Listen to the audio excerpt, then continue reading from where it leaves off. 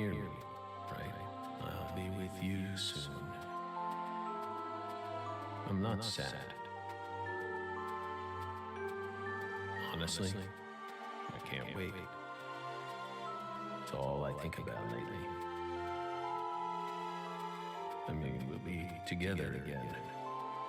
We'll get to discuss movies, food again. Everyone around here has bad taste. They don't understand things the way we do. It's a shitty world filled with shitty people. Oh, that reminds me. There are movie theaters and restaurants over there, right? As soon as I get there, let's go grab some peanut butter hamburgers and yogurt smoothies. I'm so excited, York.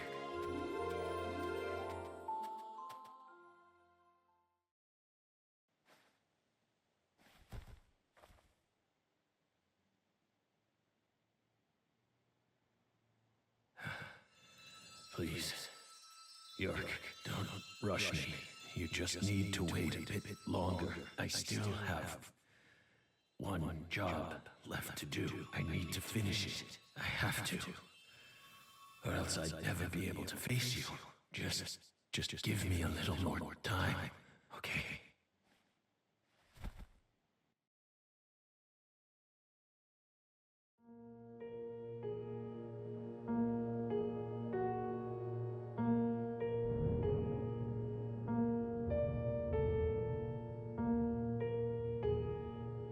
So, Lisa's mother, Galena Clarkson, confessed to murdering Lise.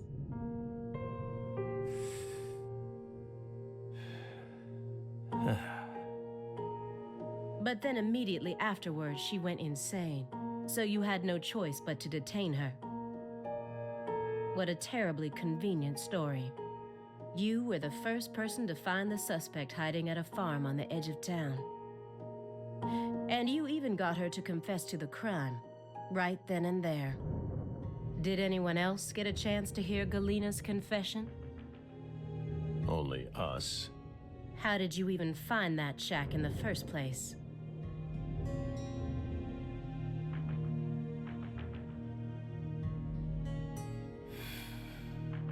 Metaphysical offender profiling. Meta what? Should I know this word? Metaphysical offender profiling.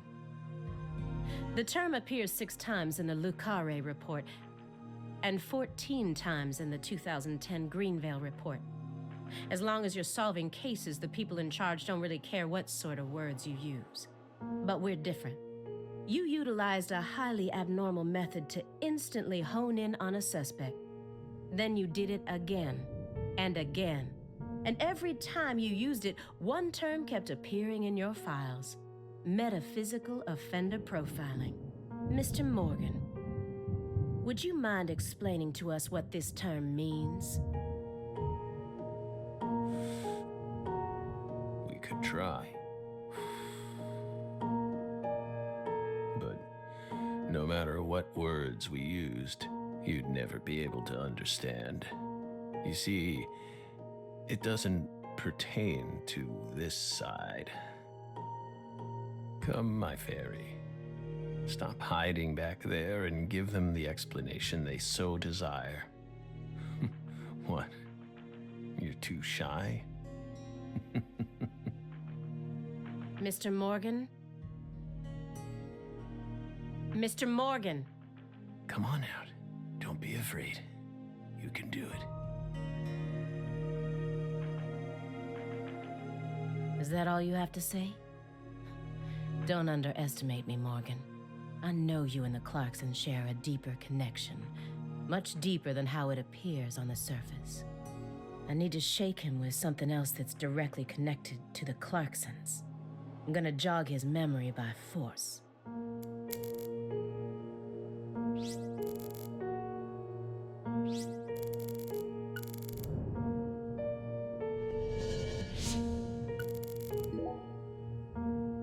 Mr. Morgan, according to you, at the beginning of this case, the victim's body was being stored in the warehouse on purpose. Is that the truth? They really put her body there alongside food and other perishables? It's in the report. No. The report only says it was stored using the most effective and shockingly inhuman method possible. If you can think of a better phrase, we're all ears. The report isn't wrong, you know. In fact, that might actually be the most accurate way of describing it. It's precise, and it's also kinda poetic, you know?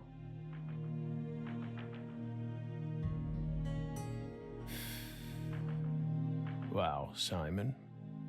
We never would have taken you for a poet.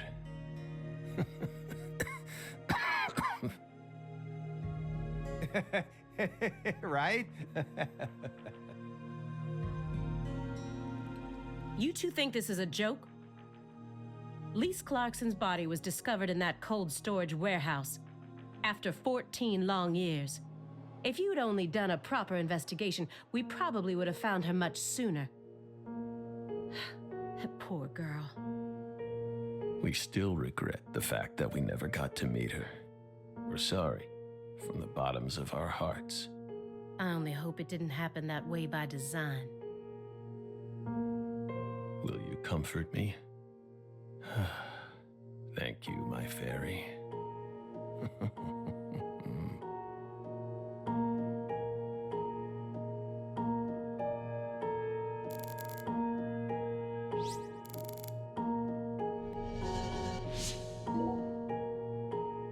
Those letters look very old.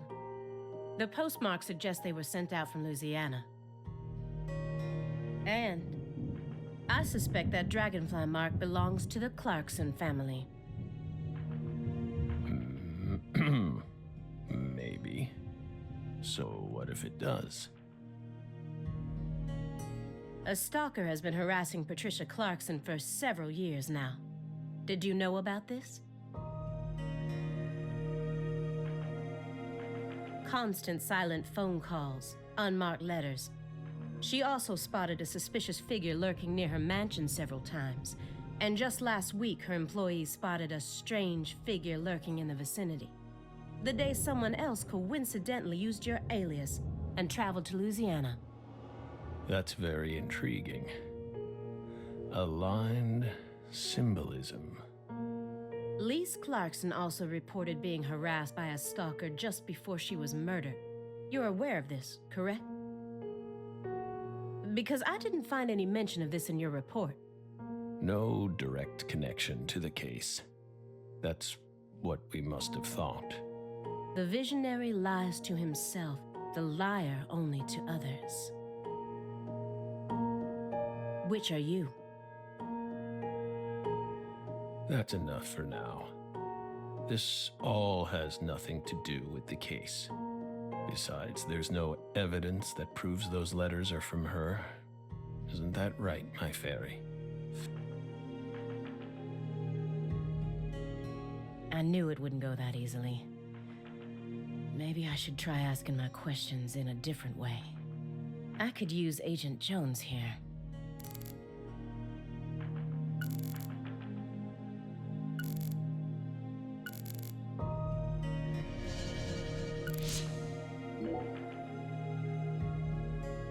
Agent Jones.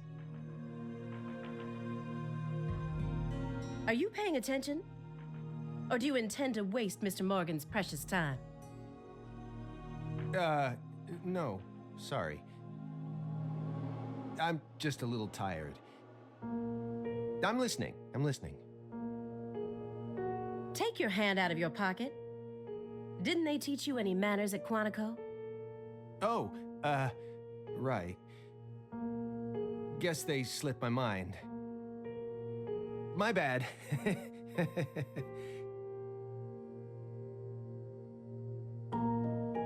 I'm actually kinda nervous. I'm not used to this sort of thing. Data analysis is my specialty, you know. I'm sure I'd be able to calm down a bit if I had some pizza, though.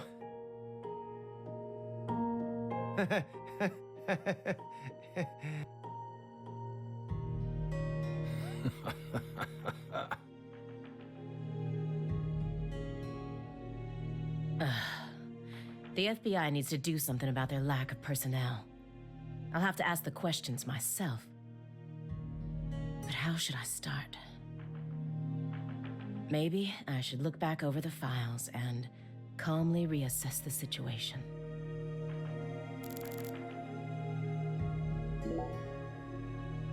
After you arrested Galena Clarkson, you had a run-in with the Clarksons. At least that's what it says in the report. What exactly happened there? Just a simple run-in, that's all. Nothing but a single phenomenon. Chasing hollow instances like that won't lead you closer to the truth. Truth doesn't work like that. A hollow phenomenon, which resulted in a mountain of corpses. Oh, Belle. We think we finally understand what you're trying to say. But don't be so voracious.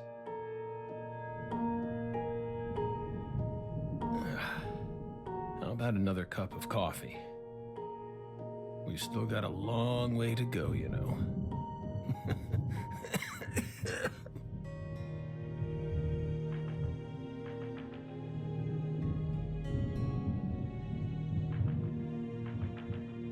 Yes, it's coarsely ground, so there should only be 4 teaspoons per cup. No more, no less. Next, the coffee travels from the funnel to the siphon. Simon, normally you only do surveillance in order to gather data, correct? Hiding microphones and cameras, sifting through garbage, wiretapping, shadowing, tracing credit card histories. You'll do whatever it takes to gather data in order to prevent crimes.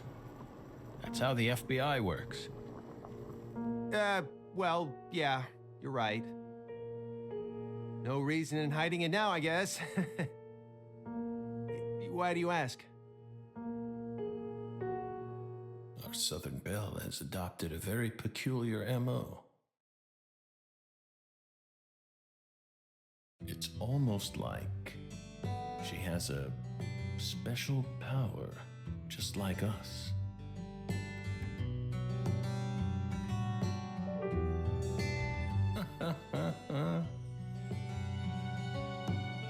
You've been watching us this entire time, haven't you, Belle?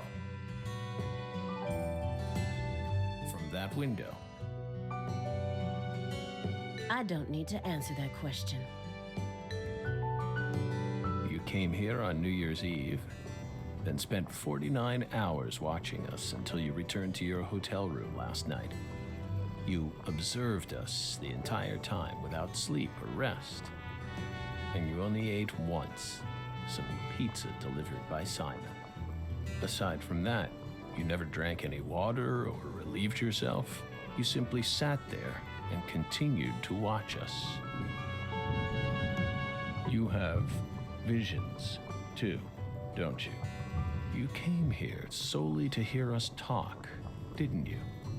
But then, why bother watching us for over 2 days beforehand? You didn't come to talk with us. You came because you wanted to see this apartment with your own eyes. And because you're already convinced of something. Isn't that right? He who fights with monsters should see to it that he himself does not become a monster. And if you gaze long into an abyss, the abyss also gazes into you. But Oh, coffee.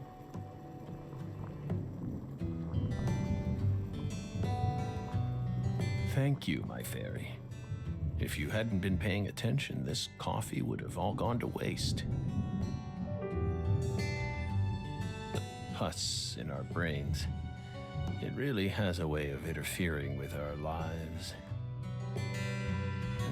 Didn't remember. This came along. No.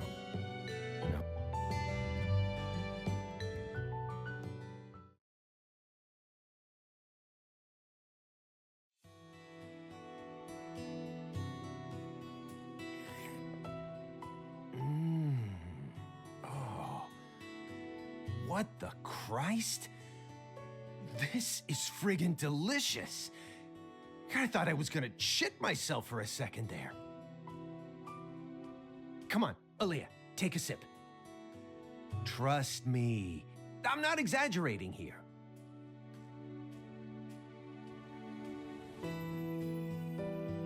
I don't believe it. It's better than any coffee I've ever tasted. Of course it is. Coffee is a sacred drink. Coffee saved us. If not for its oracle, we would be on the other side right now. So I never forget to pay my respects to coffee, especially at critical moments like this.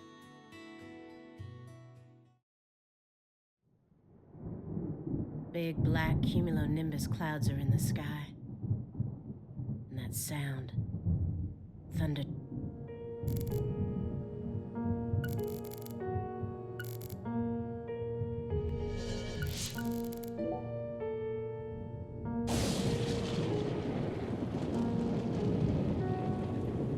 Do you hear that thunder? It's probably gonna snow soon. We're in Massachusetts. That's the norm for this time of year. Well, I'm not used to the cold. If possible, I'd like to finish this up before we get stuck in a snowstorm. Agent Jones, after we're done here, Agent Jones, is something the matter? Snap out of it. Oh, sorry.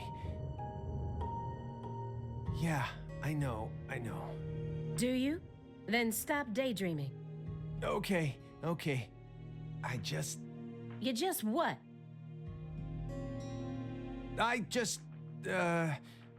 My stomach's been letting some thunder loose, too. Thunder? That coffee was just so good, It what? We don't have all day here.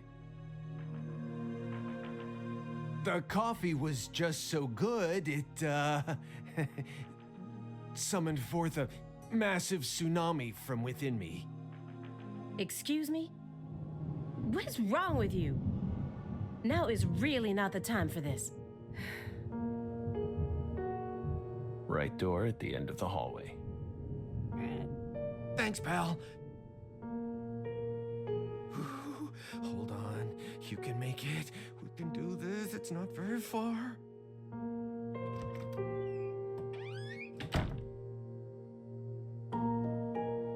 We promise you, we did not put laxatives in the coffee. Coffee is a sacred drink, remember?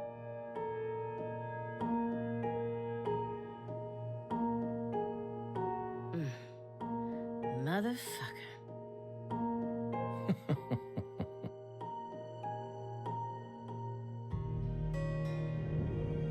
There's no doubt that the report omitted information linking Morgan to the Clarksons.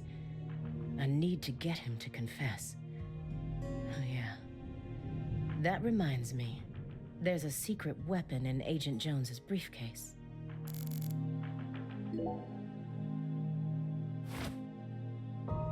Have you ever seen this before? And please, don't say no. Sang Rouge. The drug we once chased. What about it? Sang Rouge is still circulating. It's changed shape and its composition is slightly different now. But it's still very much alive. But only in a very limited part of Louisiana. You aren't surprised? Did you...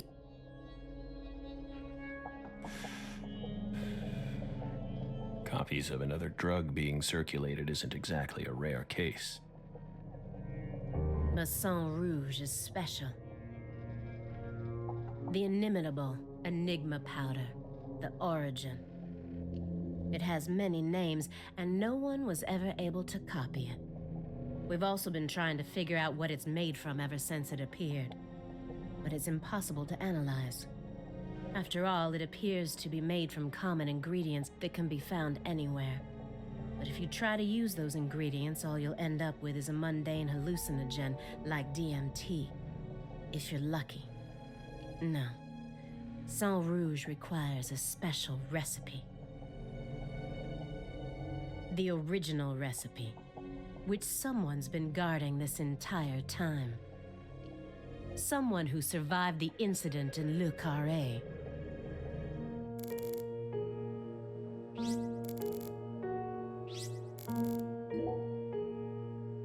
Mr. Morgan, I heard that you were always a smoker. Did you ever wonder if that was the reason you contracted your illness?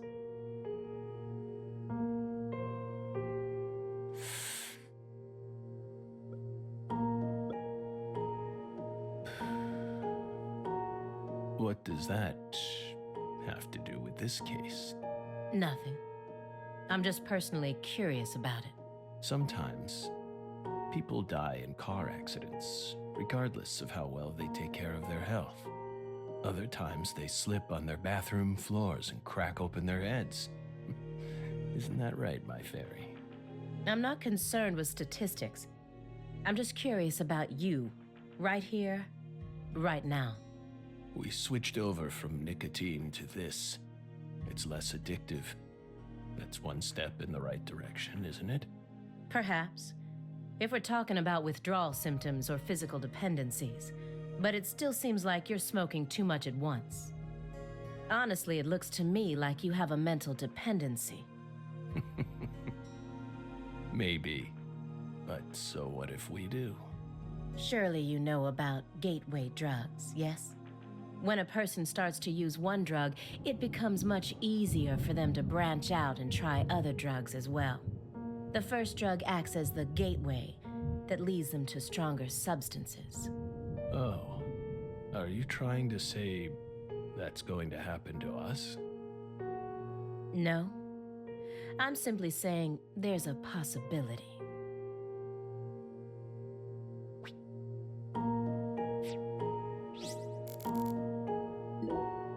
Immediately after they found Lisa's body, I went to go see Patricia. In order to interrogate her, of course. So you told us. But I was unable to meet with her. She refused to speak with you, didn't she? That's so like her. No, she didn't get the chance to. You see, she's gone missing. What? To put it more accurately, no one's seen her since the afternoon of the 28th. According to her employees, she shut herself up in her room for several months before she disappeared. But since that sort of thing happened often, they didn't think anything of it. On the morning of New Year's Eve, they noticed her window was open, and when they went up to check on her, she was gone. But no one knows how long her window had been open for. This is just my hypothesis, but on December 28th, a strange man visited Le Carré and was spotted near her mansion. That man must have found some way to lure Patricia into his car, the '89 Cadillac that he bought used. Then, the two of them drove north to Trenton, where they boarded a train to Boston. They would have arrived here around midnight on the 29th, or perhaps early morning on the 30th. I believe this man is the same Billy Bishop whose name was previously recorded by the airline. So, what do you think of my guess? I'd love to hear your opinion as a former FBI special agent. Now we get it. We aren't persons of interest. We're the suspects. But what about our alibi? What alibi? I've had enough of your bullshit. You expect me to believe you haven't taken a single step out of this room? That Agent Jones is your witness? Surveillance cameras can easily be tampered with, especially by someone like you, who knows all about how the FBI works. You're possessed by death. Go and take a look at your own face in the mirror. You look like the Grim Reaper. After you visited both Le Carré and Greenvale, you left a mountain of corpses in your wake. You can make all the excuses you want. I'm immune to them. Right here, right now, I want to know everything. You tell me the truth. Yes! You're good, Belle. Damn good. You're brimming with potential. Don't you think she's the perfect partner for our last dance? What do you say, my fairy? Don't you agree? She's good. So good. What do you want to know? We've got nothing to hide. Go on. Question us. This is how it's got to be. Doesn't this remind you of something? You know what I mean, my fairy?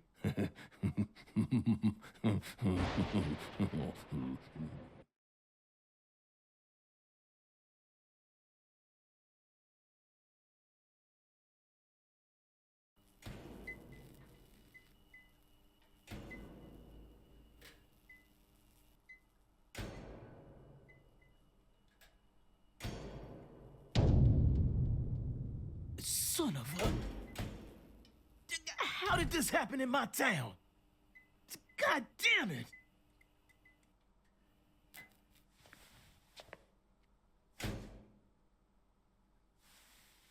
The head and limbs were severed and lined up, according to the lines that were drawn with her blood.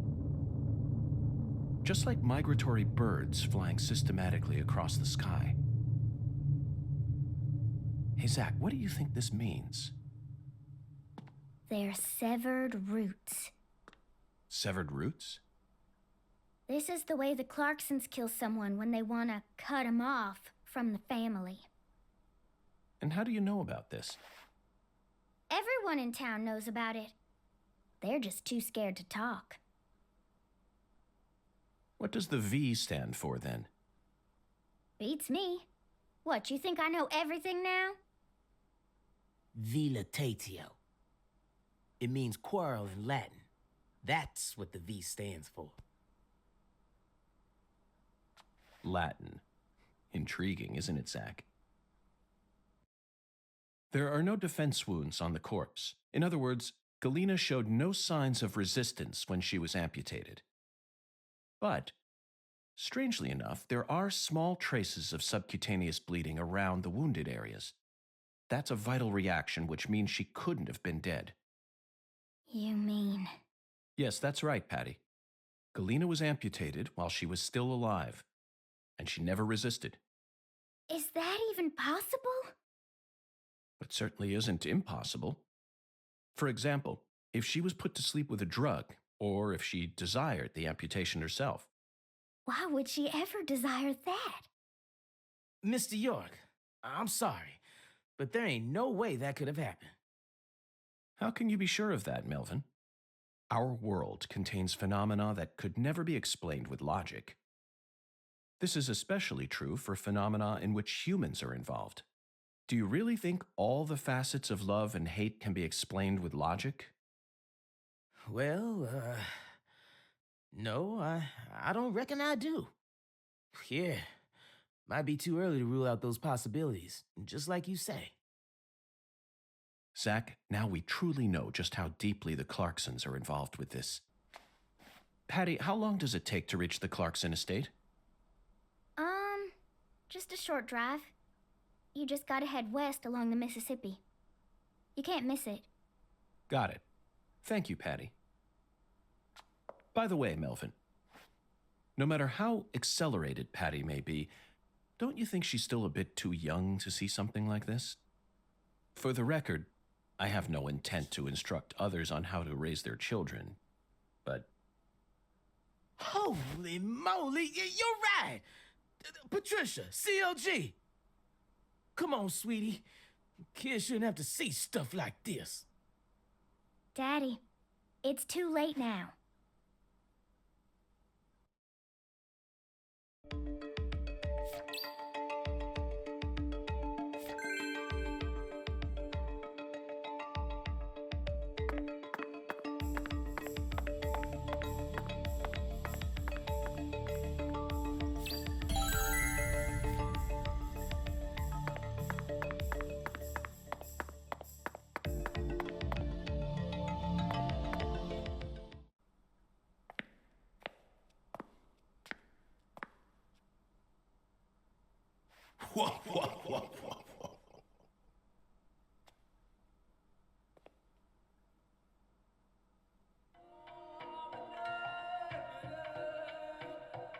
You found the flying serpent.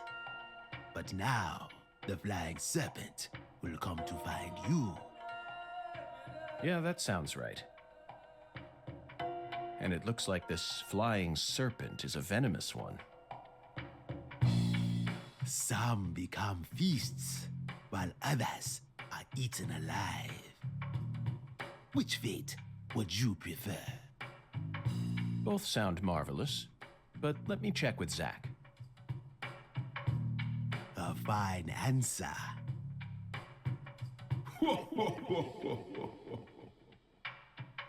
Find the one who fired the pistol at heaven. Within the white hall of beds, brandish the ticket to the goddess. And once again, you will see the other world. Do you comprehend the oracle? Zach, it looks like he's hell-bent on leading us back into that other world. Follow the oracle. Oh, I will, Hungan. There are only two types of things in our world. Things that should be resisted and things that should be accepted. And I believe this oracle is something to accept.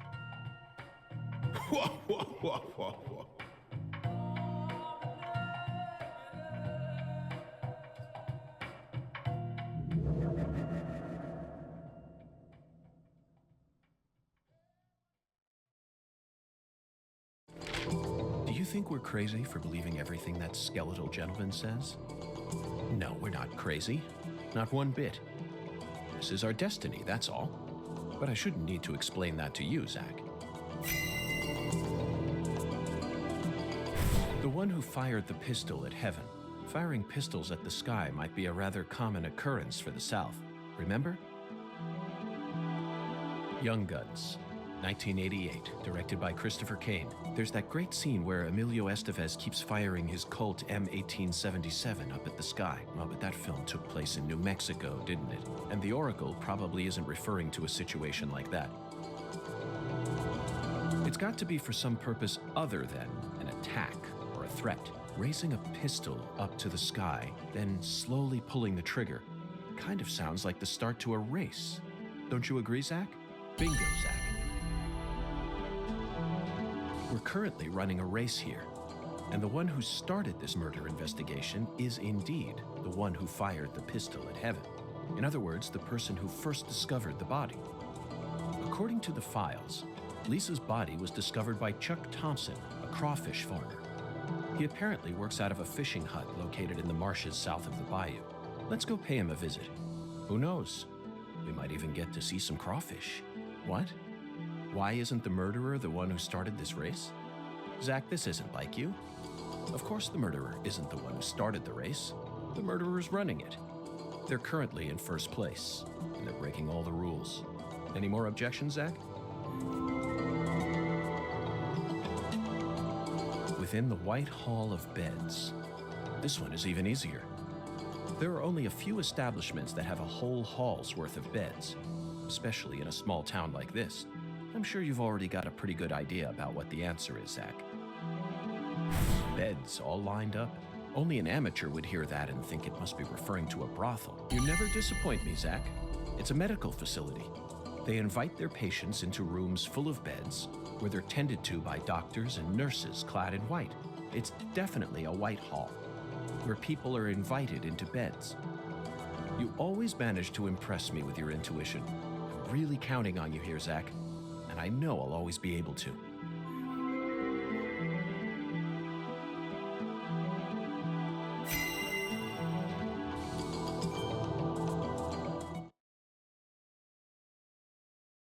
Agent York, you trying to leave without your trustworthy assistant? Hello there, Patty. I'd never attempt such a thing. I was simply engaging in a battle of wits with Hungan while I waited for you. Hungan? Yes, the skeletal gentleman in the top hat. Not that story again. Is this how you always conduct your investigations? This is the way I work. I bet you can't find a single partner, not even in the entire FBI. That's not true. I always work together with Zach. Oh, right. Zach.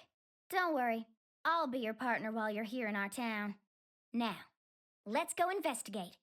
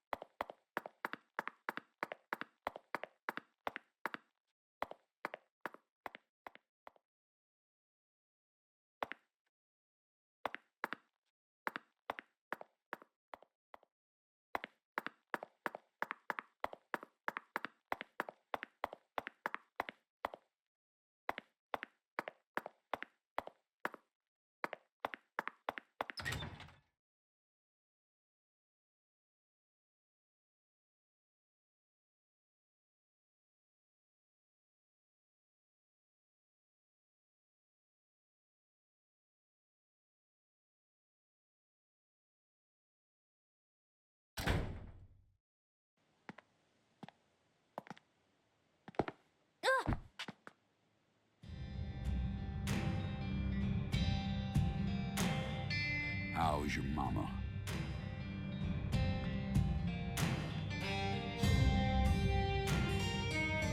So, you're that hotshot FBI agent I keep hearing about. And who might you be?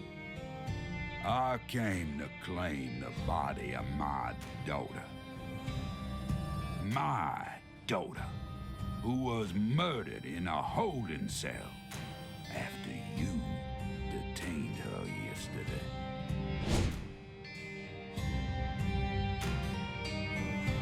Zach, I wasn't expecting to run into the final boss this early. You must be the head of the Clarkson family, P.J. Clarkson. And you've come to claim the body of Galena Clarkson, whose dismembered corpse was found early this morning. Is that correct? Where did you learn that Galena had been murdered? Zach and I just learned of the news ourselves. This is Luke Corey. And I am P.J. Clarkson. There ain't a single thing I don't know about this town. I see. So then you must also know about the Severed Roots ritual. I have a question for you, Philip. We suspect that Galena was murdered by someone from the Clarkson family. Have you given that possibility any consideration? Listen up, you FBI piece of shit. You better watch your manners around my pa. Shut up, else. Daniel. But, sir... My bad, sir. I'll have you know I once had 3 children. But I must not have raised them very well, because my son and my eldest daughter both ran away and never came back to me. The only one who stayed by my side was my second daughter, Galena. Then she done married Daniel here into the family and presented me with both an heir and a granddaughter. Seemed for a while as if things were finally starting to calm down. But then, someone corrupted both Galena and Lise. And I lost everything. Well, aside from my shit-heel son-in-law, that is. You understand me, FBI? Galena's death is nothing but a loss for the Clarkson family. It doesn't mean the Clarksons are automatically innocent, though. Humans don't always act out of self-interest, do they? That mouth. You're starting to sound more and more like your mother.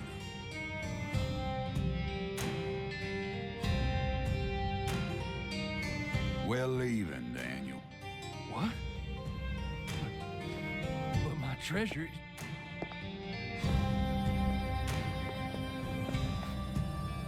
Now, whether you end up being an angel or a demon, I reckon you're the man I've been waiting for all this time. Once you finish that autopsy and we're clear to take her home, I want you to give me a call. They're phenomenal, Patty. So perfectly rural. Ominous statements, foul-mouthed insults. This town possesses a complicated system of communication that you just can't find in the city. Work-centric emails are so cold and lifeless. This is what true human connections feel like. Connections as visceral as blood itself. So, Agent York, what's next on your agenda? The last boss may have gotten the jump on us, Patty, but I didn't let him shake my resolve. I intend to obey the skeletal gentleman's oracles, and that's that. First, we should head to either the home of the person who discovered Lisa's body or to the town's medical facility. Well, Zach, what do you think?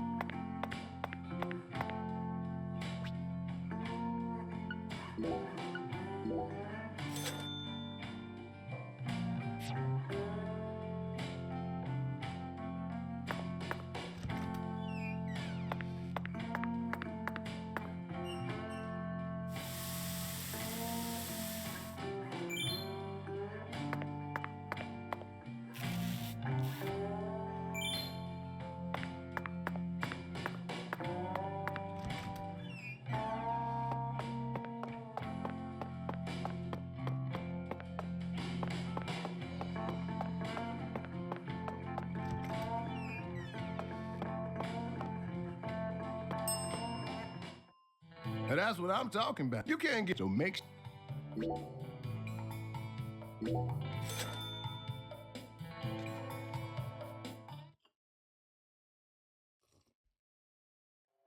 Thanks, mister. Next time.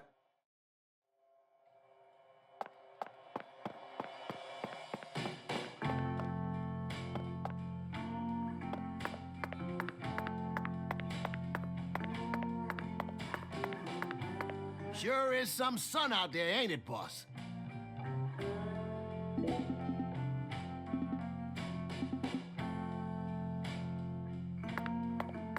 How's the investigation coming? Must be going well if you're on the case.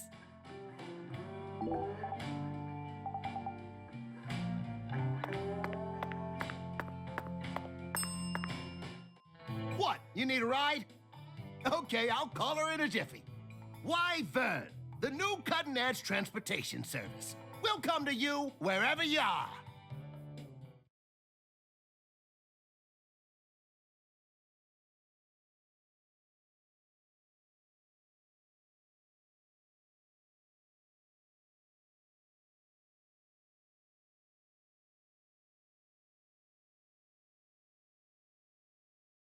How's the investigation coming? Must be going well if you're on the case. That's what I'm talking about. Come on, get in, get in.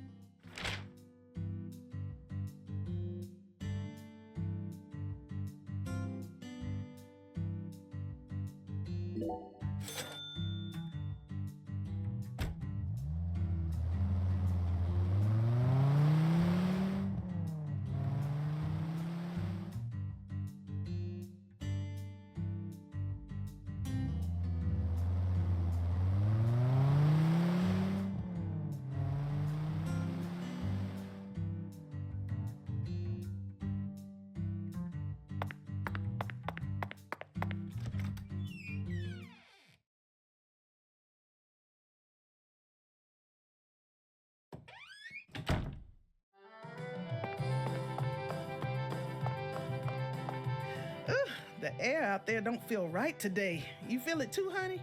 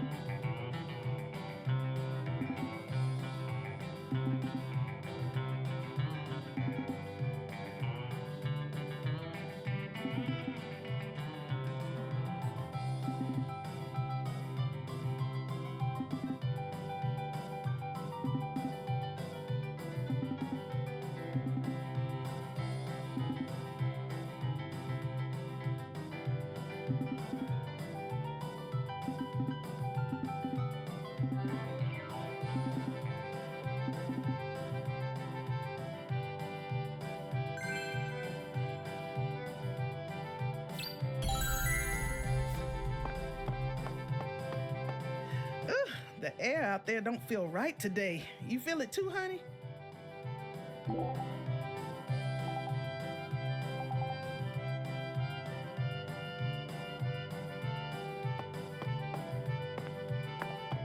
Hi there, handsome.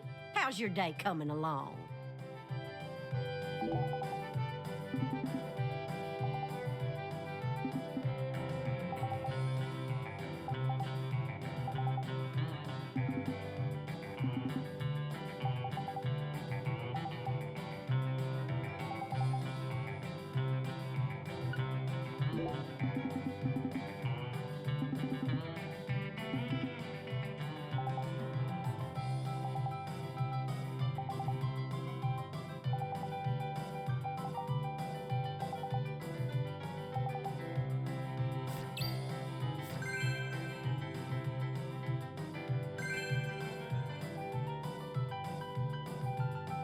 There, hand.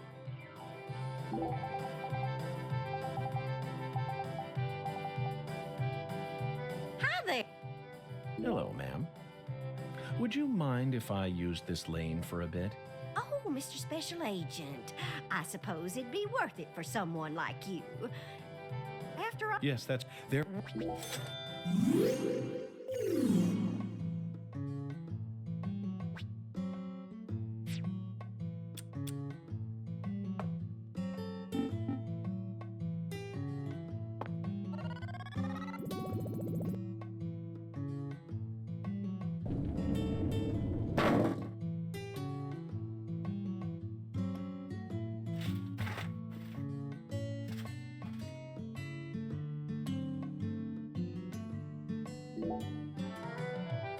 By the way, Mrs. Carpenter, remember the first time I bowled for you and showed you that I had what it takes to go semi-pro?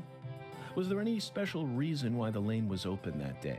The truth is, something very peculiar happened that day. And as a result, I wasn't able to leave my house for quite some time. Meaning? I told you my husband passed away 10 years ago, didn't I? Well, I received a sort of message from him. Crime, punishment, and love, all three were intertwined. Intriguing. I'd love to hear more. When he was in good health, he only ever bought me a single present. Only once during our entire marriage. Oh, what a terrible present it was. That alligator figurine looked so atrocious, and it was wearing this hideous top hat. Alligator figurine? Oh, honestly, I just hated it. But that was the only present he ever gave me. So I put up with it and kept it in the house. Then, when he went up to heaven, I figured I finally had a safe chance to get rid of it. So, I buried it along with his coffin. You threw it away? Yes, but I regret it now. The more I thought about it, the more I realized I'd just gotten rid of the one and only thing he'd ever given to me. I couldn't believe I'd gone and done something so stupid. Then, suddenly, something unbelievable happened. One day, I woke up, went outside as usual, and there it was. The figurine was right there in my yard, and it was glaring straight at me, as if it had a bone to pick with me. I was so shocked, I thought my heart was going to leap right out of my chest. Right there, I decided I had to tell my husband the truth. So I went up to his photograph and did my best to tell him the whole story. Then I heard it. Honeybee, that figurine is a gift from heaven. Who said that? He did. My husband started talking to me through his photograph. Well, instantly, I felt peace wash over my heart, and I decided to bring the figurine back inside my house. Then he spoke to me again. "Let the youngster use the lane," he said. Suddenly, it all hit me. That's when I realized my husband has always been watching over me ever since he passed away. This is the power of eternal love. You understand me, Mr. Special Agent? Oh, dear. What was I thinking? I'm still in the middle of my game here. I was right on the verge of completely ruining my routine. Go on, I'm busy here. Shoo, shoo. Eternal love, Zach. Isn't it wonderful? But why do you think her husband ever bought her that thing in the first... No, we better not go there, Zach. Mysteries are far more romantic when they're left unsolved, especially mysteries that are connected to romance.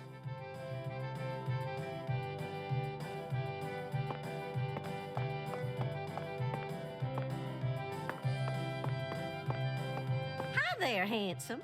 How...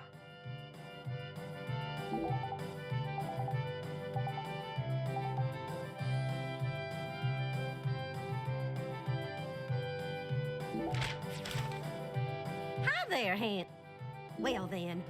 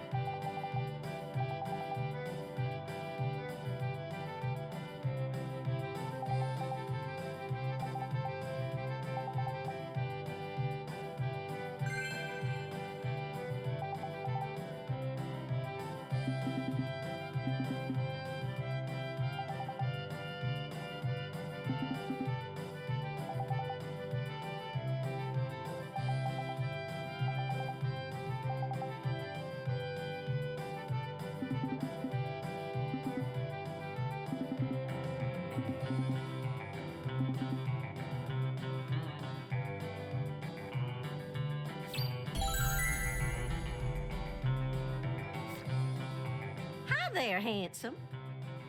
Well then, show me what you got.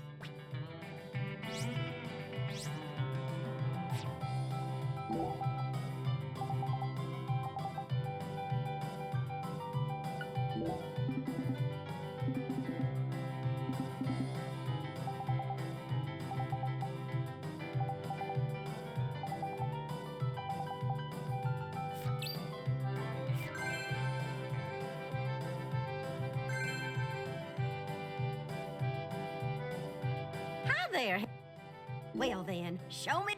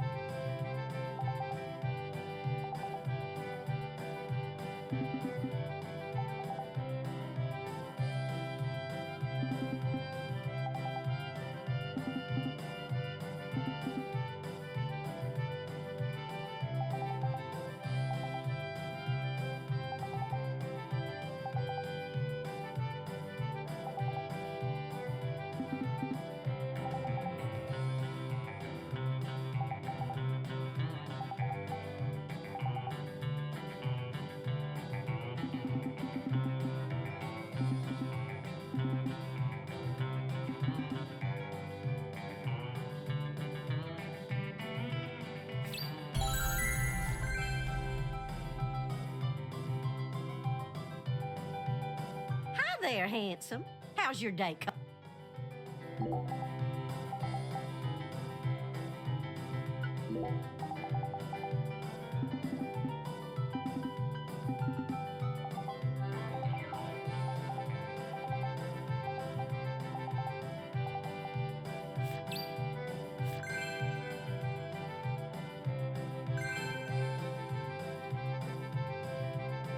Hi there. Well then.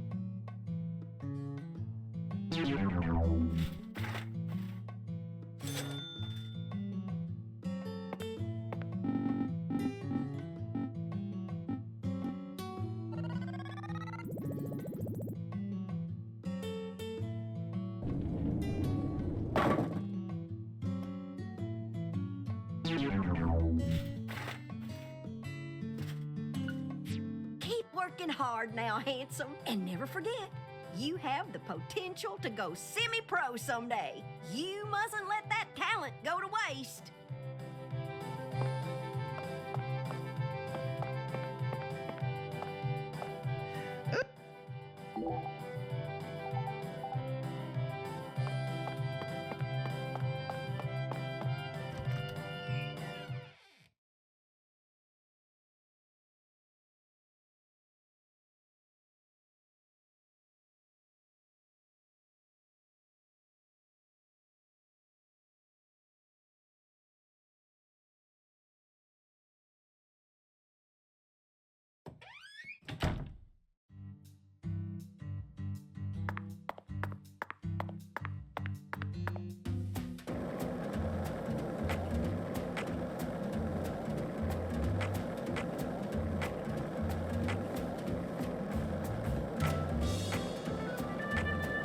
Were you thinking about Galena too? And all the other women we've seen so far on our travels across the states? Zach, I'm right, aren't I? This is a vast country.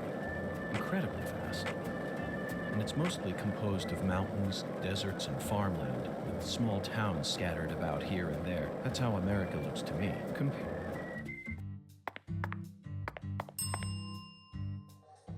Okay, hold on. You ever need anything?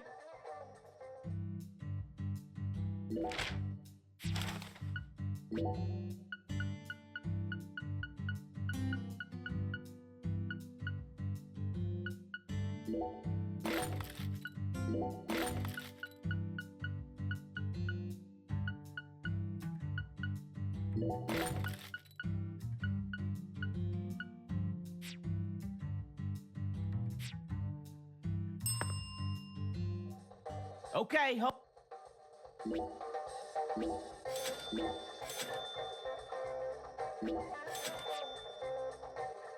you ever need anything?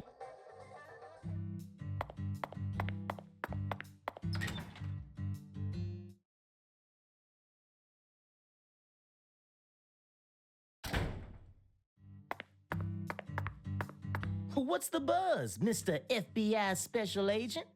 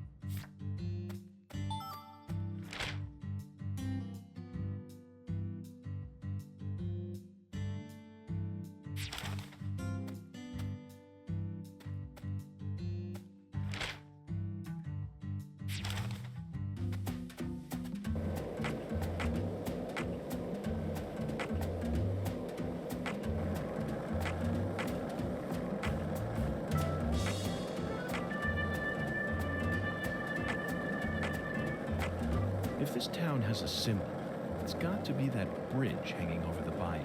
Lift bridges are truly a rarity. Reminds me of Duluth, Minnesota. Remember what happened there?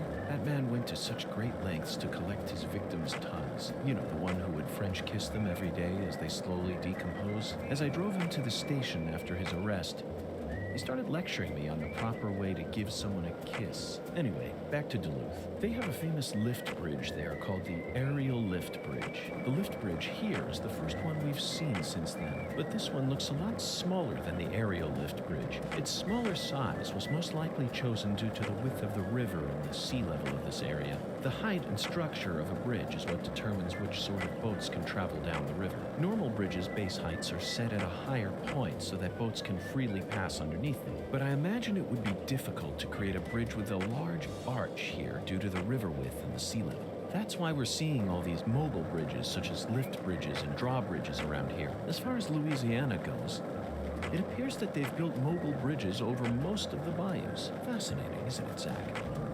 So many different types of bridges. I'm curious to learn even more about bridges now. Let's do some detailed research next time we get the chance.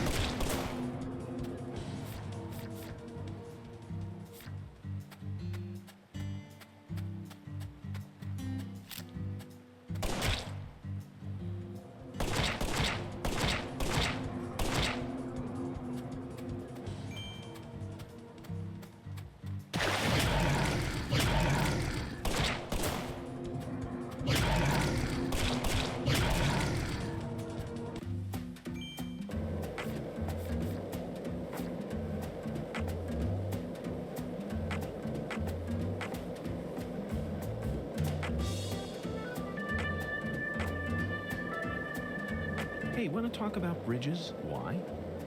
I've become obsessed with bridges, Zach, and there's no turning back now. Remember what we saw on our way here? Back when we were driving that hybrid car before we switched over to the skateboard. We passed over the Lake Pontchartrain Causeway, the longest bridge over water in the entire world. Remember the sudden downpour that made it impossible for us to see the road? The rain was so torrential that we couldn't see more than a few miles ahead of us. I'm sure local drivers are used to that sort of thing.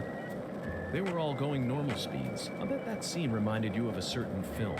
Or perhaps a certain person. Violent City, 1970.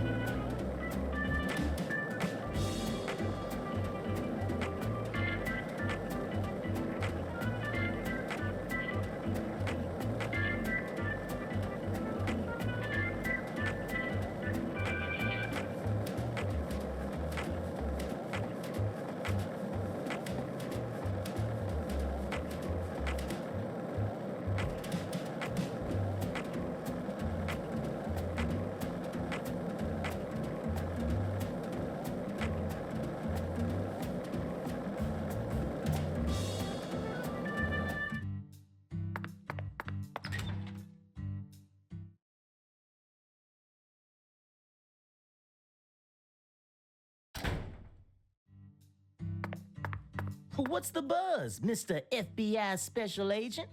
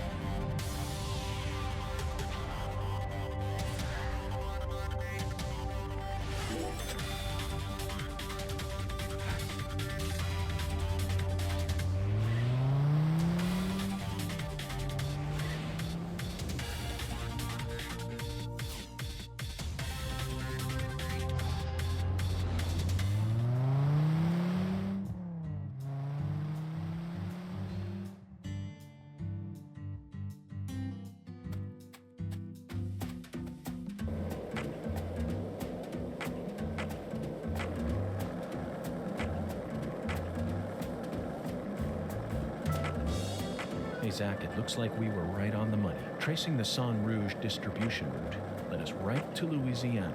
You know what that means. We've got a hot hand, and Lady Luck's given us far more favor than she ever has before. We just happened to hear news about Lisa's murder while sitting in a bar during our vacation in New Orleans. That certainly wouldn't have happened if we had stayed in D.C. They would have given the case to another special agent, or maybe even to the state, and then we never would have found it. In the end, it would have been shut up in that vast, desolate evidence vault along with all the other cases, marked by nothing but a first-degree murder tag buried in a soggy grave at the bottom of a sea of data. That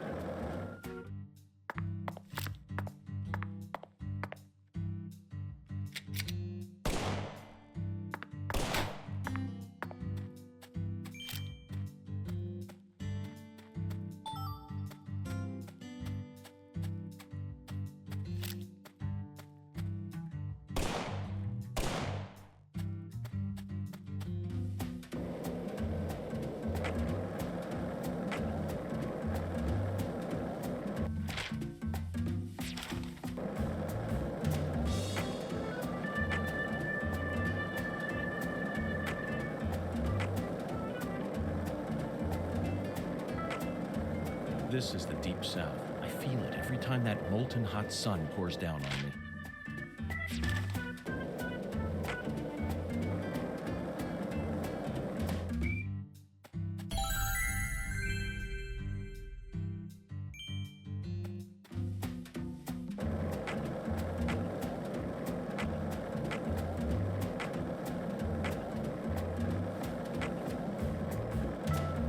Were you thinking about Galena too? And all the other women we've seen so far on our travels across the states? Zach, I'm right, aren't I? This is a vast country.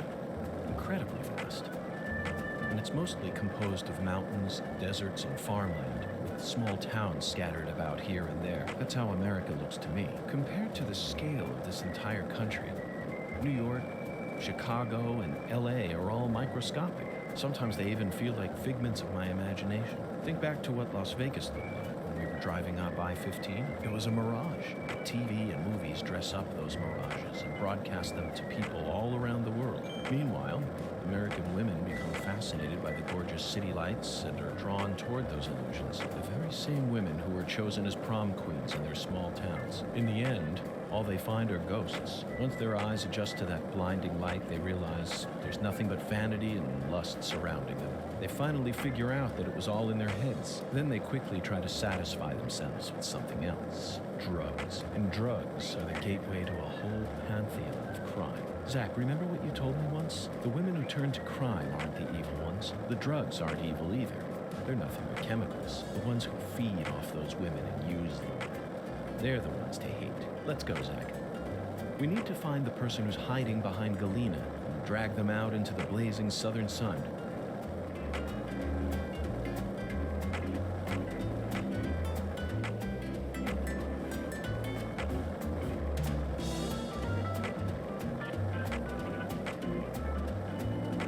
This is the Deep South. I feel it every time that molten hot sun pours down on me. Don't you, Zach?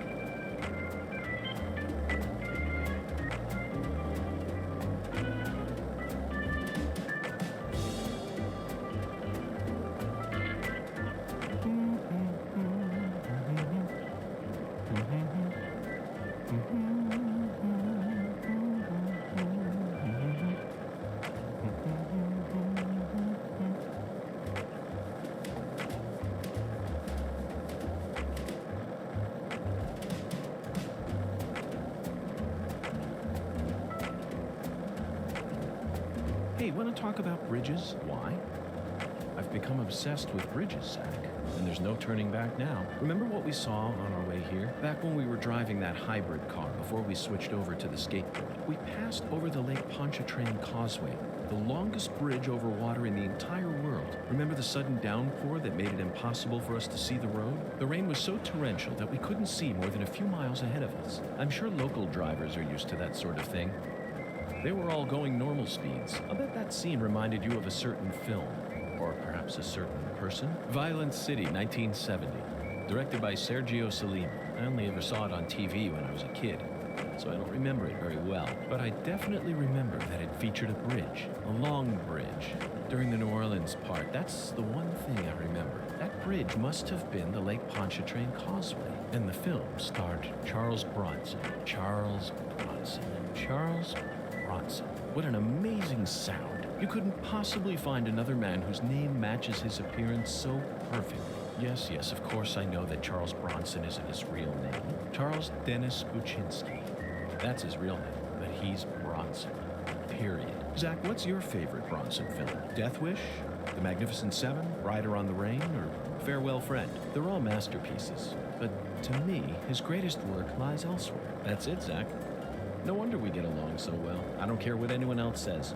His greatest film by far is 10 to Midnight, 1983, directed by J. Lee Thompson. There's no realism to be found in this movie, but that's what makes it so great. One might even call it a fantasy masterpiece. It was certainly filled with unprecedented fantasy compared to other police thrillers, that's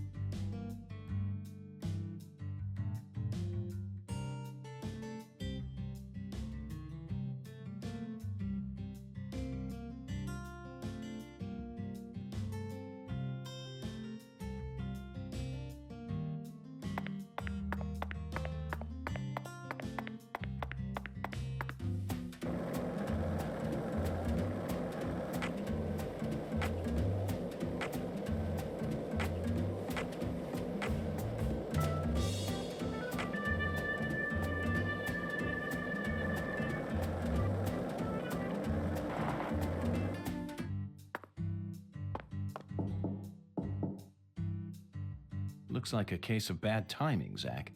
Let's come back later.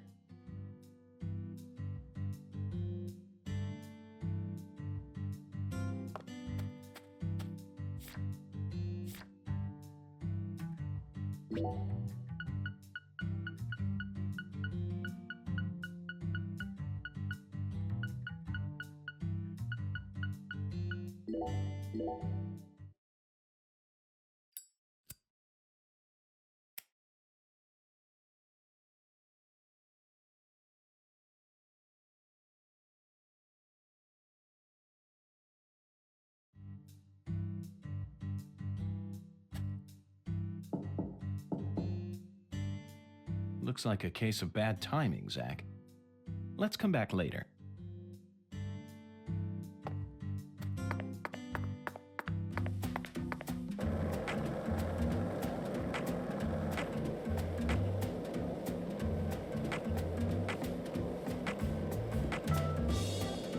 Were you thinking about Galena too? And all the other women we've seen so far on our travels across the states? Zach, I'm right, aren't I? This is a vast country.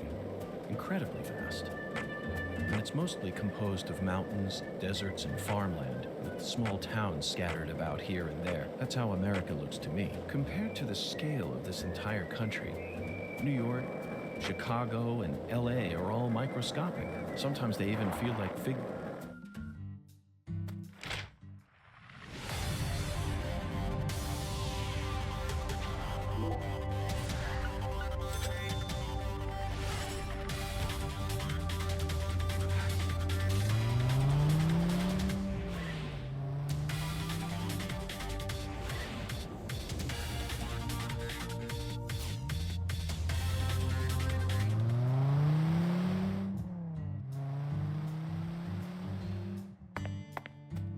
Zach, it appears to be closed. Let's come back during business hours.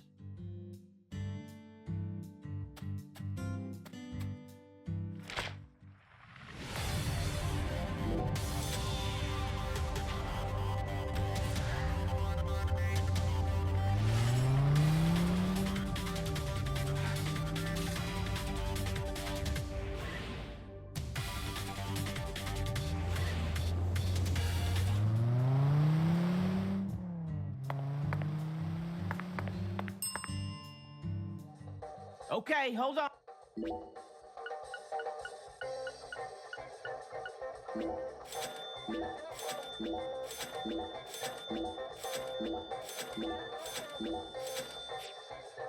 You ever need...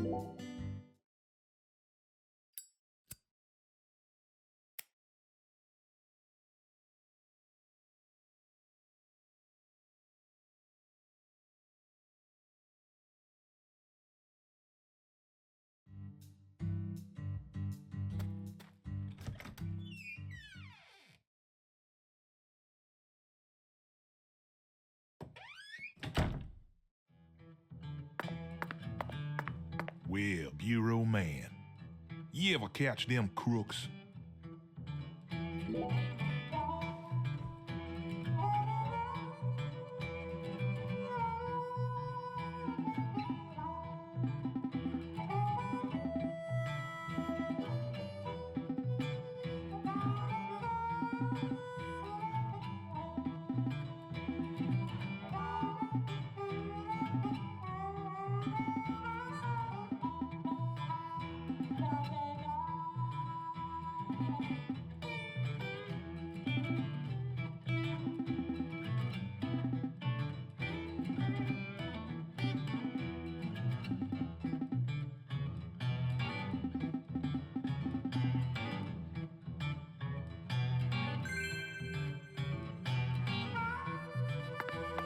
Yeah, bureau man.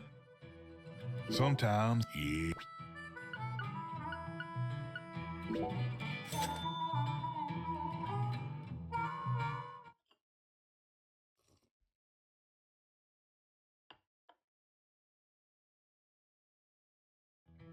You'll be back, yeah, bureau man. Remember, live.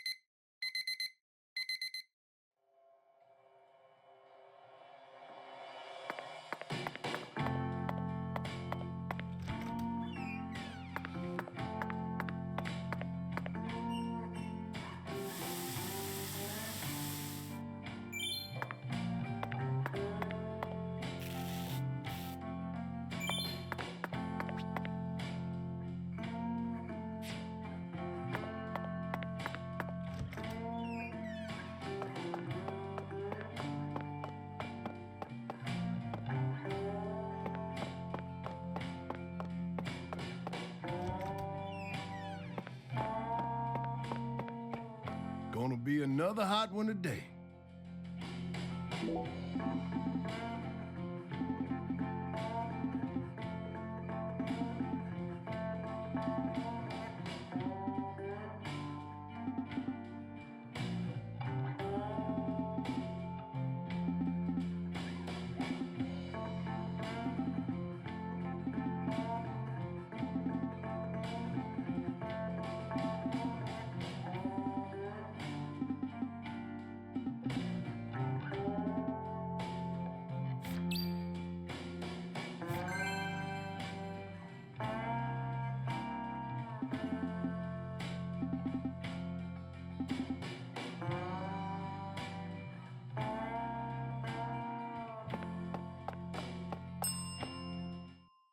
And that's what I'm talking about. You can't get fine eating like this at any of those diners out there, so make sure you enjoy it.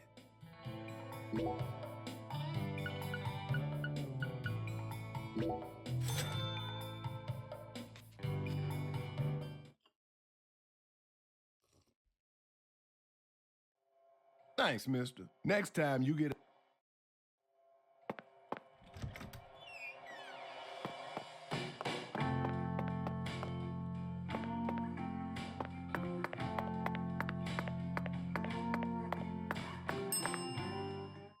What? You need a ride? Okay, I'll wife.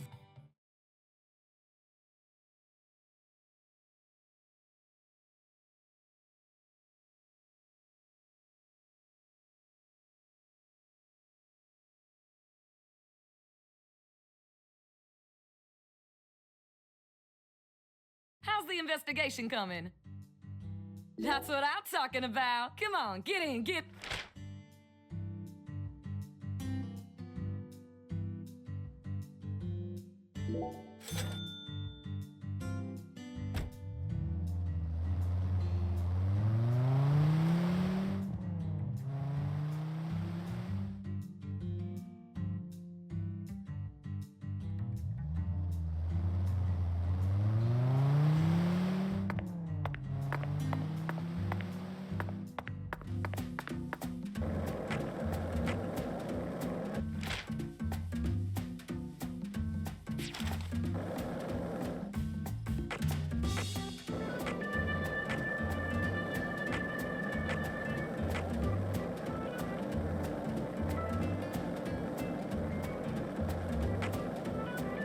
So, what do you think of him? Yes, I'm talking about him.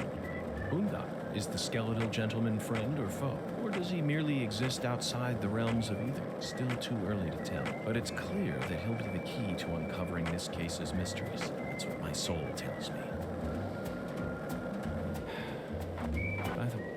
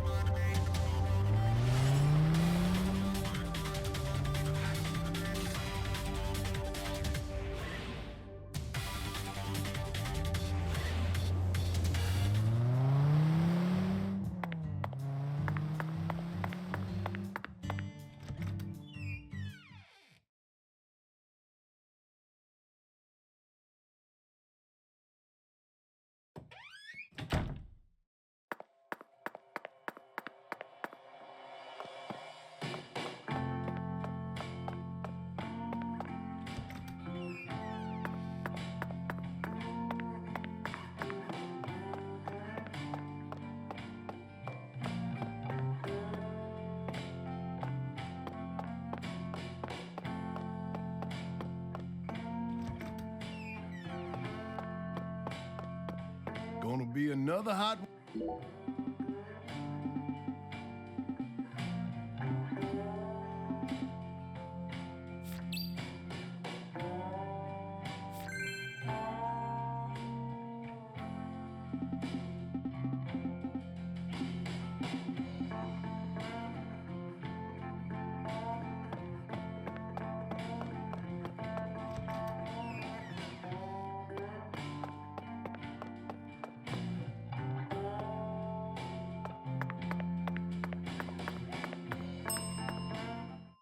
What? You need a ride?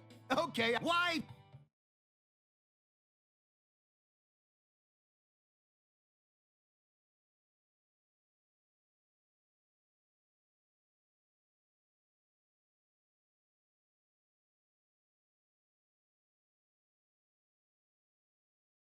How's the investigation come? That's what I... Come on.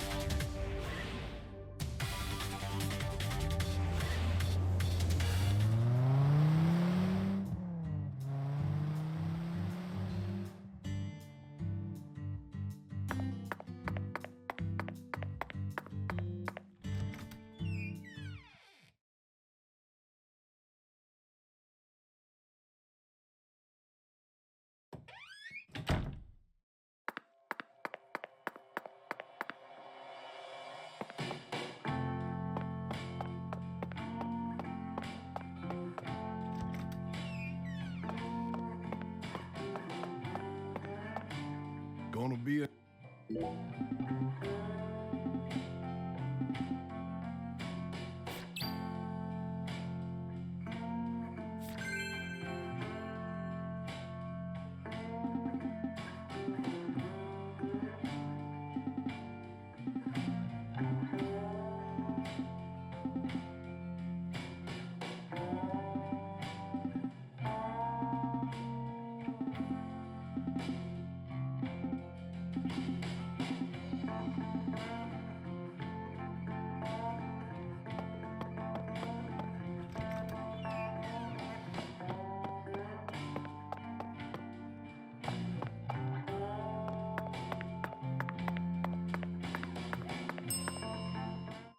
What? You need a ride? Okay, why the...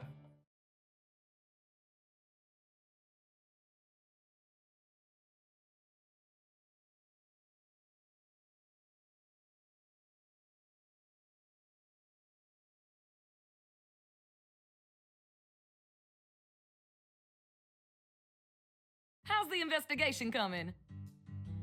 That's what. Come on.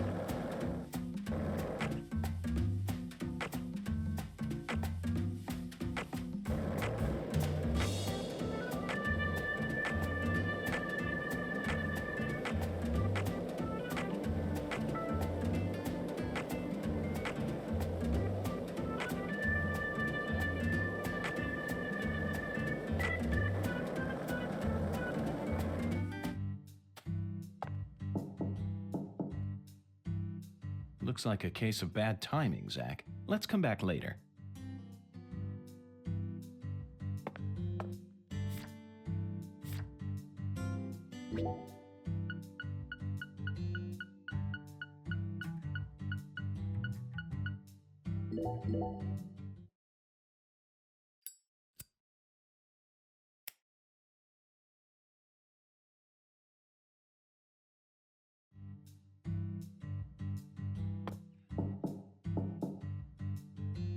Looks like a... Let's come...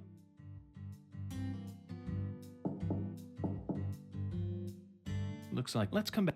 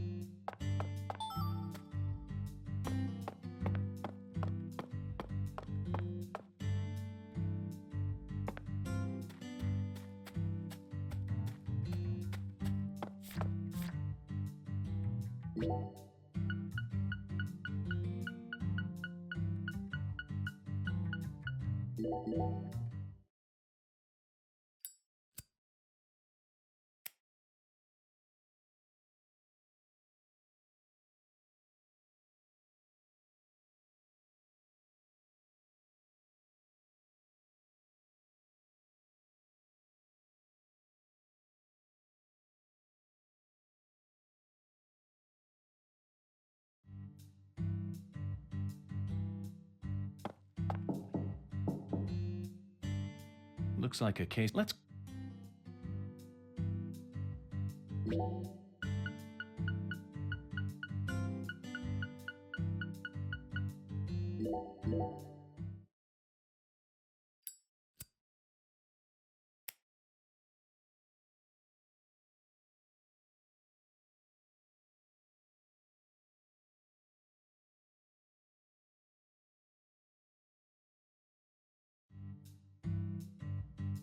Zach, how about we grab a bite to eat? Not even I can think straight on an empty stomach.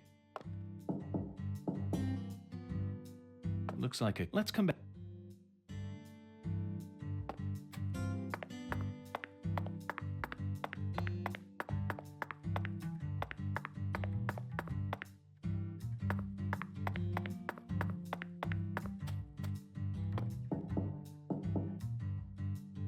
Looks like it. Let's come.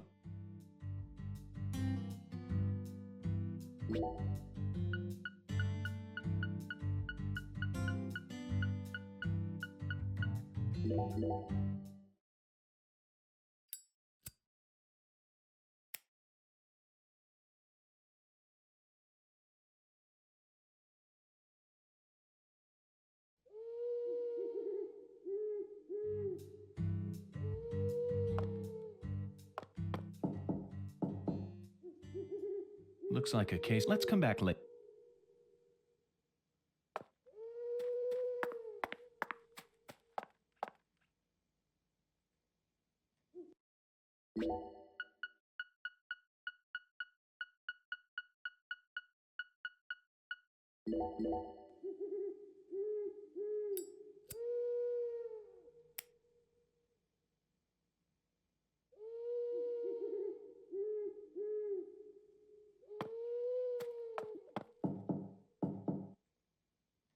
Looks like a case. Let's come.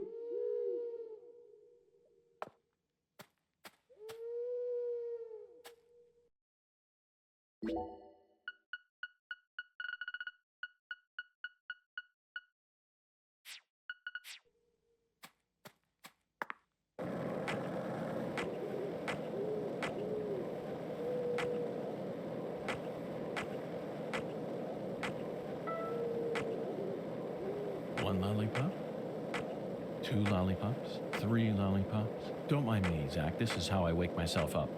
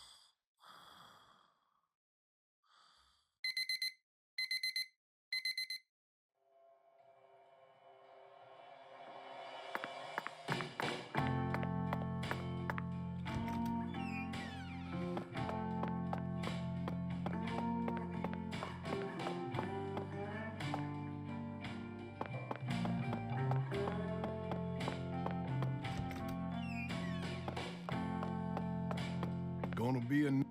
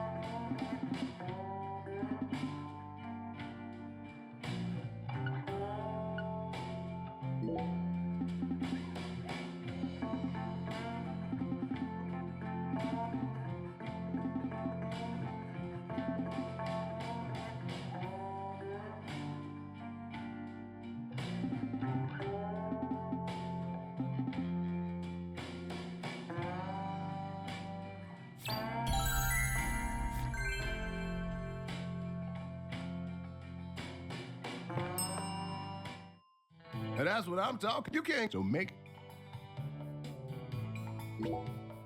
Thanks, mister. Next time.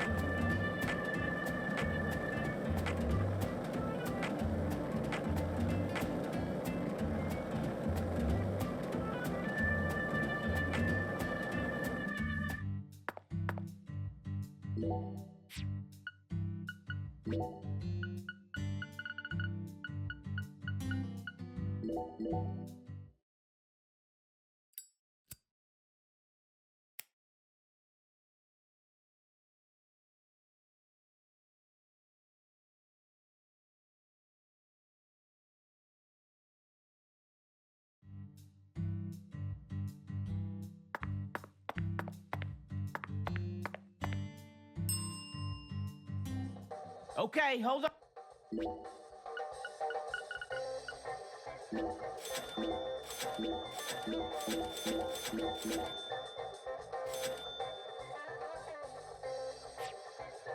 You ever need any?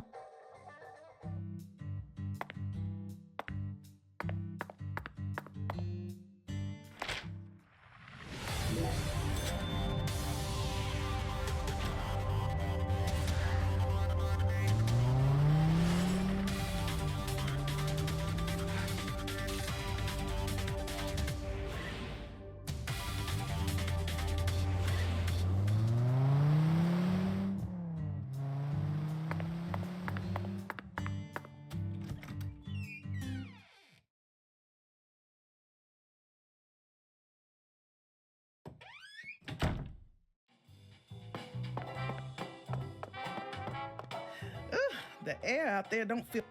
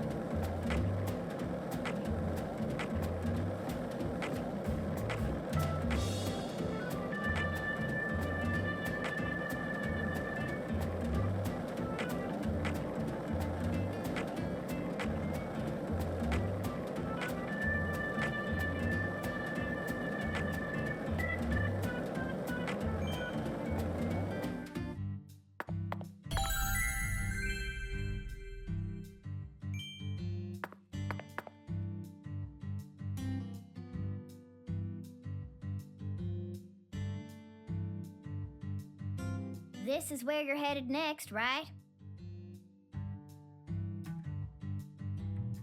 Well, enjoy that smile while it lasts. Dealing with Pastor Sanders is gonna be a huge pain in the butt. A huge pain in the butt? Just trust me on this one.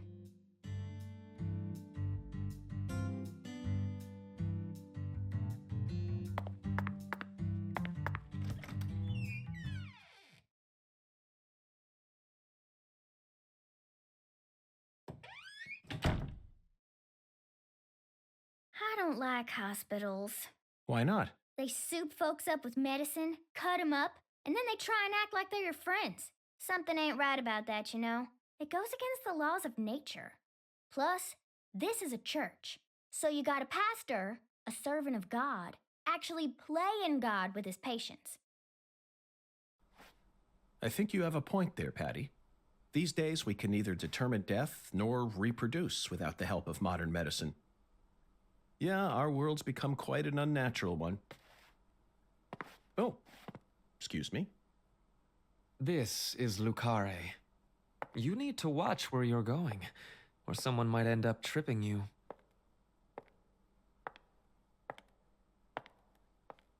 Zach, it's her.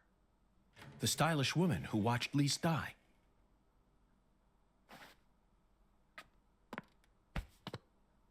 I've been waiting for you, lost lamb.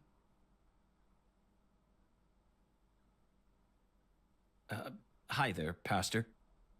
Would you mind letting go of me? I'm in a bit of a hurry right now. So pitiful. The Lord hungers. Here we go again. What? Pitiful. Truly pitiful, my little lamb. No, neither Zach nor I. Oh, so pitiful. So pitiful, just pitiful. The Lord hungers. 1 can of Spam, 1 can of red beans, and 1 can of spinach. You are to offer up the taboo trinity. Taboo?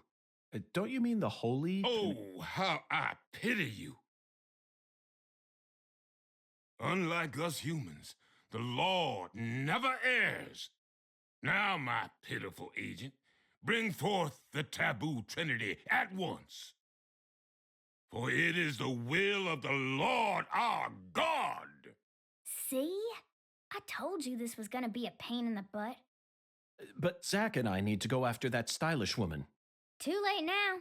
We need to obey God's will. The Lord hungers! Come on, hurry it up. We need to go. Well, Zach, I don't know what to say. First an oracle, and now an order from God? Maybe this is the trial that will yield the ticket to the goddess. Either way, it looks like we have no choice but to gather the taboo trinity. I guess it just goes to show that small towns are always filled with the bizarre and unpredictable.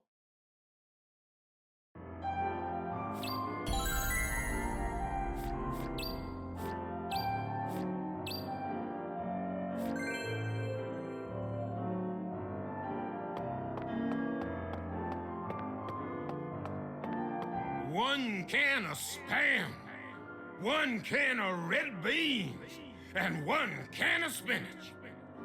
You are to bring forth the taboo trinity, for it is an offering to the Lord. Hey, Tyrone. Pastor? One can of Spam, one can of red beans, and one can of spinach. The Lord hungers! I suppose that even an FBI badge is powerless in the face of God. It's no use, Zach. We'll just have to go out and assemble the taboo trinity. One, you are... Hey, one, the Lord... I suppose that it's no use.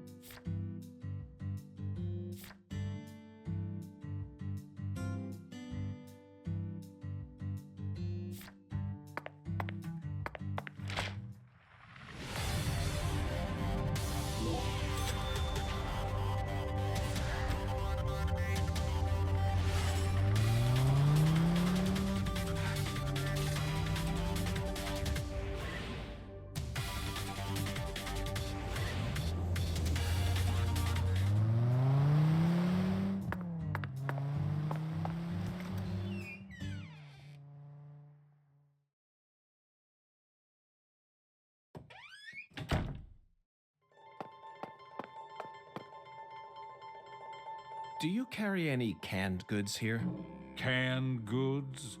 The vermin of the grocery store? Nay, I think not. Understood, Mirror. Well then, if you'll excuse me. Wait.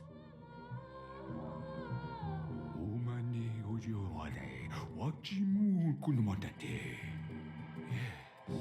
I can see it. I can see the canned good thou seeketh. How intriguing. Well then, where is the canned good I seek? In a place where no man could ever peddle it. I see. In a place where it can't be bought from a person. Got it, Mirror. 'Twas but a trifle, for the Lord hungers, doth he not? Zach, it's in a vending machine. It appears that God wants us to go on a wild goose chase all around town.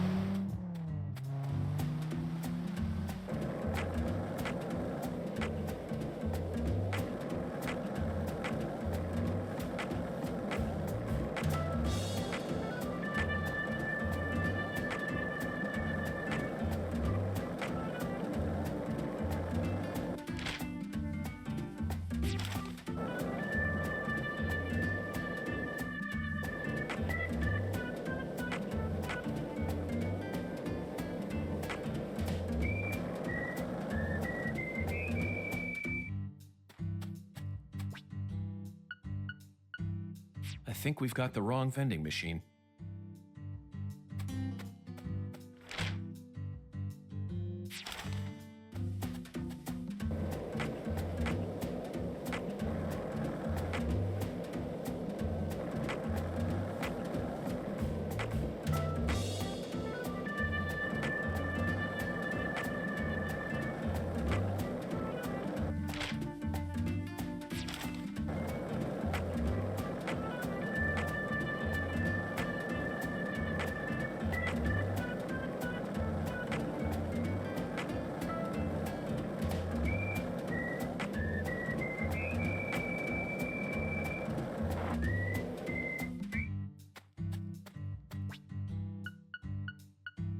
Not a single can of spinach in sight, Zach. Let's try somewhere else.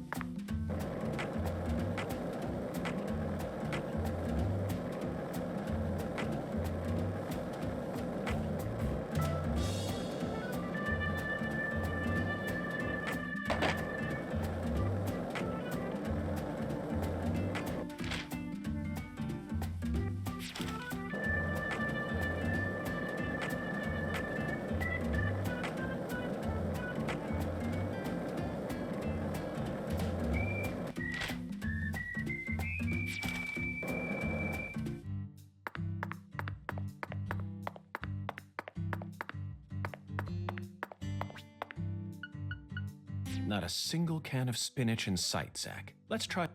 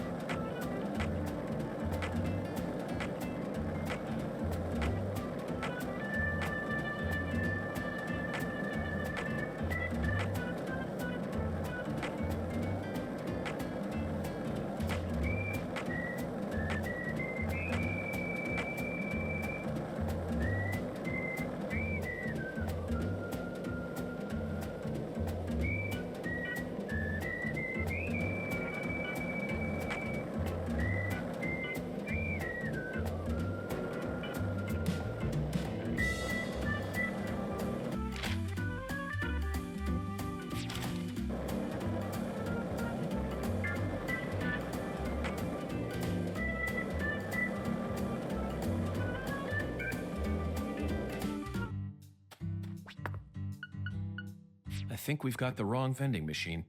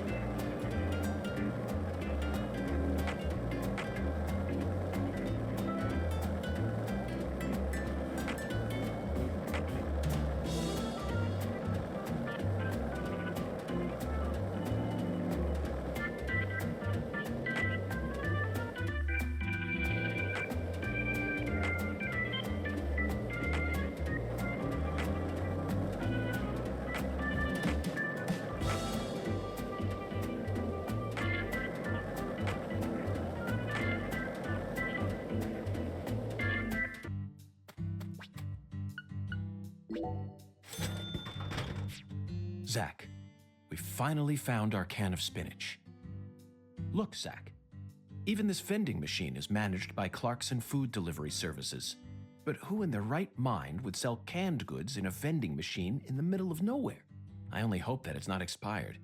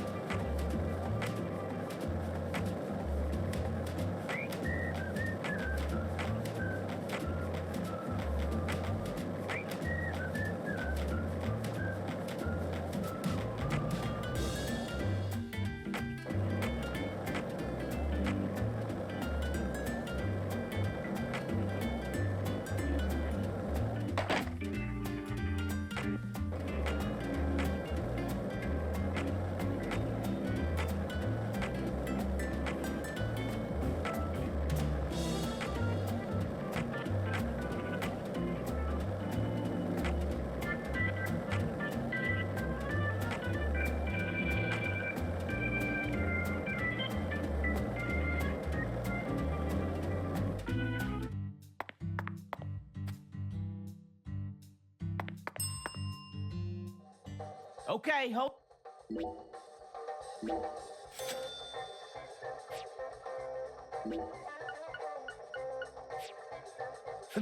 No, Mel. Oh, Mr. York.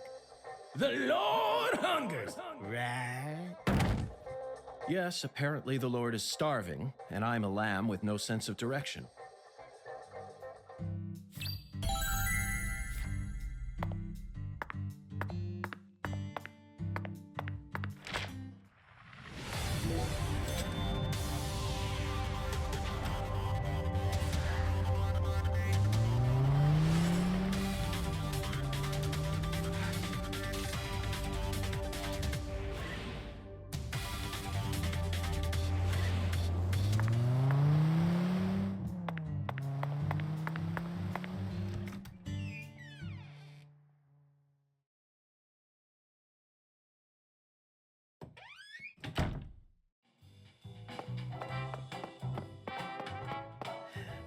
The air out there don't feel right today. You feel it too, honey?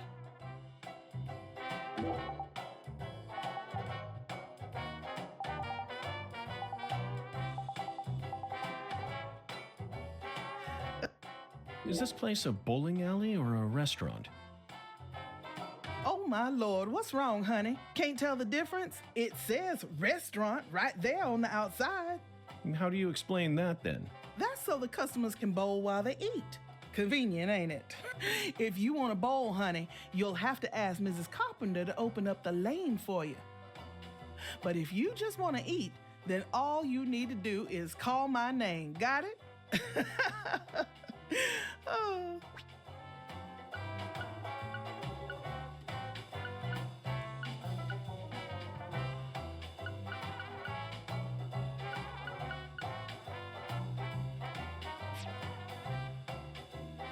Alexis, could I have some red beans and rice? Oh my Lord. Sorry, honey, but no can do. We only serve red beans and rice on Mondays. That's a meal you eat when you're busy, like folks usually are on Monday. It's been a tradition here in Louisiana for as long as I can remember. Wait, honey, don't tell me. You're the type who does your laundry every day?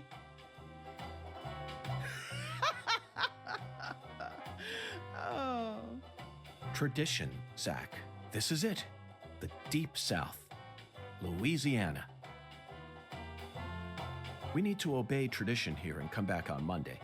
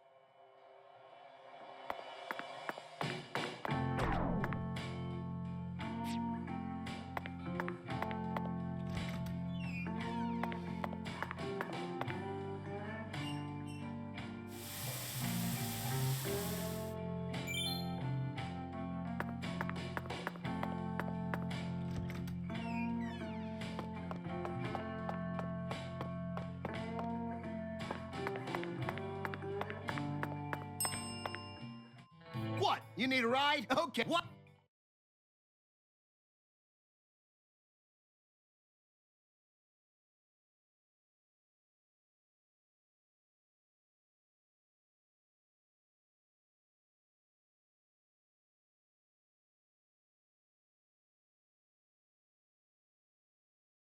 How's the investigation coming? That's what I'm talking. Come on.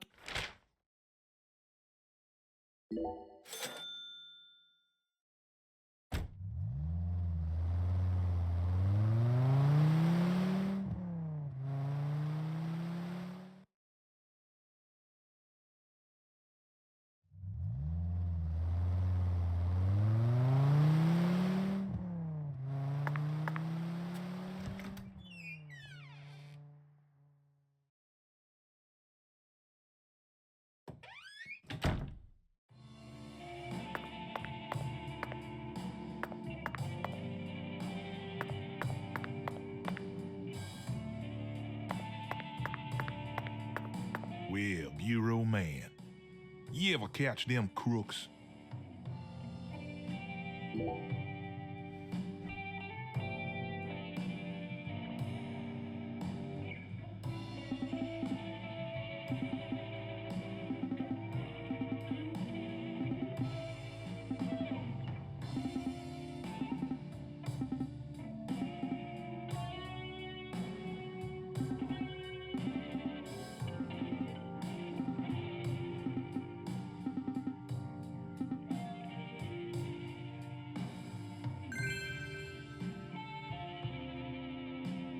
Well, Bureau. Well, sometime, yeah.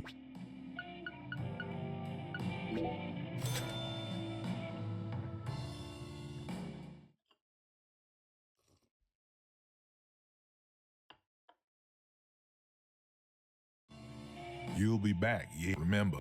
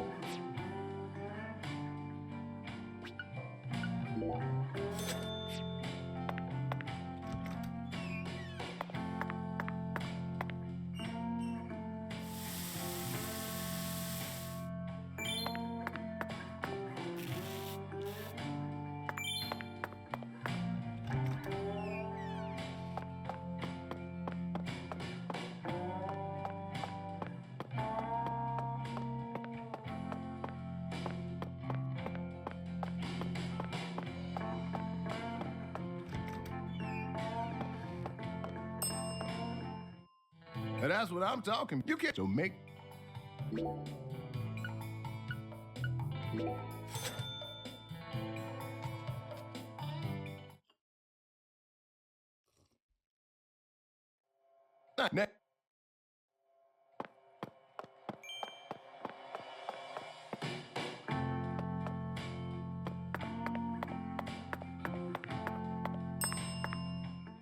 What? You need a ride? Okay. Why?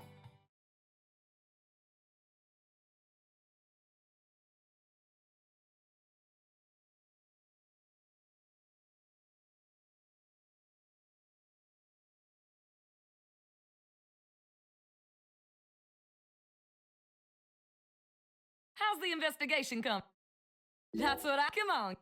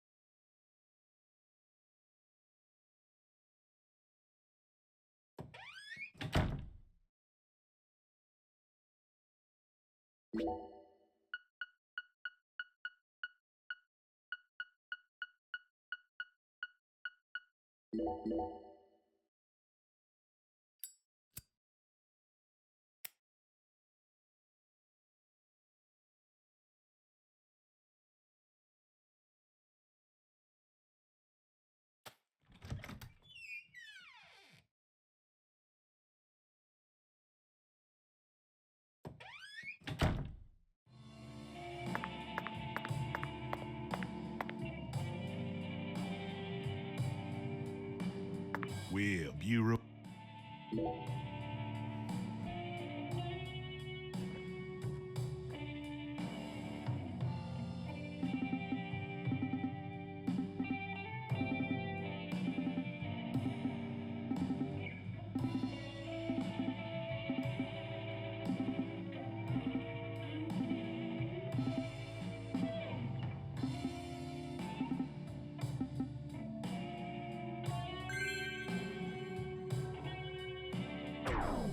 Well, you.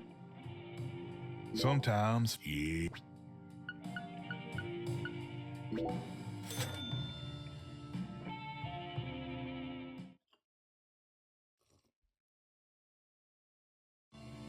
You'll be back, yeah, Bureau Man? Remember,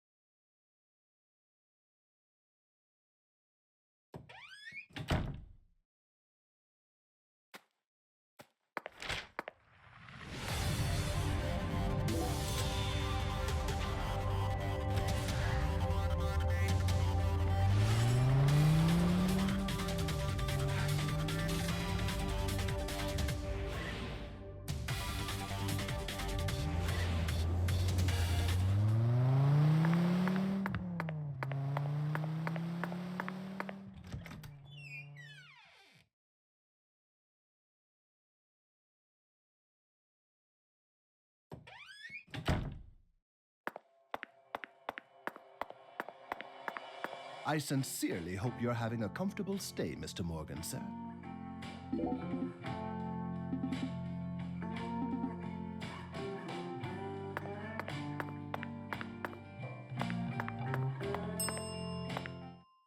We always strive to our humble view. Therefore, we... Great. Exact...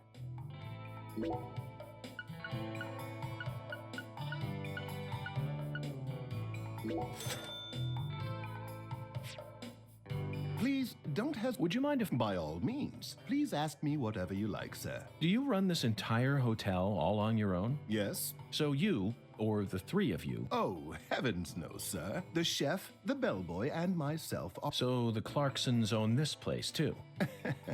This hotel... Impressive. Indeed. So I simply must... The owner of this hotel is... Zach, that's the fourth David. It all makes sense now. I sincerely hope I... If I may... Why not? Unfortunately, the three of us here describe...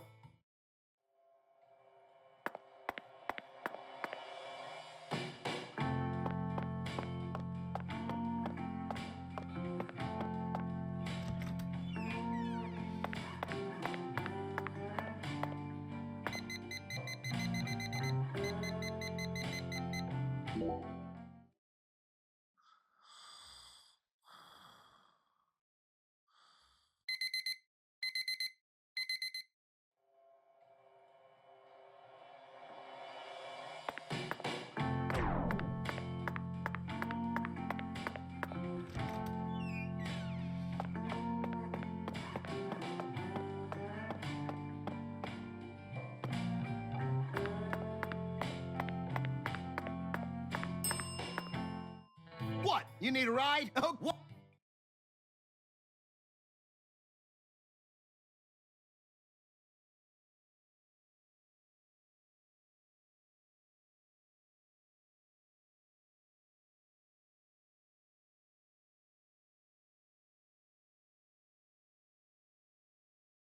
How's the investigation? That's what I'm talking about. Come on.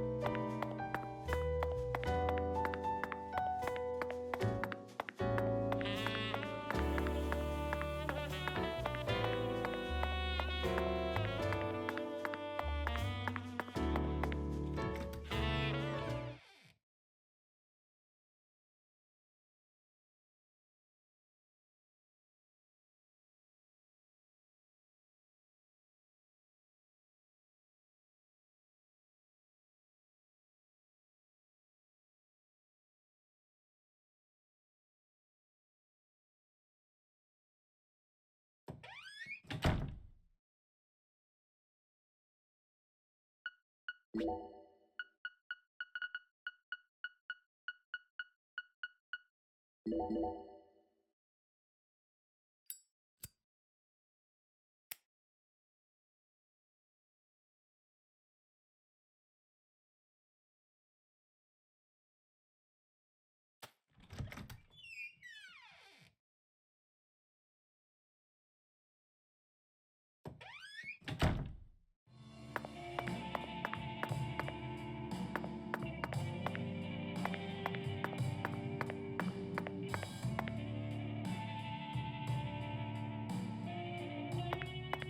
Bureau Man.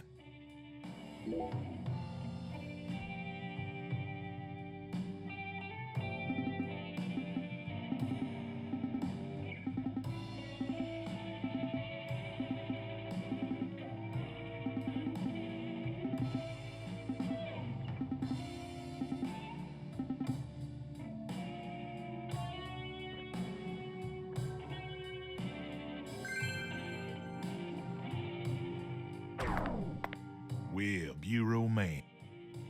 Sometimes, yeah.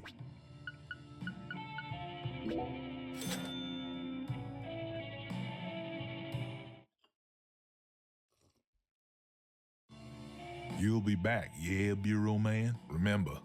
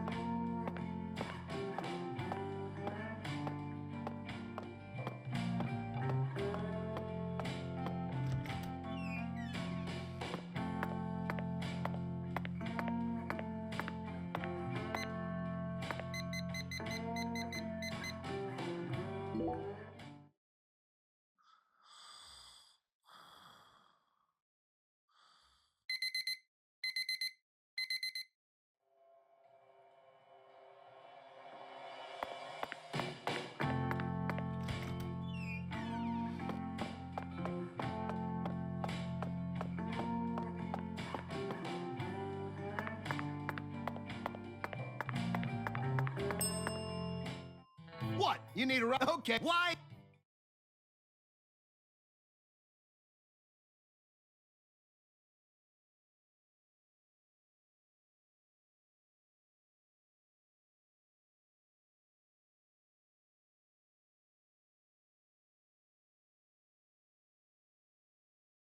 How's the investigation? That's what I... Come on.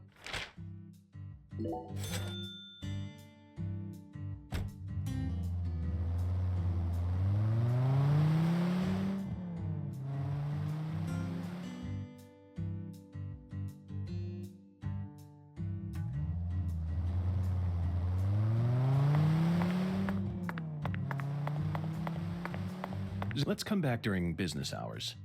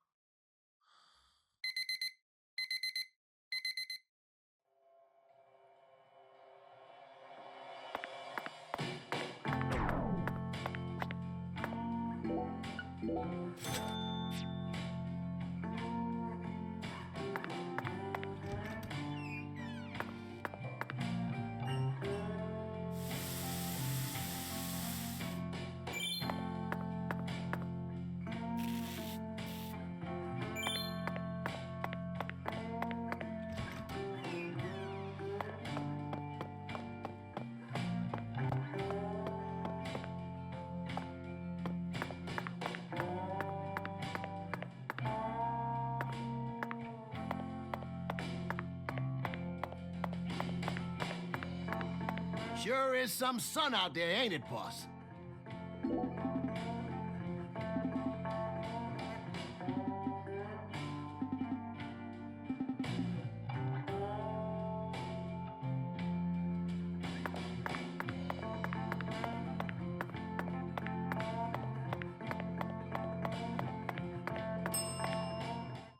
What? You need a ride? Okay, I'll call her. Why?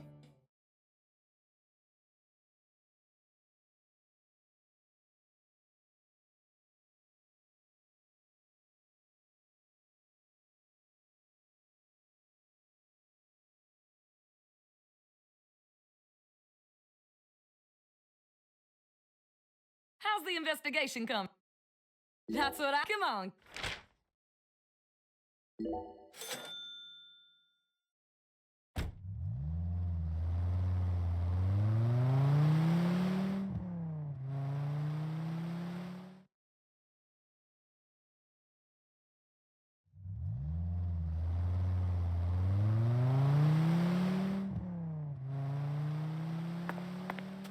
Let's.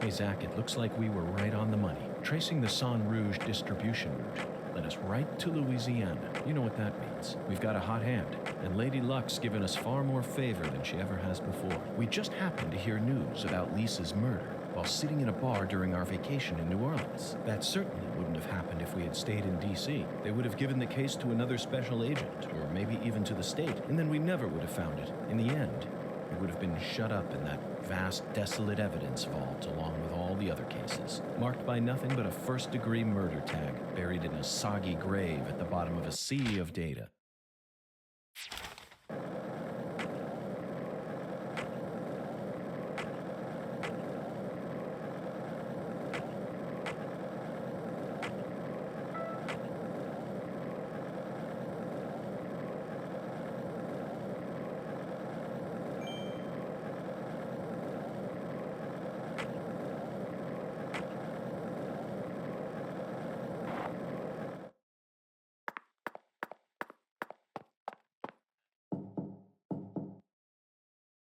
Looks like a case of bad timing, Zach.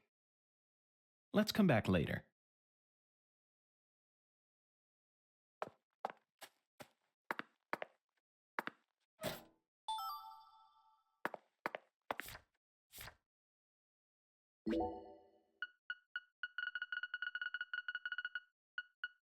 What?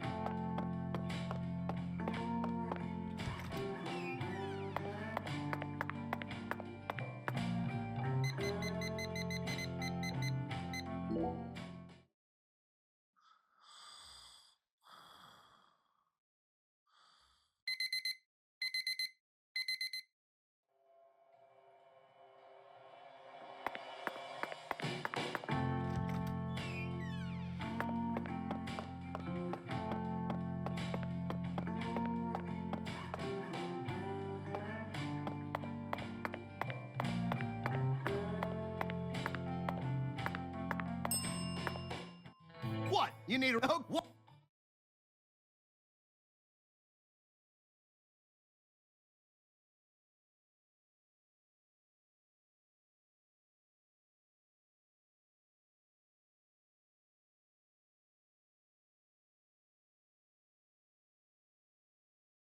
How's the investigation? That's what I... Come on.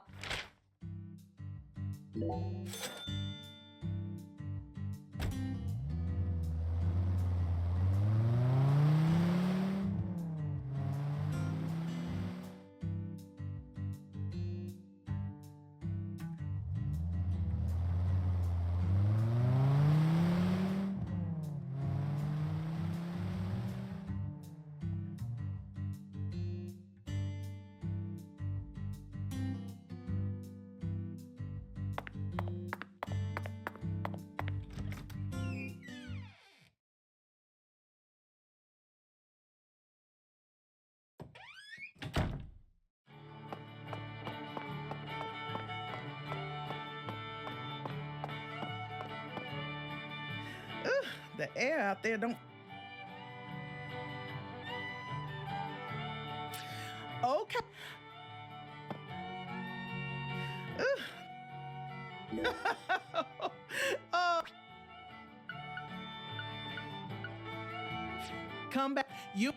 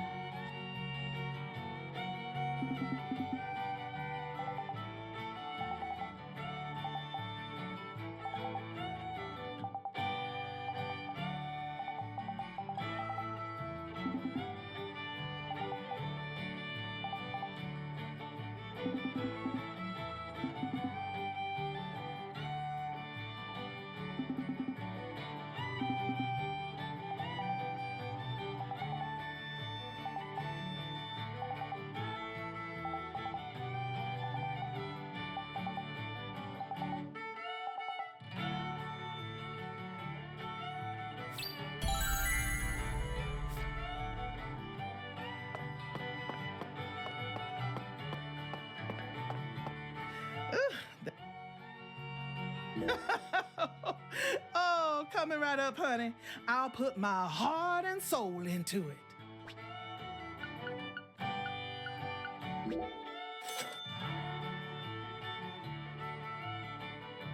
Alexis, would you mind keeping the red beans in the can? I'll pay the regular price, of course. Oh, my Lord. Why don't you want me to take them out of the can? They're for an offering, you see. Oh, why didn't you say so? The Lord hungers. Exactly. Now I get it, Zach.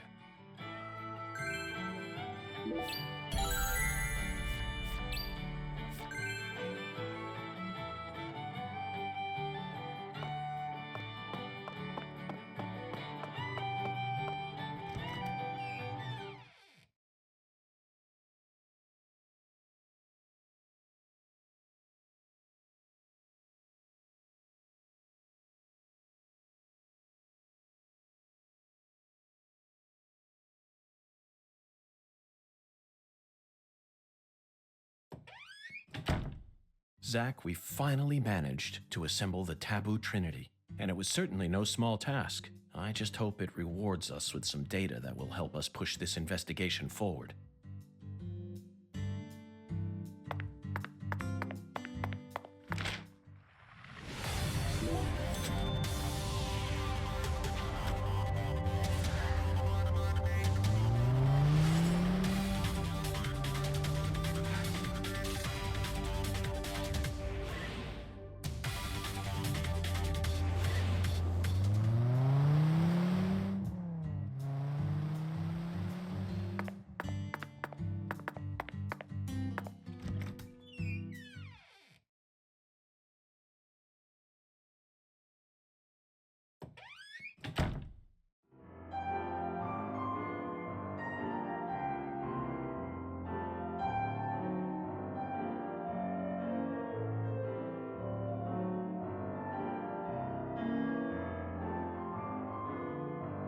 Okay, Pastor, I've brought you your Taboo Trinity. I'd like to exchange it for a ticket to the goddess. Oh, how I pity you. You see, my dear lost lamb, our Lord still hungers. One anaconda skin, one squirrel tail, and one pressed white guara. Are you kidding me? How pitiful. Our Lord never speaks in jest. I told you this was gonna be a pain in the butt. Come on, we need to get going. It looks like we'll need to work harder to get God's attention, Zach. Part of me just wants to say to hell with it and go have a smoke.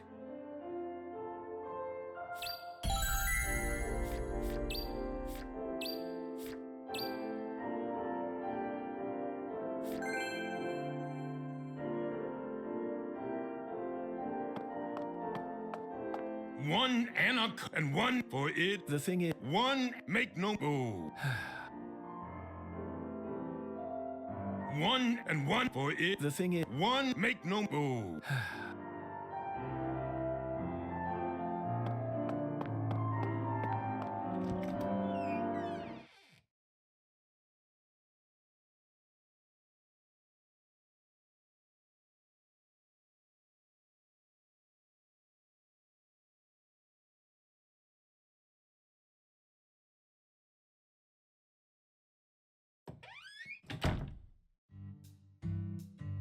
You know, Patty, I just remembered something. When we met Philip in the sheriff's office, he mentioned your mother. What sort of history does Melvin have with the Clarksons? What do you mean? The Clarksons know everyone in town, and everyone in town knows the Clarksons. This is Lucare. That's all there is to it. Zach, something isn't right here. I just hope the Clarksons don't have anything to do with her mother's illness. That's all I'm concerned about. Either way, the truth will reveal itself to us eventually, just like it always has.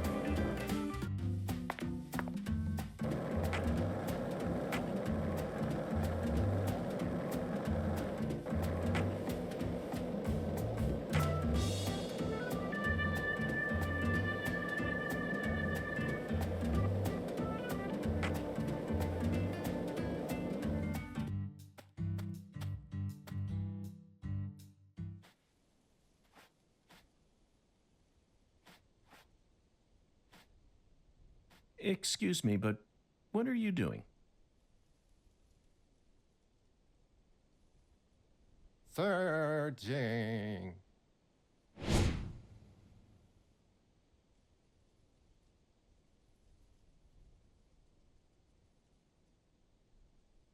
What are you searching for? Unknown. You don't know? Interesting. Zach, this man is the perfect symbol of the human race. We all live out our lives searching for things, yet no one knows what they're actually searching for. That's what it means to be human. Don't you agree, Zach? I feel like that simple declaration of his just awakened us to something.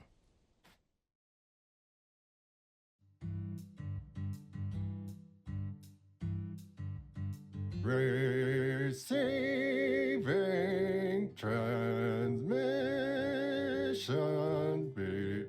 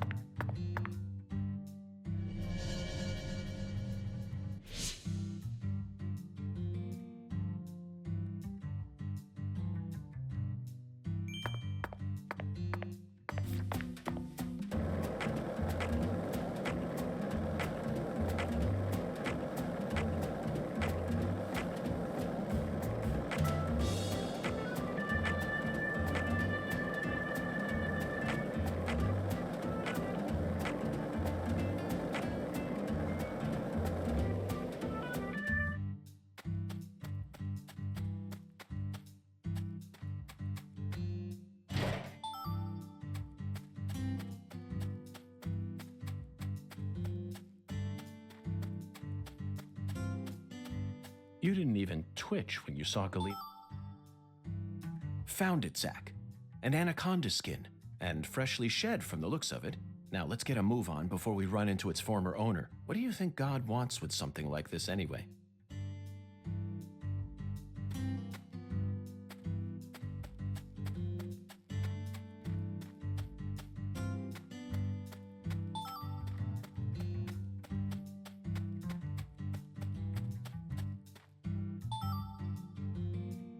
Hey, Zach. 1997, direct the movie where the famous John Voight, Jennifer Lopez, even Owen Wilson, and is that an all-star? The scene in the beginning, it stole my heart with... Okay, back...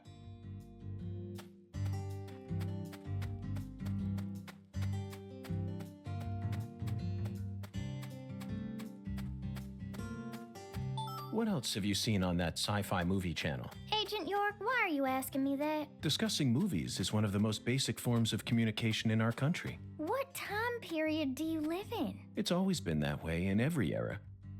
In this country...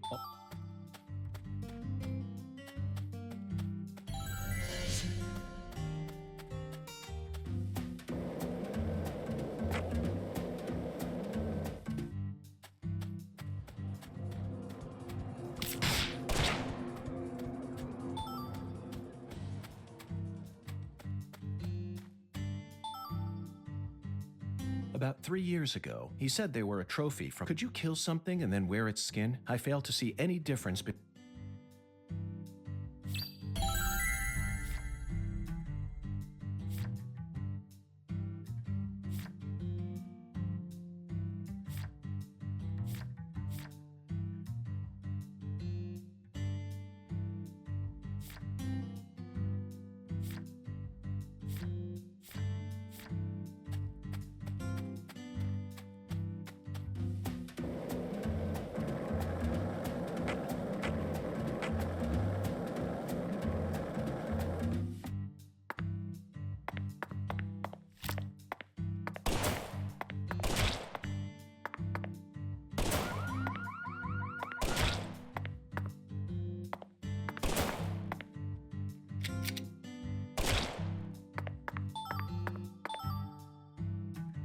There's our squirrel tail.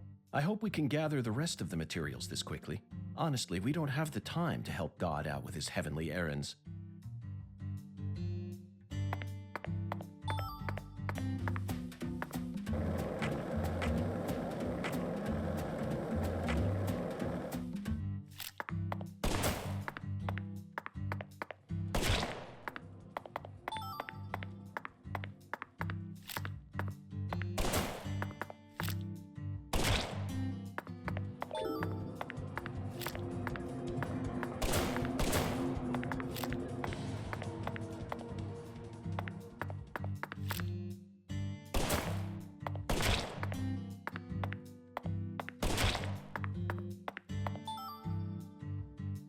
Certain countries can apparently the tails, so when people go out, the fresher the tail.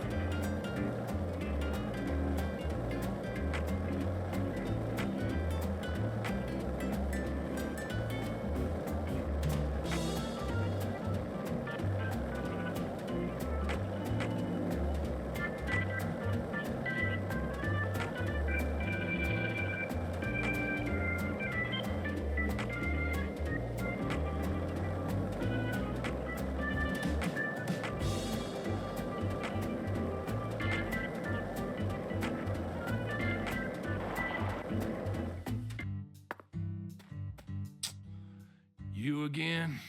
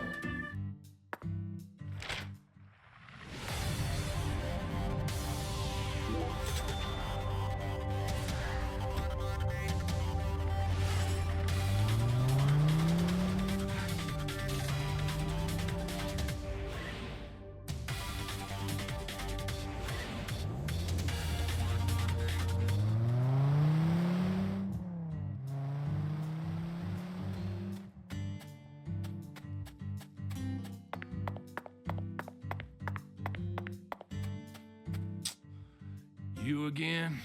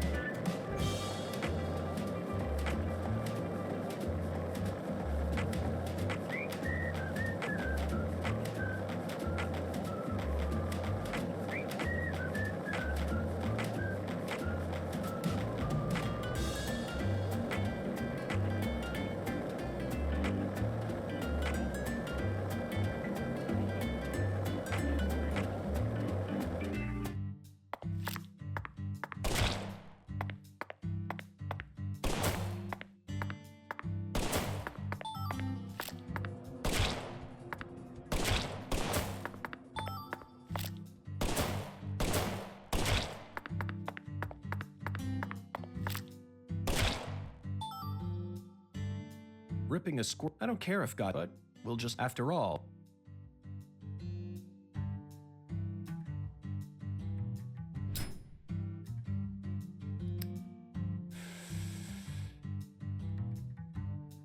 Zach, I never knew that following oracles was such back-breaking work. I really needed this cigarette. I think I'm on the verge of losing my mind.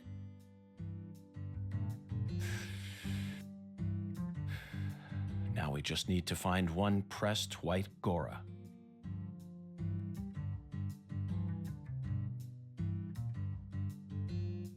He was very clear that it had to be pressed. Do they sell pressed flowers in stores here? I think I'm stumped, Zach. Perhaps we better go ask our well-informed concierge for help.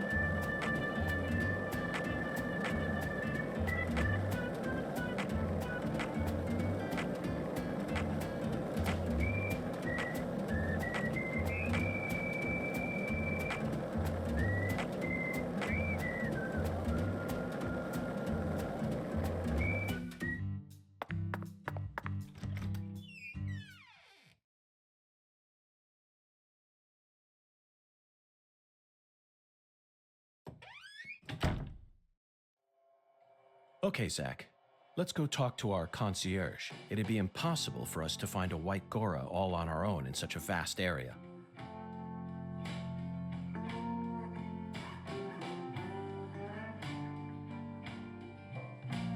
Welcome back, Mr. Morgan, sir. Hello there, concierge. Do you mind if I ask you a question? How may I help you, Mr. Morgan? I'm in need of a pressed white Gora. Do you know of a store where I could find one? The Lord hungers? Correct. Jolly good, sir. His hobby is pressing flowers.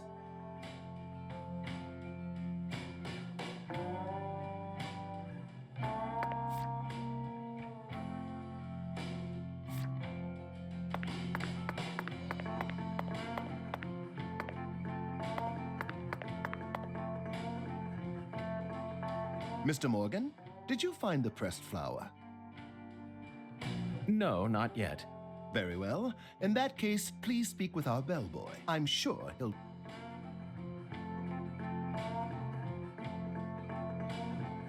Mr. Morgan... No, I'm...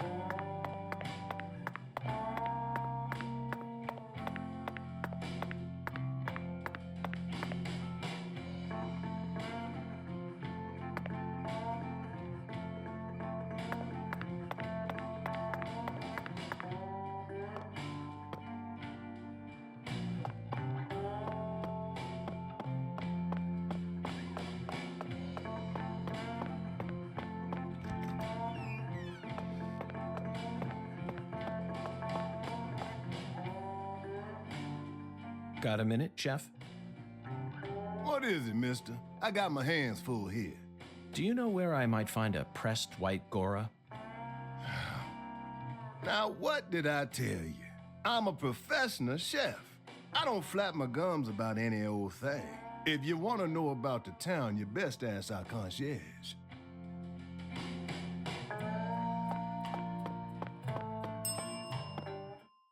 And that's what I'm talking. You can't so make.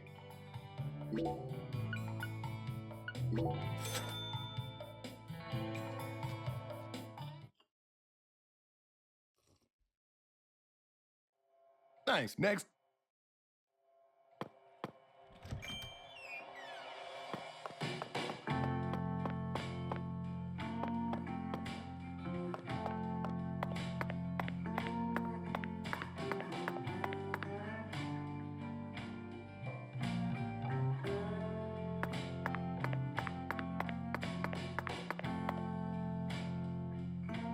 May I ask you a question? Sure, boss. What's cracking? I need to find a pressed white Gora. You like flowers, boss? Well, not exactly, but it's the will of God. The Lord hungers, huh? Excellent, David. Way to cut right to the chase. Do you know where I might find one? Sorry, boss. We only have one white Gora bush in our garden. Yep. What's the problem? Well, yesterday I picked them all and pressed them, see? That's perfect. Would you mind giving one to me? Sorry, boss. No can do. What do you mean? I used all the pressed flowers I made to decorate a very special spot, see? What spot? The bedroom on the first floor. The bathroom. Yes, sirree. So I don't have a single pressed flower left now. Well, then I'll just go and grab one from the bathroom. I wouldn't do that if I were you, boss. Taking a pressed flower from a bathroom into church? Jesus ain't gonna like that. Sorry, but it looks like you're all out of luck, boss.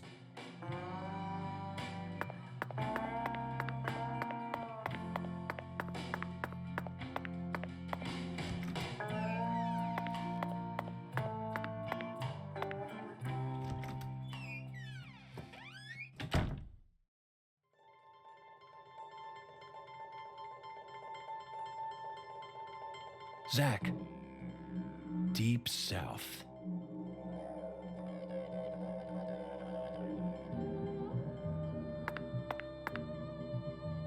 The white Gora, also known as the whirling butterfly. They certainly look just as beautiful as one. Never thought I'd ever have to pick a flower from a bathroom and deliver it to a church. But he left us no choice. Did he, Zach? God himself commanded us to carry out this very act.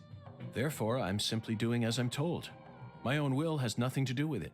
We never get to engage in adventures like these while living in the city, do we, Zach? No, the cases of the city are honestly quite boring. Who wants to fish through the garbage for a missing corpse's genitals? Or chase a stray bullet that got lodged into a moving taxi? Talk about stupid. And usually, it's all just a formality so that we can accuse a criminal who's been obviously guilty since day one.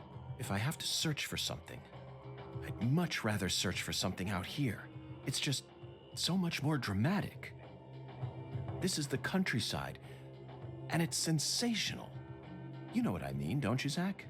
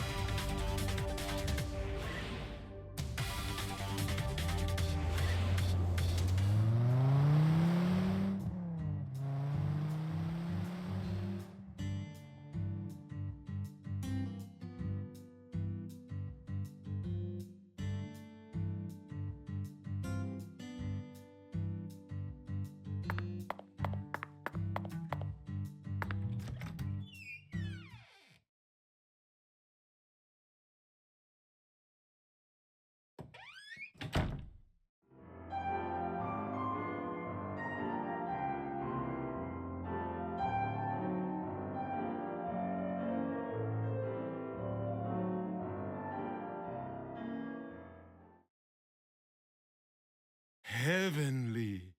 Truly heavenly.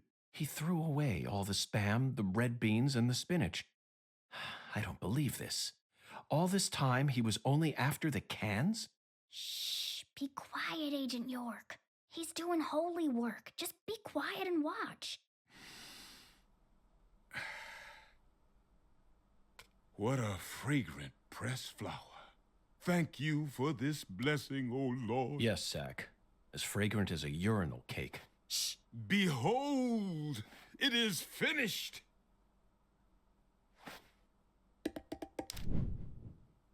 Our Lord is enraptured. Take this, my lambs, and let it serve you.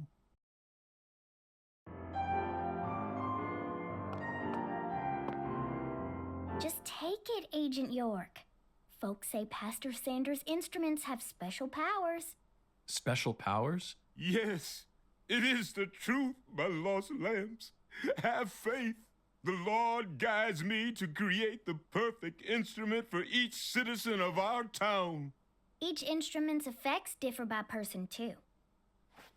In your case, you were blessed with 3 drums and a special flower. This is the will of the Lord. You must accept it and have faith. If you ever find yourself lost again, return to me at any time. Patty, I'm curious. Do you have an instrument too? Huh? Me? Of course not. Why would I ever want one of those stupid things? I'm fine just watching you adults play your silly little games. Zach, the pressed flower we took from the bathroom ended up coming straight back to us.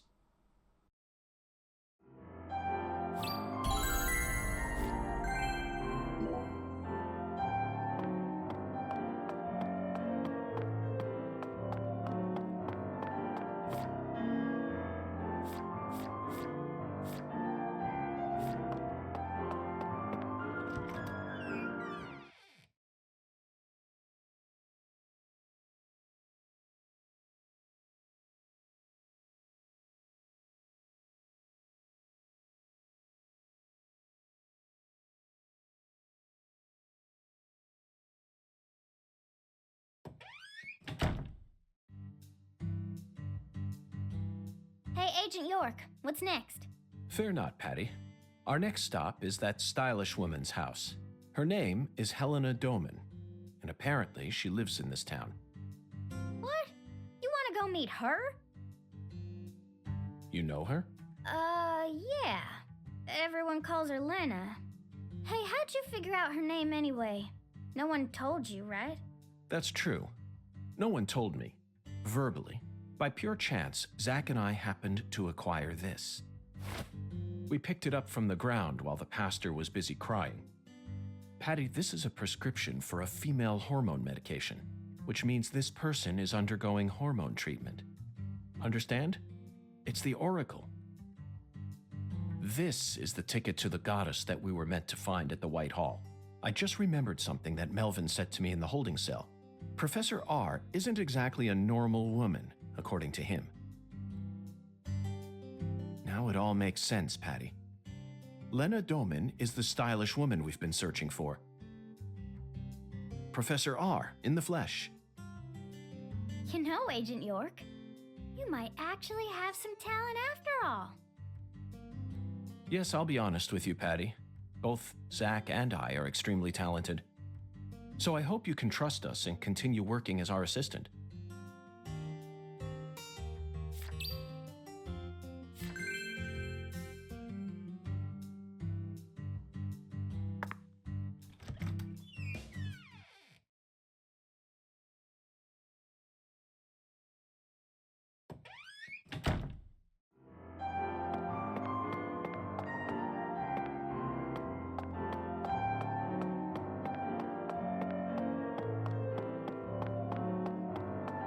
Have you come seeking salvation?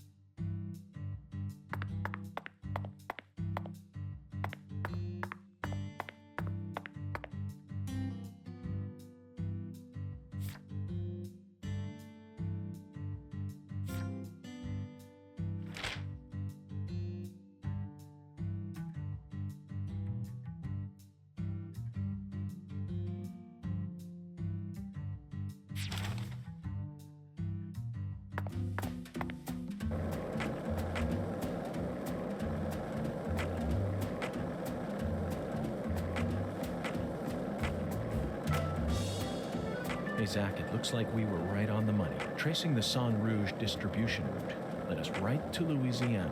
You know what that means. We've got a hot hand, and Lady Luck's given us far more favor than she ever has before. We just happened to hear news about Lisa's murder while sitting in a bar during our vacation in New Orleans. That certainly wouldn't have happened if we had stayed in D.C. They would have given the case to another special agent, or maybe even to the state, and then we never would have found it. In the end, it would have been shut up in that vast, desolate evidence vault along with all the other cases, marked by nothing but a first-degree murder tag buried in a soggy grave at the bottom of a sea of data. That would have been its fate. Instead, it traveled from person to person until it finally fell right into our lap. Things always work out that way for us. We've traveled all over the United States trying to track down San Rouge. We can't let this chance pass us by, can we, Zach? We need to find some sort of clue before this southern sun melts it all away.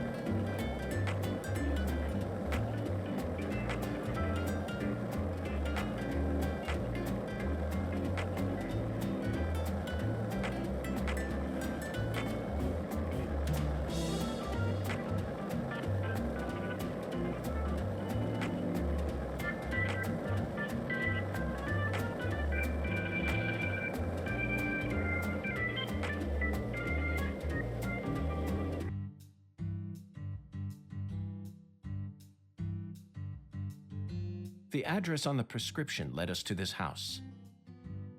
Seems like she ain't home. No lights on either.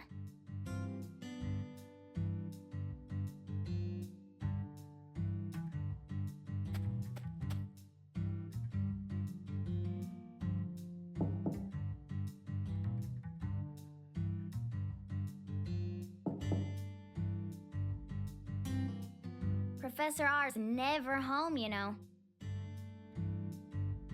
Patty, why do you know so much about Professor R? I don't know that much, really. But you're the first person in town who mentioned her name to me. You also knew about San Rouge, didn't you? And when I tried to ask you more about it back then, you gave me an evasive answer. You're my assistant, aren't you? If you are, then you need to tell me everything you know about this case. Daddy don't like Lena. He said it's stupid for a man to want to turn into a woman. What? And he told me I ain't supposed to talk about her. He said that if you knew someone like her was living here, Agent York, you'd start to hate this town. That's ridiculous. Why would I ever hate this town? Because one of its inhabitants is transgender? Why in the world would that make a difference to me? The other folks in town said the same thing as Daddy. They all know about San Rouge and Professor R. And about how she's waging war against the Clarksons. But they all say we ain't supposed to talk about it. So And here I'd assumed that ignorant way of thinking died out with the 20th century. I guess I really am an outsider after all. I thought that everyone was cooperating with my investigation, but it turns out they were all hiding key information from me. Damn it, Zach. This just made me hate the countryside for the first time in my entire life.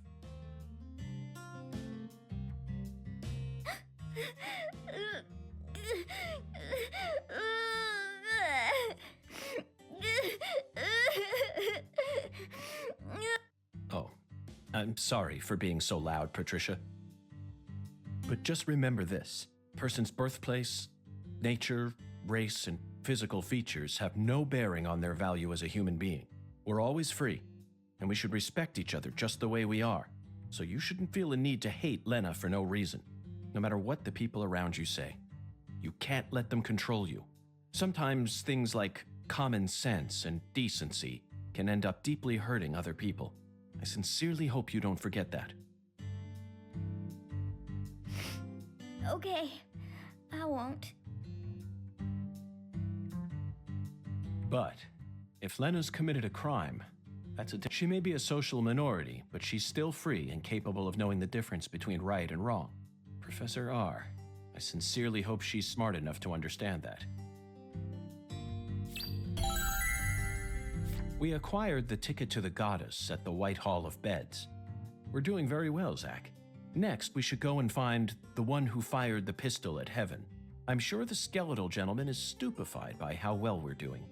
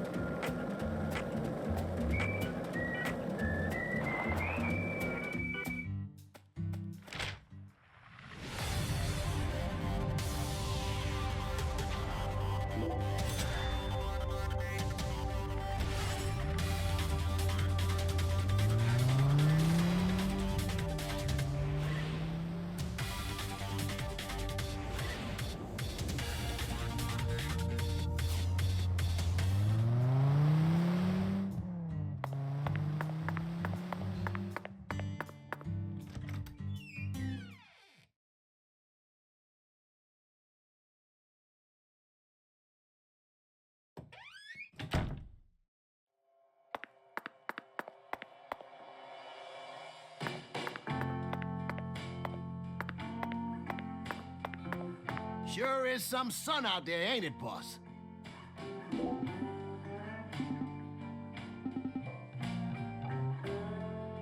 How's the investigation coming?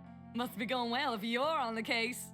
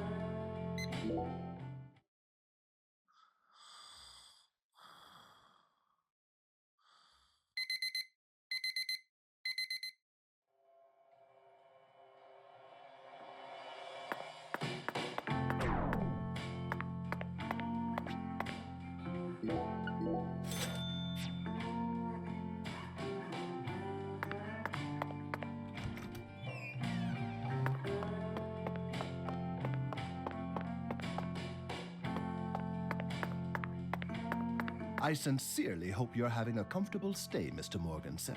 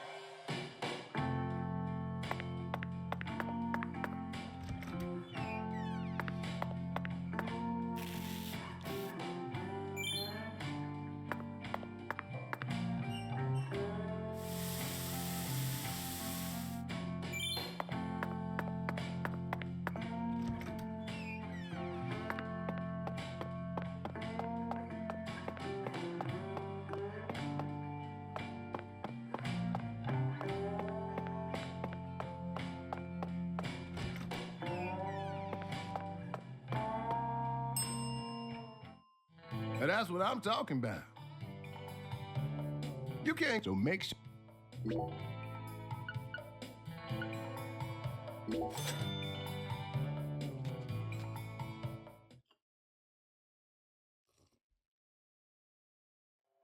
Thanks, mister.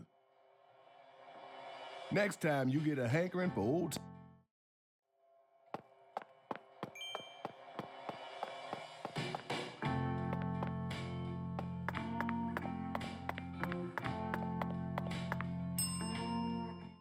What? You need a ride? Okay, I'll call her in a jiffy. Why, Vern, the new cutting-edge transportation.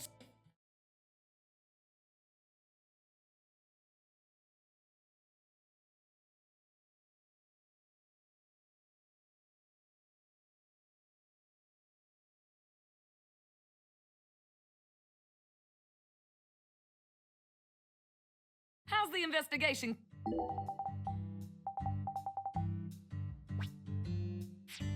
That's what I... Come on.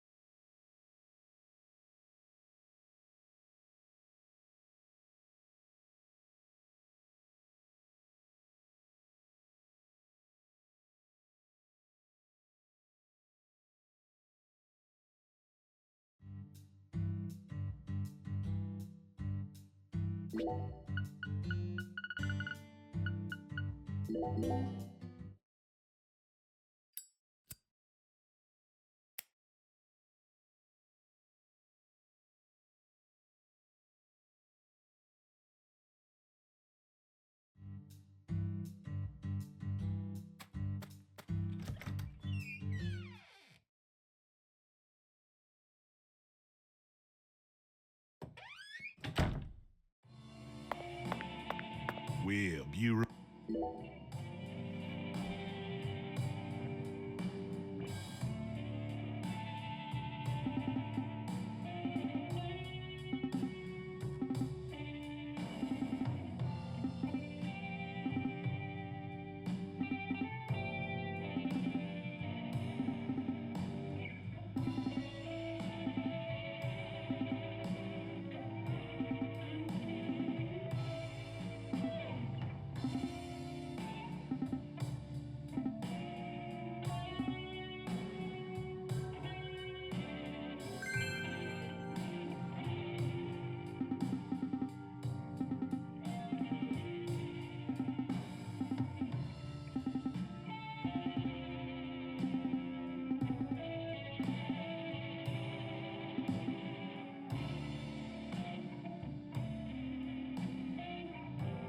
Well, sometime, yeah.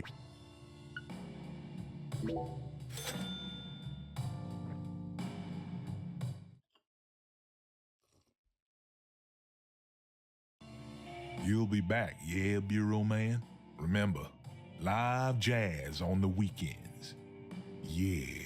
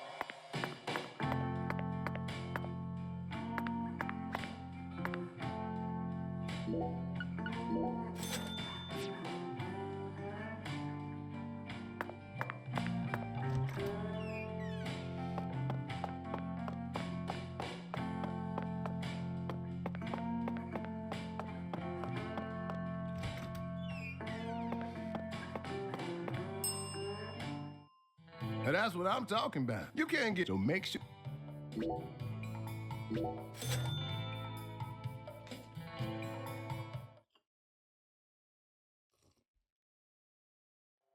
Thanks. Next time.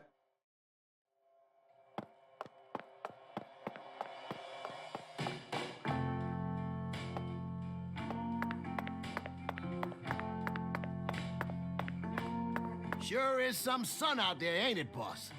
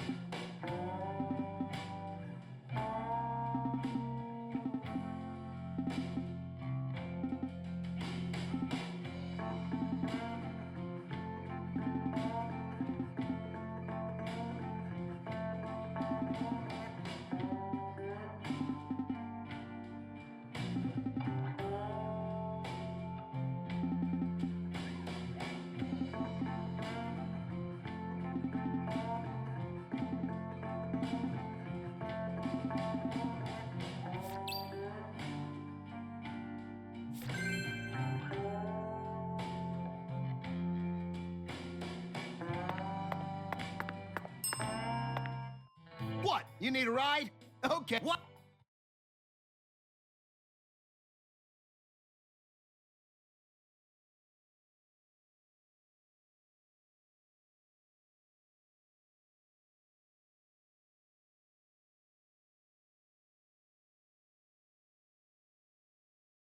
How's the investigation coming?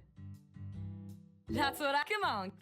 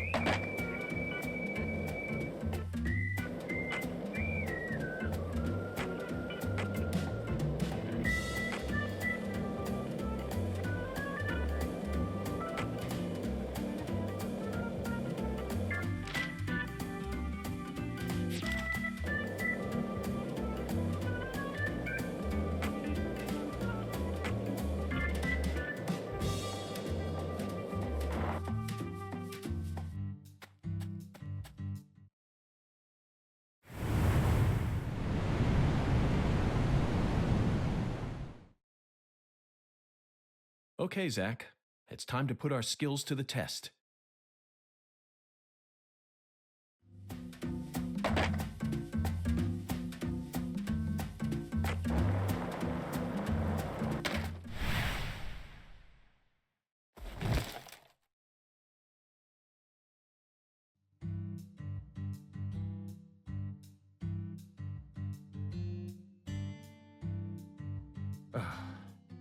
Well, Zach, I'm afraid we won't be able to proceed any further like this.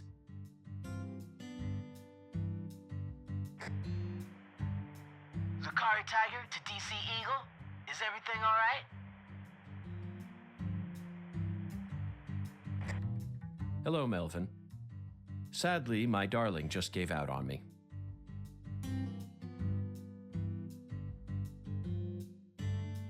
Your darling? You mean... Yes, that's right. My beloved skateboard. I know the chances are slim, but do you happen to know of any establishments in town that can repair skateboards?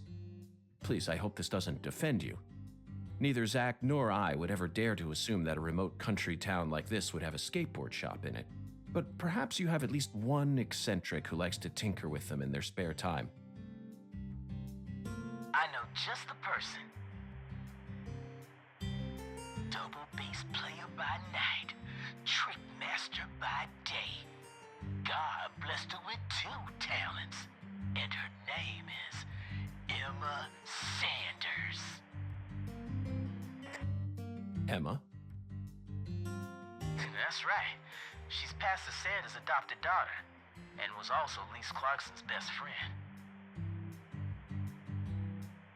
Emma really knows her stuff. She's got tools and a mountain of parts, so I'm sure she'll be able to help. I owe you. Zach, I never thought we'd find our very own skateboard mentor out here in the sticks. Let's head straight to Emma. What is it, Zach? Why didn't I just ask the sheriff to tow away the old cars? But isn't it obvious? I want to overcome this obstacle using my own strength. In fact, I want to soar over it.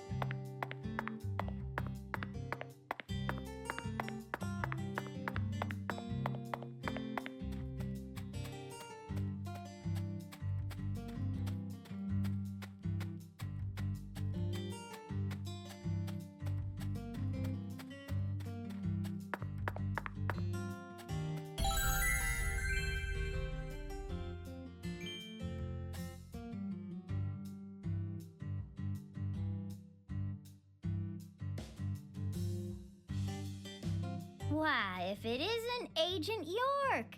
Thank you so much for getting here on time. You know, I think I've gotten used to waiting on you. I feel like someone's in there. Let's go check it out.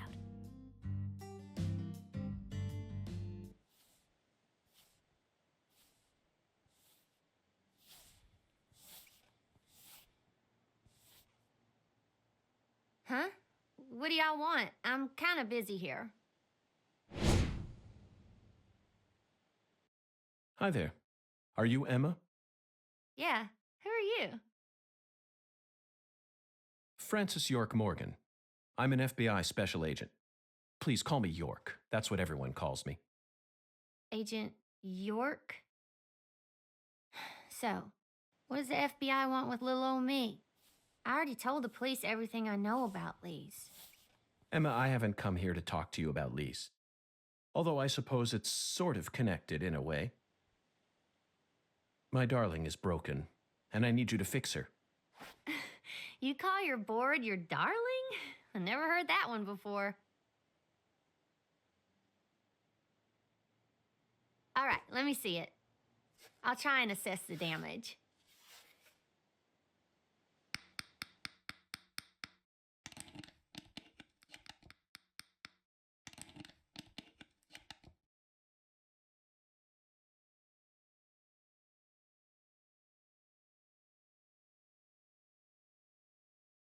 I replaced all your trucks, wheels, and gave you some brand new deck tape. Also, you were missing a tail guard, so I put one on for you. That way you should be able to do a few tricks here and there without any risk of damage. Well, what do you think? It's beautiful, Emma. The wheels were scraped down and the base plate screws were all about to fall out. Oh, and the axles were also warped. It was pretty much in critical condition. Now, what I want to know is, how did it get that way? Well, my car was stolen on my way here from Houston. So I switched over to my darling and rode her here instead. You know, you're crazier than you look. Emma, would you mind answering another crazy question for me? I want to use this board to soar, literally. Would you mind teaching me a trick that would allow me to do so? You mean you want to do a Wally? Ooh, well, I'd be happy to teach you how, but it's too cramped in here. Oh, I know where we should go. You want to learn too? You sure? Seems like you're interested. Whatever. I know you're just gonna come along anyway. So you should at least learn the basics.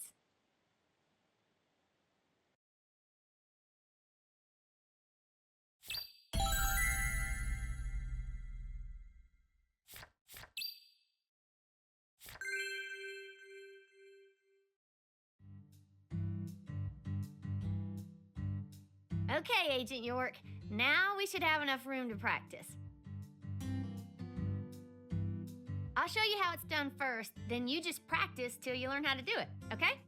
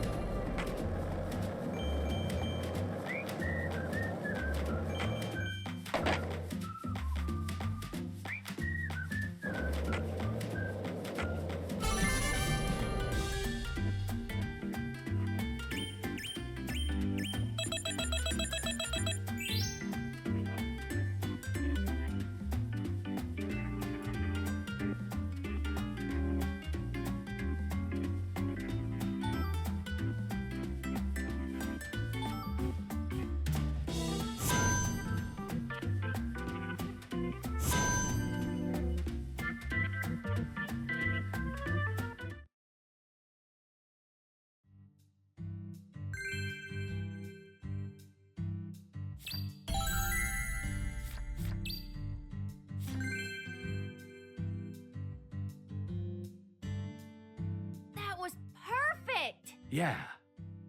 Thank you, Emma. I only learned that new trick thanks to your guidance. Now I'm sure that Zach and I will be able to reach our destination without any trouble at all. Thank you for assisting in the investigation. Glad to be of service. If your board breaks again, or you feel like customizing it a bit more, just stop on by my workshop. I'm pretty much always there during the day. I'm also taking some time off school because of what happened with Lise. Skating and playing music are the only things that help me escape the pain of losing her.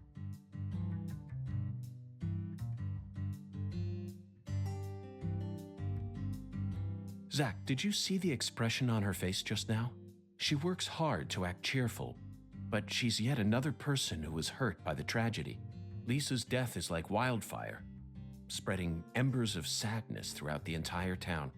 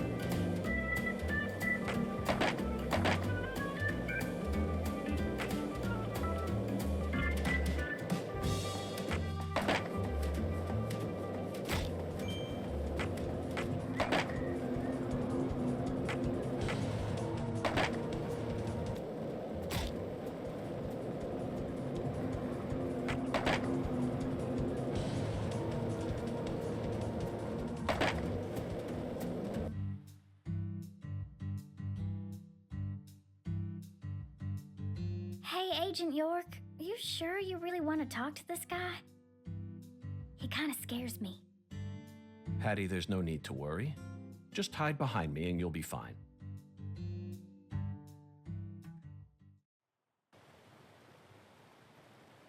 Chuck Thompson, you were the first person to find Lisa's body, correct? I'm FBI Special Agent Francis York Morgan. Please, call me York. That's what everyone calls me. Agent York. Seems like he ain't in the mood for talking.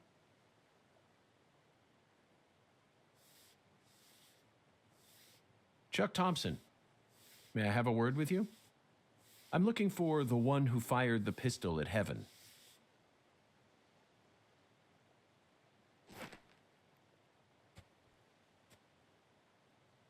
You trying to say I gotta aim up to shoot 'cause of my height?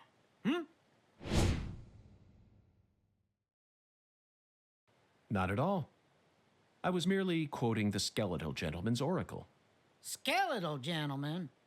You ain't making a lick of sense. What do you all want anyway? What do y'all come here to waste my precious time for? I'm currently running a race around town thanks to you, who fired the starting shot. The murderer and I are competing to see who can cross the finish line first. Unfortunately, the murderer got a generous head start on me. If he gets away from me, I'll lose. But if I can catch up to him, then I'm sure I'll win.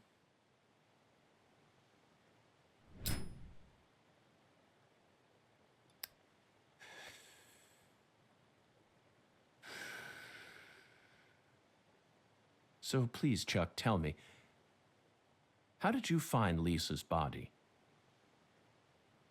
Her body was hidden under a bridge on the bayou, very close to the Mississippi River. It's got to be at least a few miles away from your farm in this swamp, right? Oh, the Clarksons are the folks who gave me the damn permission to farm crawdaddies here in the first place. Now, why the hell would I ever want to kill that little girl? Then what were you doing out there? You know, lately I've been seeing a queer boat around these parts. Ain't too big. Probably only holds 5 or 6, and it's got a deep draft. Assholes think they can just drive right through my turf, right through my dang crawdad farm. So you gave chase, which led you to Lisa's body. Yeah, that's right. Fucking poachers. Where did the poachers go? Oh, hell if I know. Fog was thick that day, thicker than usual. So I lose sight of them. The next thing I know, I'm under that goddamn bridge. Then I felt a chill run up my spine. And I knew. So I drove up to the bank and got out. And there she was, strung up on it there altar.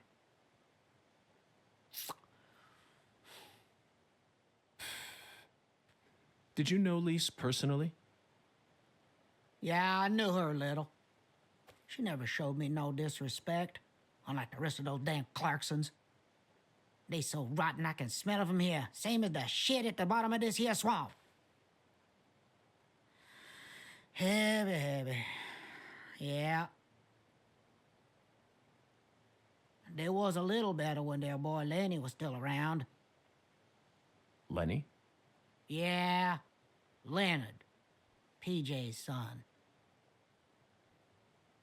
He never showed me no disrespect neither. And he's the one who gave me permission to farm here. But, well, ever since he left home, his whole family's gone straight down the shitter. Lisa was the only decent one left. She was wise, just like Lenny. Ain't right, I tell you. Heavy, heavy, heavy. Now I'm done talking, goddammit. Now go on, get the hell out of here. Philip mentioned something about his son leaving home. That must be Lenny. Did you know about that, Patty? Everyone in town knows about it. By the way, Zach, do you remember what we saw when we were skipping stones? That boat with the dragonfly crest. Zach, no matter where we go in this town, we're constantly assaulted by information related to the Clarkson family. Just where is that skeletal gentleman trying to lead us?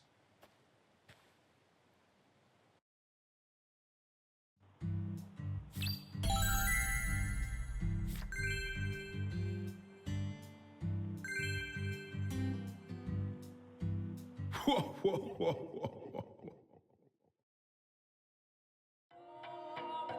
Listen to the two ends and drink dry the firewater. Do this, and you will see the other world.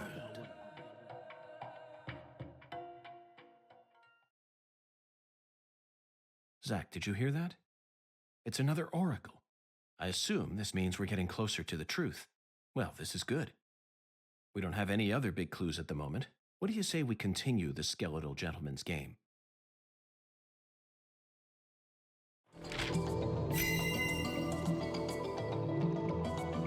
After I spent the 90s listening to nothing but punk rock, I fell out of touch with music, but the digital audio player I received last Christmas changed everything. Nowadays, people can walk around with thousands of songs in their pockets. You following me here, Zach? That's right. This oracle is connected to music. The two ends refer to neither periods nor a movie's credits. They refer to the last letter of the alphabet, Z. And what's a word that has two C's in it? Remember, we're in Louisiana here. The firewater is even easier. It's alcohol. Let's go to that jazz bar and have a drink while we consider our next plan of action. Don't worry, this is all part of our job, isn't it, Zach?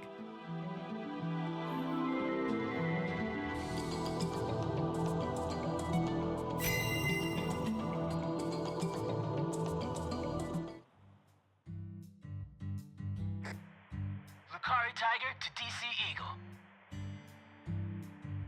Lucari Tiger to DC Eagle. Come in. Oh, Daddy.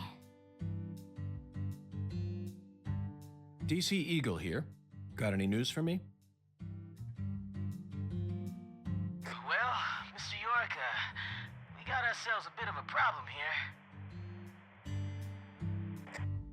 What sort of problem?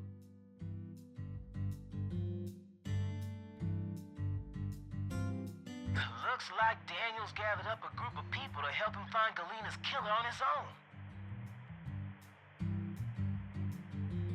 If the Clarksons get serious, they'll probably put an end to this case before we even know what hit us. And it sure won't be wrapped up the way you want it to, Mr. York. Yes, that certainly is a problem. Judging from Daniel's temperament, things are bound to get out of control. Melvin, I need to find Professor R as soon as possible. Professor R?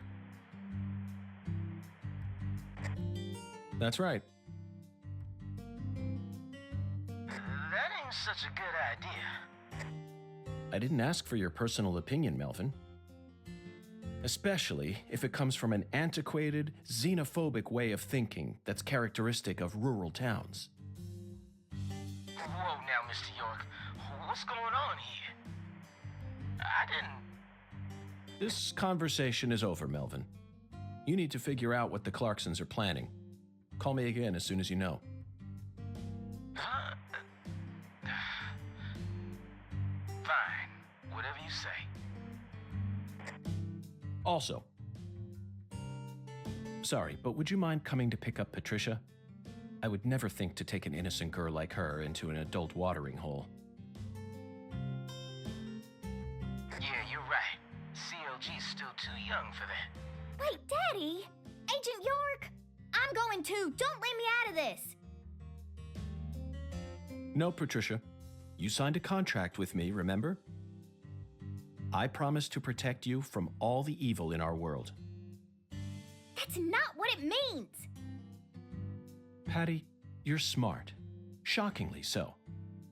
But you're still a child. And there are certain things a child like you doesn't need to learn about yet. Just go home for today. Zach and I are both in agreement on this one.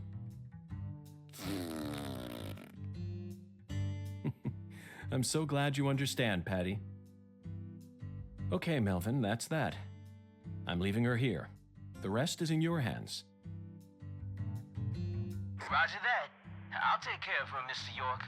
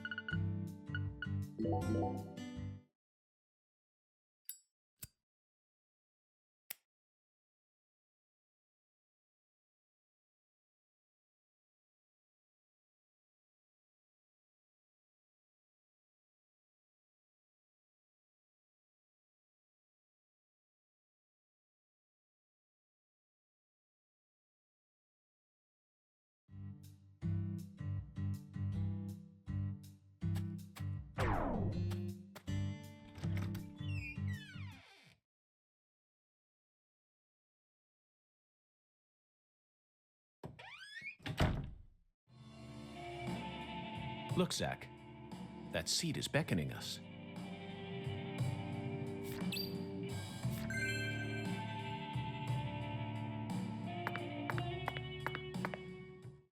Listen to the two ends and drink dry the fire water. Do this, and you will see the other world. Hungan's oracle pointed us to this bar, so we must have to do something here. But I feel like the fire water part is missing something.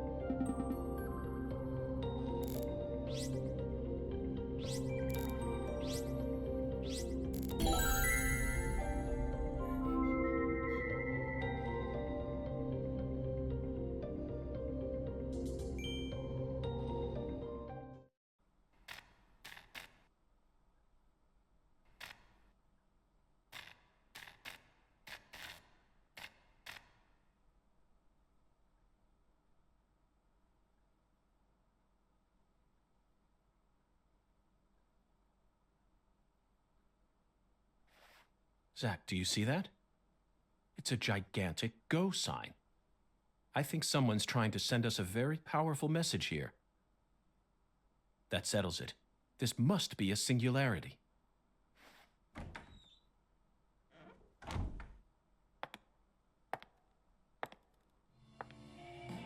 Beautiful lipstick. The color red suits you. Thank you. Red is the color of life. No human who knows the joy of life would ever hate this color. Or would they?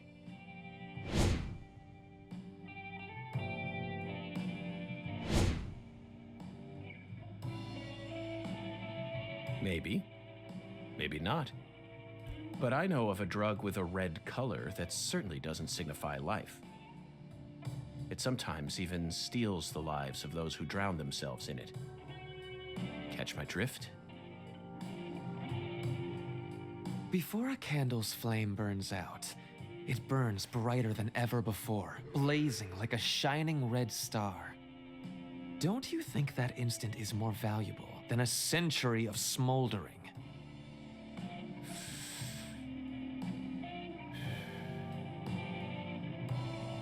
That blaze doesn't cast out the darkness. It only emphasizes it.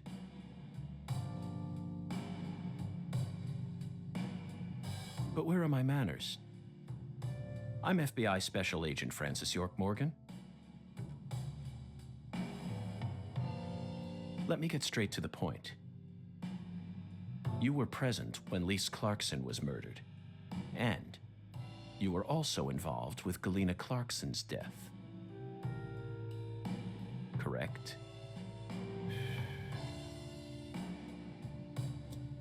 Agent Morgan, are you a man who can hold his liquor? I'd love some firewater. We're similar, you and I. Really? I don't see the resemblance. Well, you should. Look deeper. Think about who you were when you were first born and who you are now. Different selves exist inside your body. Are you talking about Zach?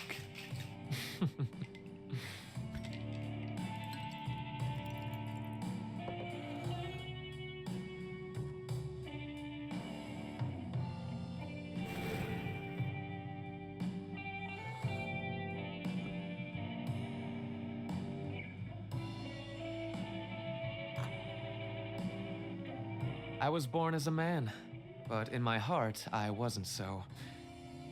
And this is a small town. I experienced far more scorn and discrimination than anyone could ever imagine. Especially from my father. Parents are supposed to raise their children with love.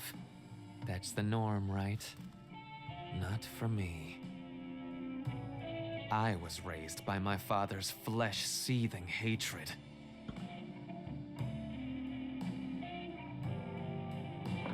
So you ran away from home, started making drugs, then seduced a young life and destroyed it?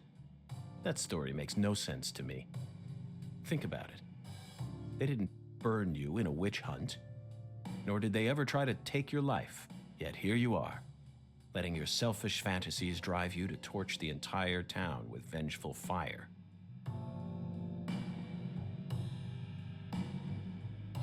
Why did you abandon your inheritance only to end up in a place like this? What do you hope to achieve?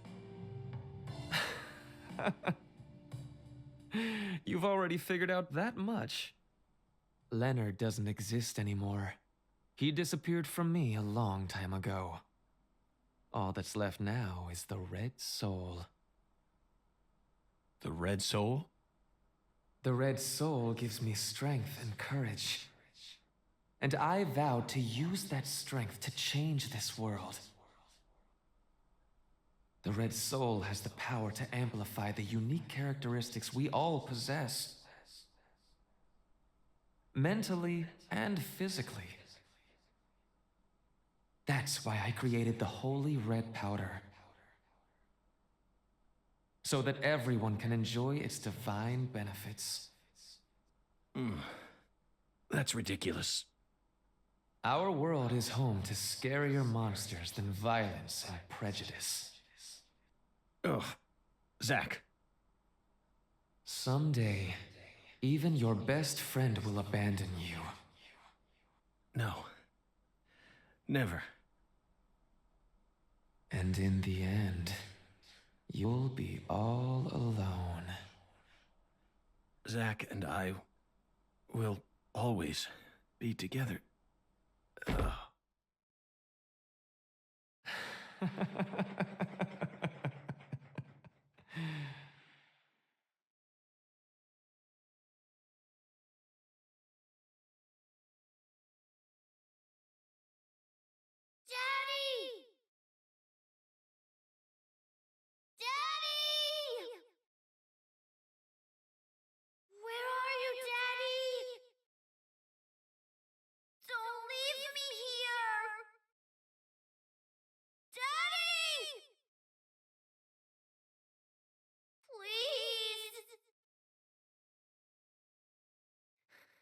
I can't find Mommy either.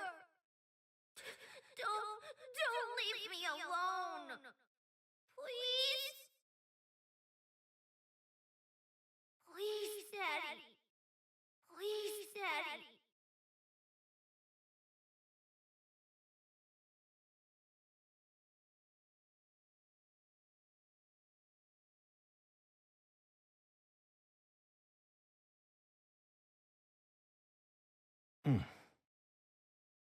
Oh.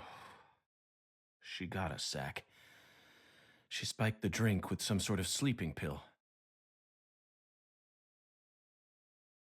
No wonder they call her the Professor. Whew. But that was a rash move.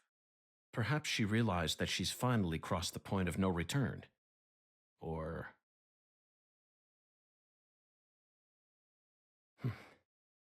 We need to head to the Clarksons at once before it's too late. We can still stop this.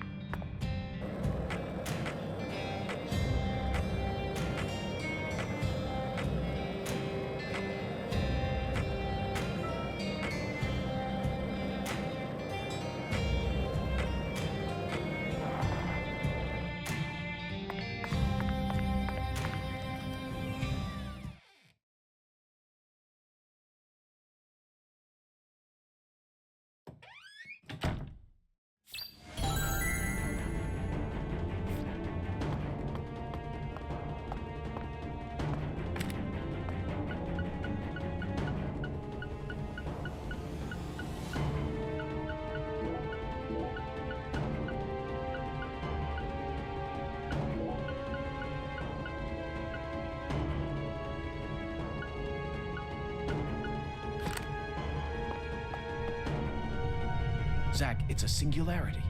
The Oracle was right on the mark. The mouth to the other world is open, ready to swallow us alive. I think this case is finally starting to come together.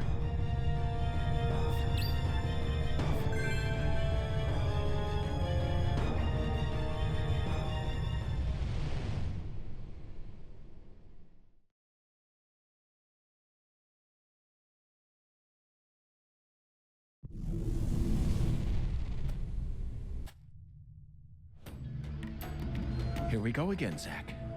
You're as excited as I am, aren't you? You don't have to explain everything. No need for words right now. Not while this eccentric, provocative experience is begging us to come inside.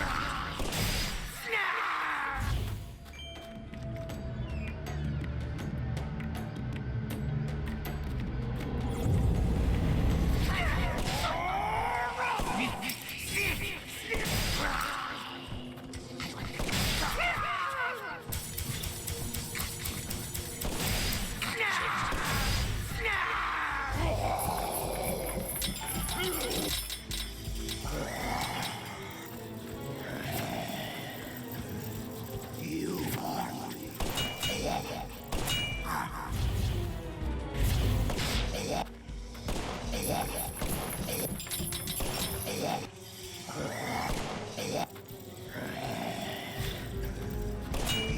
aren't free anymore.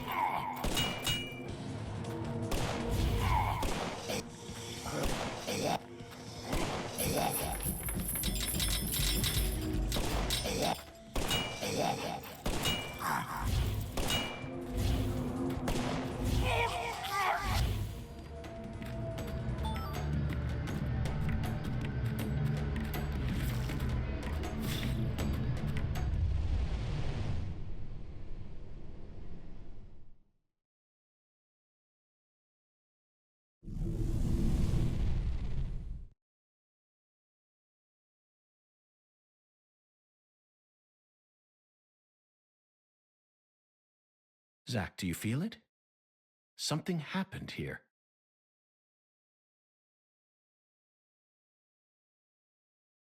It's the same feeling I got when we entered the place where Lise died.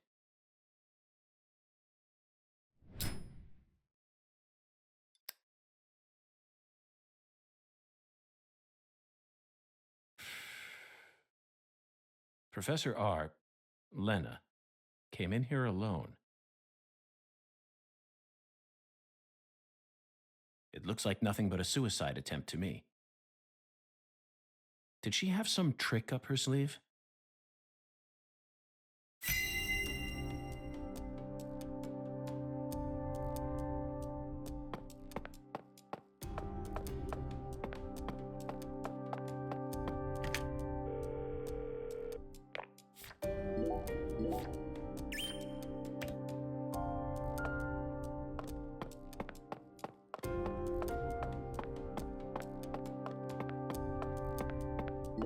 Zach, that's a miniature bomb.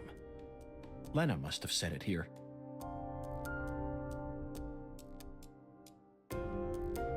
Is this her trump card? It looks pretty elaborate. Another accolade for the professor.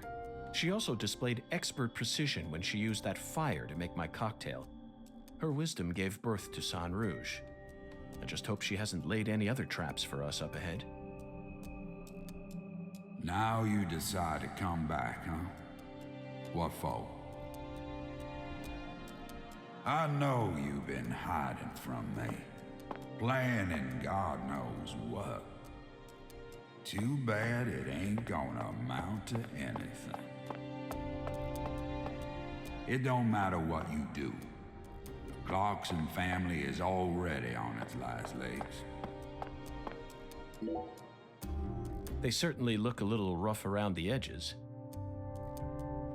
Perhaps we should just call them the Clarkson Gang. They're holding their weapons like total amateurs, which means they must not have had any formal training.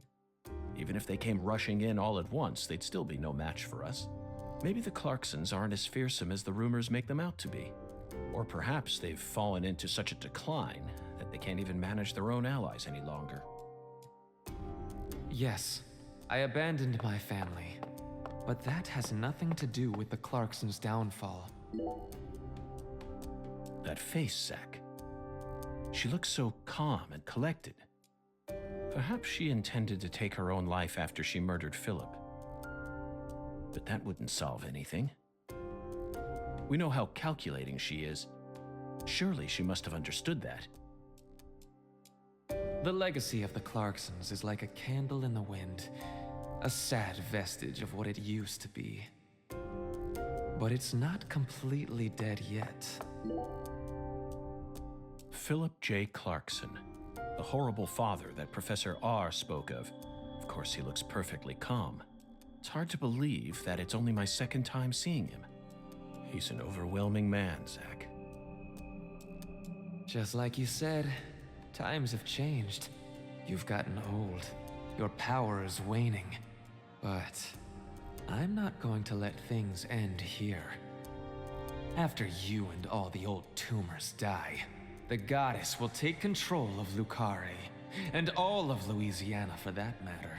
The goddess of fertility, with all her newfound might. And who's that supposed to be? You? Ha! That's a good one. You know, you're just as dumb as everyone else. You never see things for how they really are. Oh, no. Here, go on. Take my life. You can have it. Do whatever you want with me. But don't you forget, that's Clarkson blood you got running through those veins. Oh, you took the long way to it. But it looks like you be inheriting our legacy after all. Just like I always wanted you to. Oh, I won't be inheriting anything. What? I'm not the goddess of fertility either. Well, then, but I am still powerful.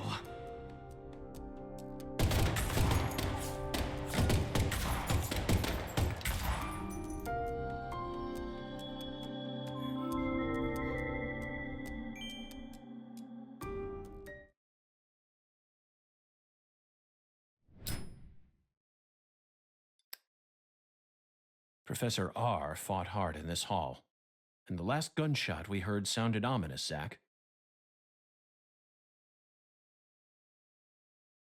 Everything she says seems to hint at some deeper meaning. The goddess of fertility taking over all of Louisiana with her newfound power? The details elude me, but she's clearly plotting something big. But if she dies here, she'll never be able to complete it. Why risk it then? Oh well. Let's continue on, Zack. I'm sure we'll find the answer once we reach the inner sanctum.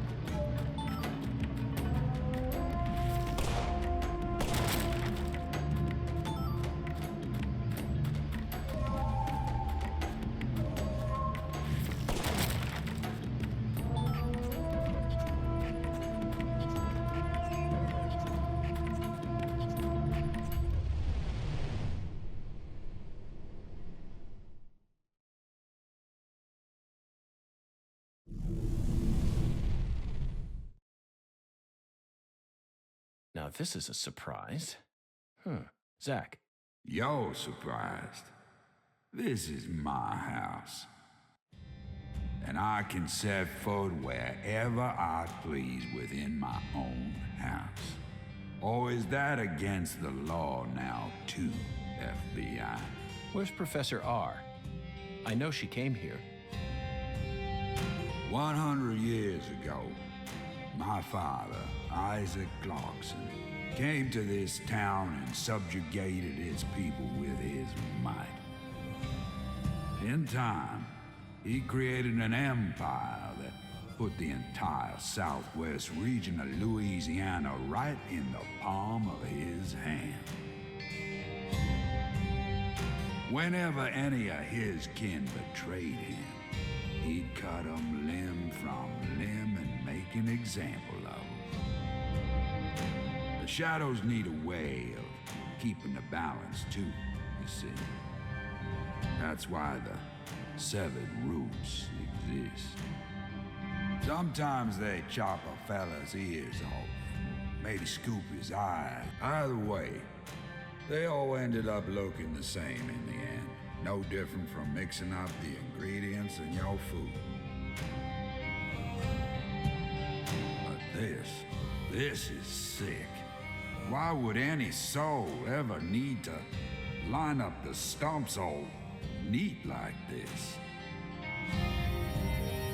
What's happening in Lucari right now ain't right.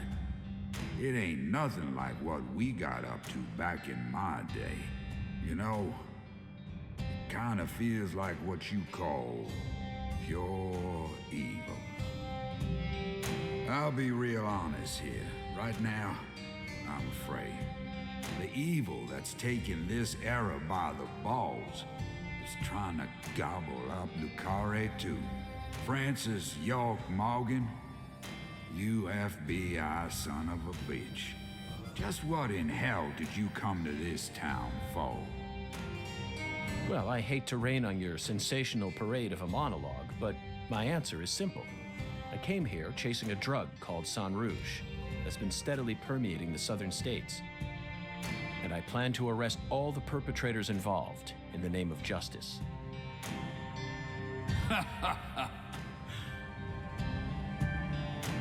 Oh, you sure sound like a devil, all right. So be it. You're free to interpret my words any way you like.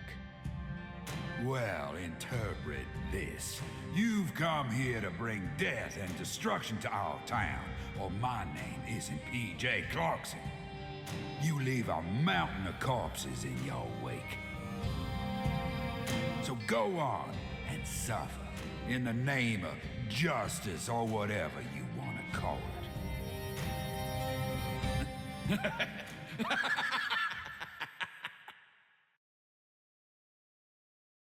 Zach, I'm willing to do whatever it takes to prove that we fight on the side of justice. But why was Philip here in the first place? I thought we were inside her mind. No need to answer, Zach. The only reason this world's so fun is because of all the mysteries it holds.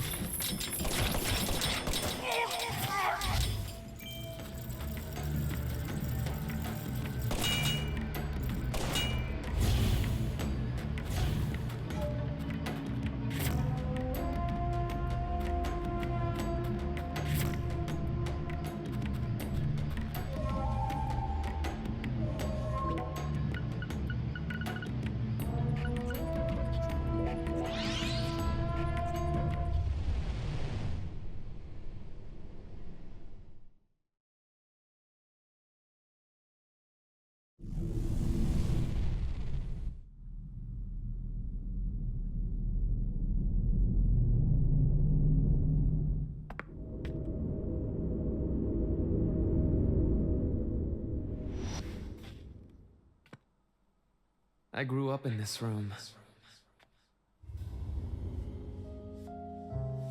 As my back broke under all my father's expectations.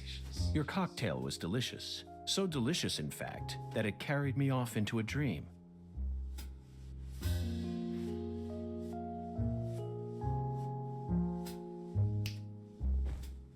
Huh.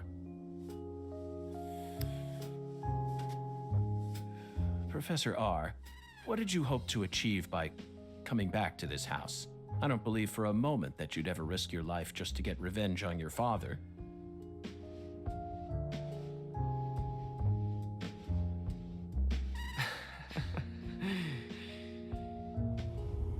Leonard Clarkson. That was my name when I lived here. Everyone called me Lenny. My father taught me all sorts of things so that I would grow up to become a proper heir. How to manipulate people. How to properly use tools such as violence and rewards. But I could never bring myself to care about any of it. You left this place in order to find your true self. But what did that achieve? In the end, you fell back into Lucare. And now you spend your time selling the new drug you created, preying on the weak. You and the Clarksons are exactly alike in that regard. No, you choose your victims indiscriminately, which makes you even uglier. Some people find joy in ruining themselves, offering up their lives to whatever they worship. This cycle has repeated itself since long ago. To me, it's the most noble of actions.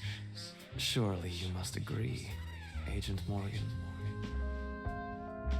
Stop trying to rationalize your crimes with that dramatic gibberish. Vicissitudo, the Latin word used to describe a fluctuation between two polar opposites. Galena's body wasn't a declaration of war. It was this, wasn't it? Those severed roots were fakes. Who did you force to kill Galena? I can't believe you figured out that much. You're dangerous. What you're talking about is true madness, not some noble fairy tale. You're going to shoot me. Okay. Go ahead and shoot. Come on! Shoot me! The Clarkson bloodline is cursed. It needs purification.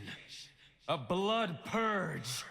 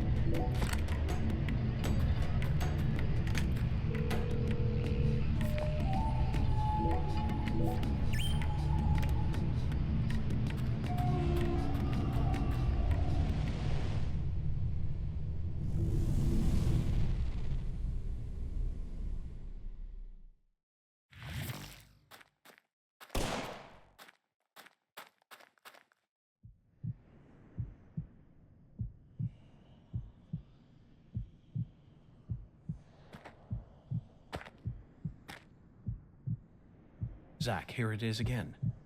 A red tree and a translucent cocoon. I think we've reached the core. The goddess of fertility will descend into Lucare, and then the sweet fruit will be ours. Destruction is the first step to creation.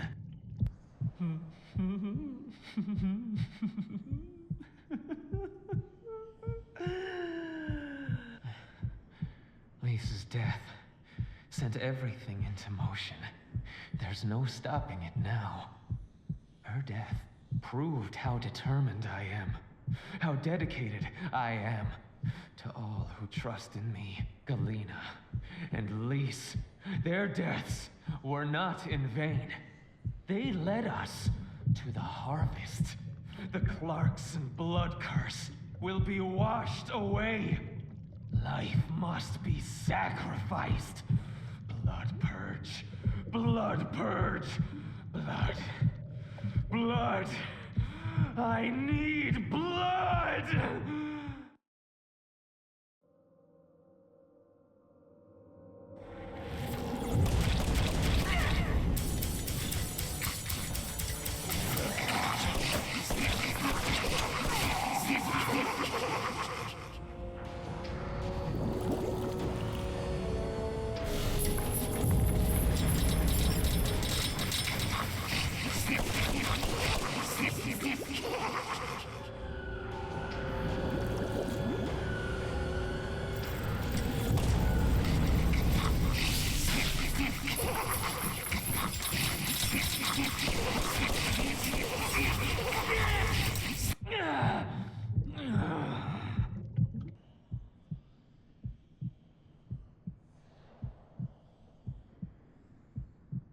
Galena and Lise, they're both dead.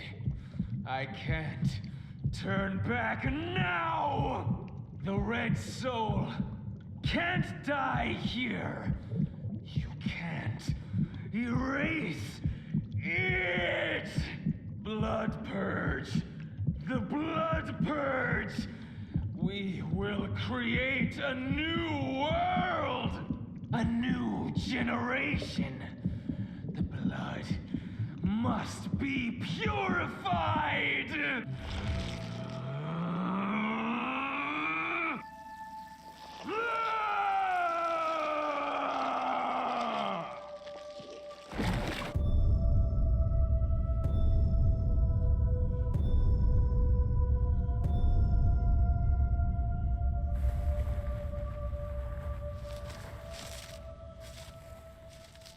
That's the true self you worked so hard to find. I'm sorry, Lena.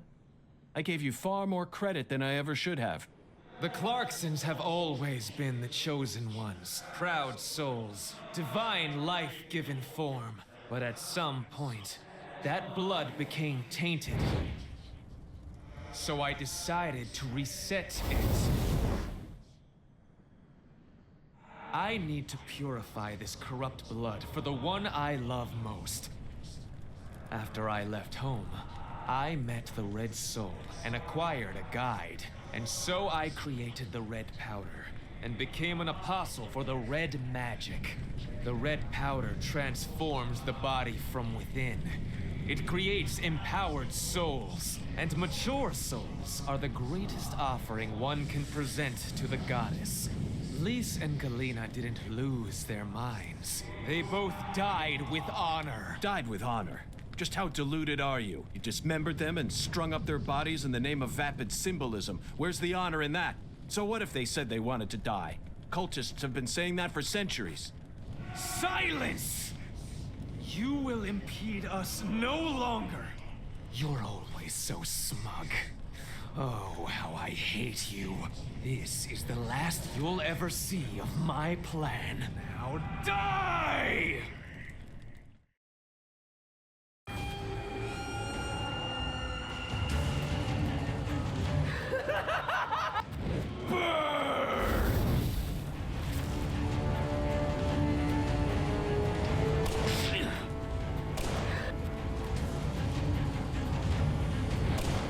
Purification!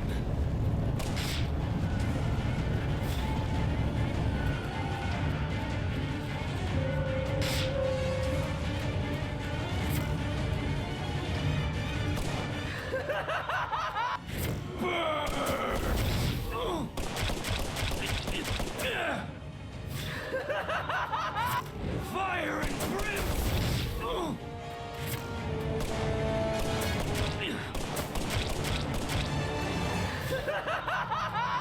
Fire and brimstone!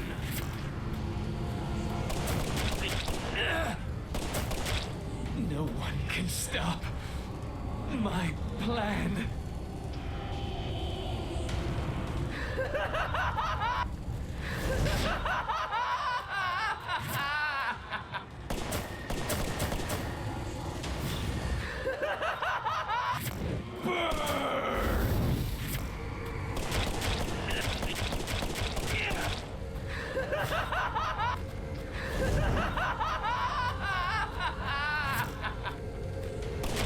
This can't be happening. I'm supposed to be invincible.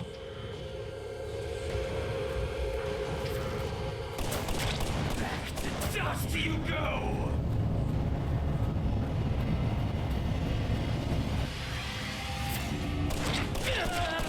If you kill me, no one will be left to tell you about the plan. No. How could I lose? But it's too late. No one can stop my plan. Now, not even me. Red Tree!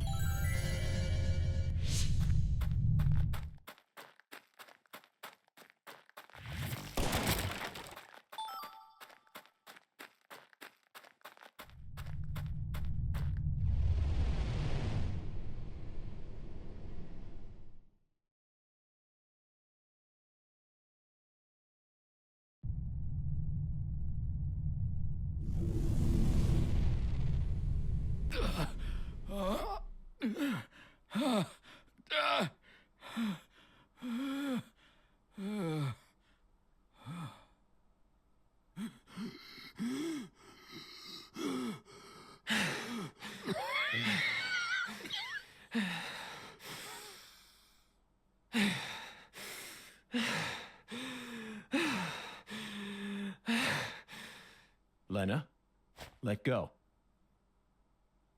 I'm going to count to 3. Then you're going to get down on the ground and put your hands behind your head. Got it? See this? If I let go, the bomb in the fireplace will explode. Do something smart for once, Lena. Detonating that bomb won't solve anything. You're wrong, Agent Morgan. It'll give me the ending I've always dreamed of. Leonard, you're wrong. Killing me will bring back our family's prosperity. No! I know I am right! You never change. Once you make up your mind, that single idea possesses you. It's almost like you're cursing yourself. Oh, my, always holding on to all your pain. No! You're the one who's wrong! When you first told me about the disparity between your mind and your body, I didn't know how to love you. Stop it! I don't want to hear this! But I always knew from the very start. Stop talking! There was something special inside you. I also know that you had any cause with your older sister. Your own flesh and blood. Shut up!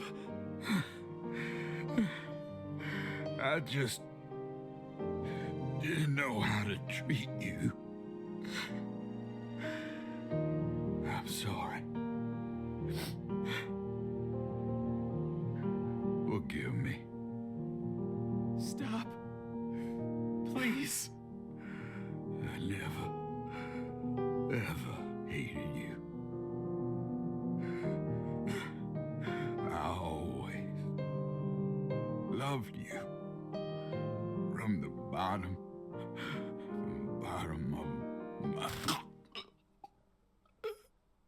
I said shut up. Don't, Lena. This is necessary. All of the corrupt blood must die. The Clarksons' blood must be purged. Then, the purity that's left behind can rebuild the Clarksons' legacy. Is that the goddess of fertility? Go and see her with your own eyes. You're an FBI special agent. Surely you can find her. No one can stop my plan now. Not even me. No, stop!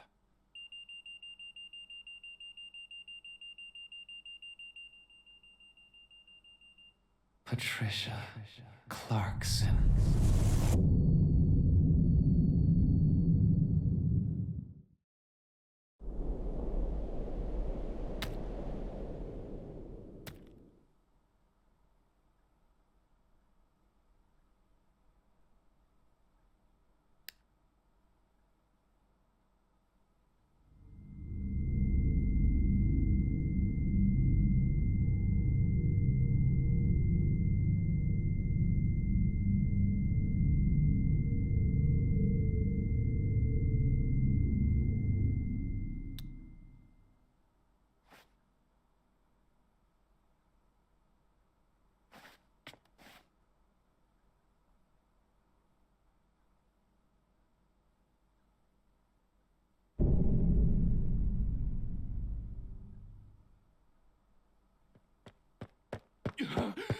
Paul! Oh, Paul! Oh my God!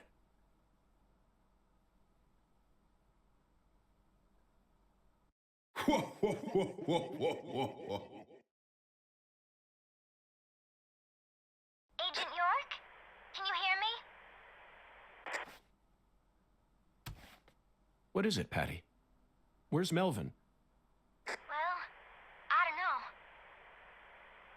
He won't answer me, and he ain't at the sheriff's office either. What should I do? You think he got caught up in some kind of trouble? Oh,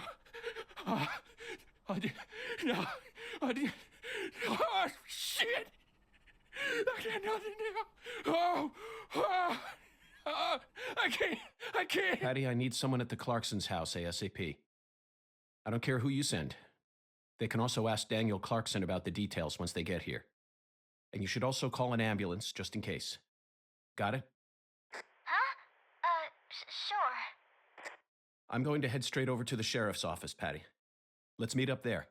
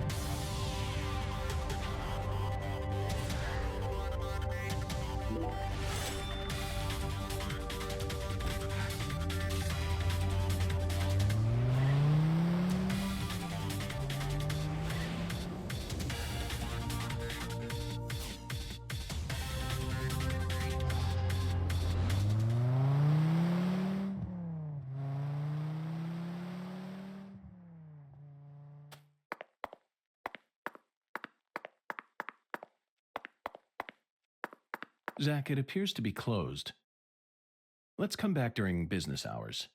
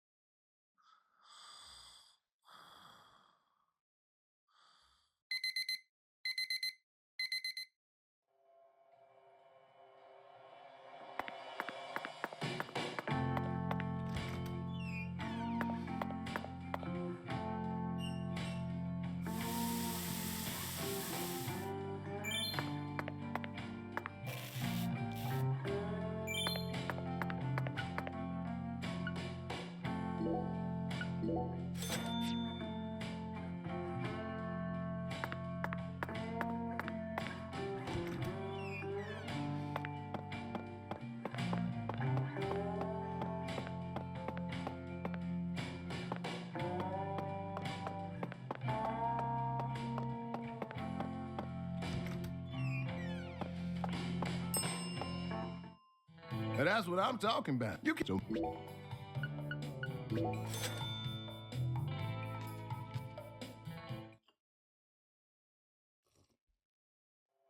Hey,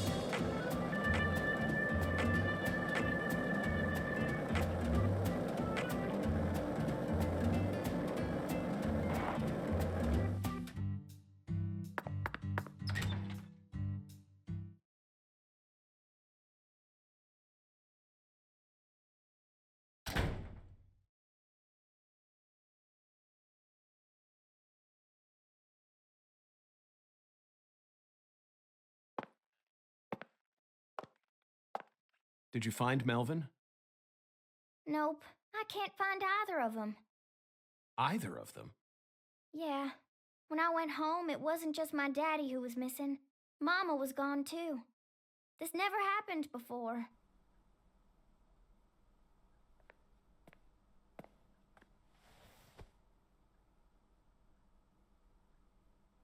Zach, we need to stop Professor R's plan no matter what it takes. Relax, Patty. You don't need to worry about a thing. I'm sure that Melvin just stumbled across an important clue that's stolen his attention for now. And I'm sure he's protecting your mother while he's at it. Let's just leave the investigation to the local police and rest for today. I need to prepare a report for the HQ anyway. How about staying with me in my room until we find them? But... You don't need to worry. I can't make you any homemade food, but I've got a first-class chef and a first-class concierge at my disposal. Oh, and a very affable bellboy. It's a lot of fun at that hotel. But... Okay, I guess. Thanks, Agent York. You're a lady, so you take the bed. Zach and I will be fine on the couch.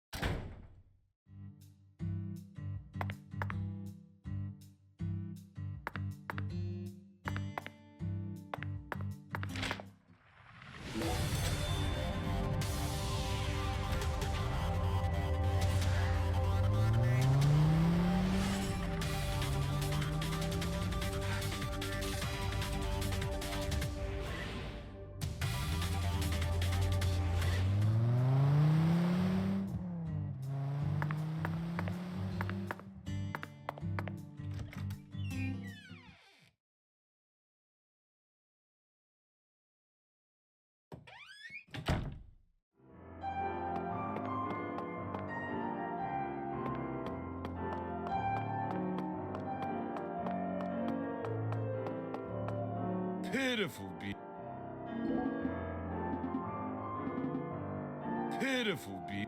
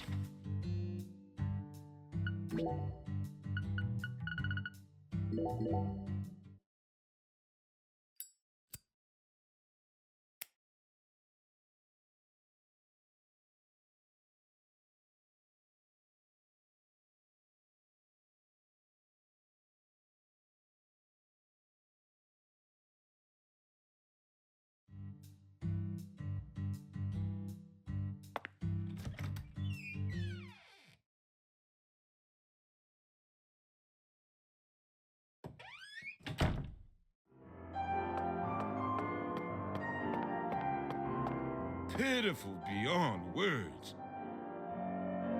You did well to come here, as pitiful as it may seem. We humans have little control over the state of our own health. Someone may seem very healthy, only to find out they're suffering from a severe disease after taking a test. I've encountered many lost lambs who fell into that very predicament. Allow me to pray that the same doesn't happen to you, my son.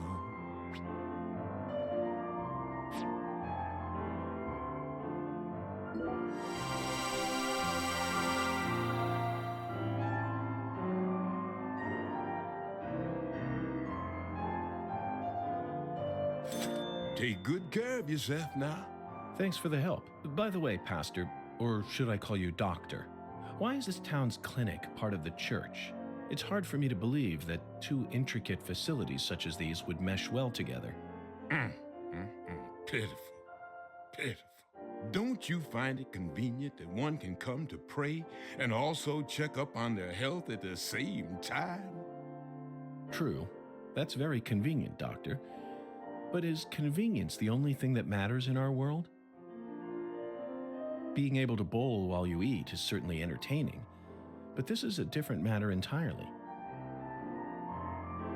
Does the Lord know that his lost lambs are all coming here to pick up their painkillers right after service? Do the coughs and moans ever mix in with the hymns? Doesn't the smell of antiseptics or the ambulance sirens ever interrupt morning prayer? Pitiful. Pitiful. The will of the Lord is far greater and far deeper than what we could ever comprehend. You see, the Lord does not possess emotions in the way we think of them, and he certainly never feels anger. Besides, churches have always been used as field hospitals since long ago, back in the days when our people were more violent and hungry for war. You've got a point. But we aren't in wartime right now. Aren't you worried about more peaceful problems? For example, if a patient or even one of your nurses starts making a confession during a surgery, would you stop the surgery and focus on their confession? Or would you continue the surgery and listen to the confession whenever you take a breather? I would focus on the surgery, of course. After all, there is no need for me to listen to any confessions personally. The Lord listens to them all himself. Then what about this? During surgery, a patient asks you to euthanize them. What if they beg you to let them die so that they can go and be with God? What would you do? You pitiful lost lamb. I'm not trying to give you a hard time. I'd just like to clear up all the questions that popped into my mind. Answer me, Doctor. Would you let them die, or would you ignore their pleas? Regardless of the case, I would never abandon any life I encounter, not as a servant of God, nor as a human being. And I'm sure the same goes for you, Agent York. Besides, I'm only a physician. I may bandage up wounds every now and then, but I never perform surgeries. I see. Another perfect answer. Well then, Doctor, or should I say Pastor, whatever you are, please just allow me to ask one final question. How do you use the profits you earn from the clinic? They aren't offerings or donations. It's nothing but pure profit, yes? I'm just wondering about how you deal with this in terms of U.S. tax law. Oh, so pitiful. Oh, Lord, please save this poor lost lamb. Pitiful. Truly pitiful, just pitiful, pitiful.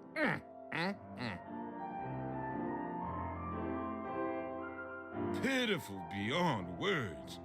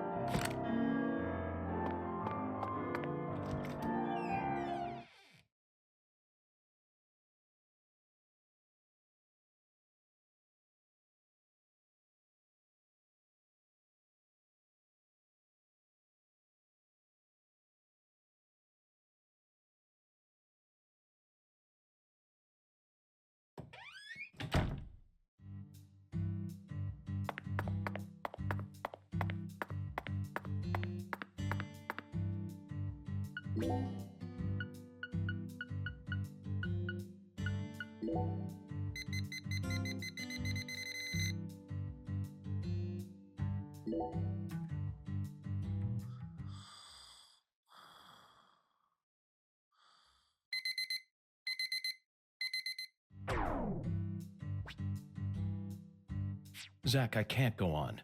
We need to eat something. At this rate, I'll be the first FBI agent to die of hunger while on duty. I'd prefer not.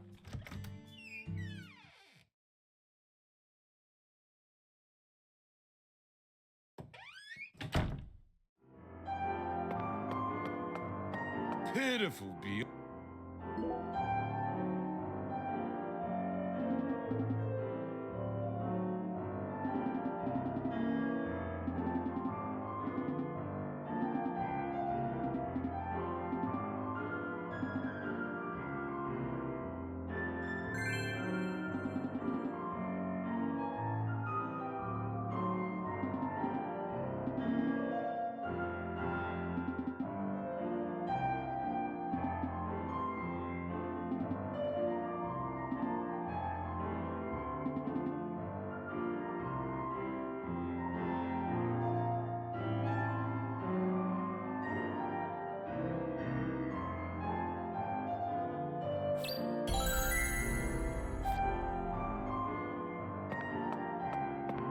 Pitiful beyond.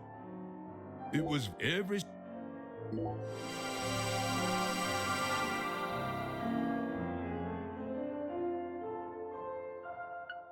The Lord is always watching over you. Please return to us any time you wish.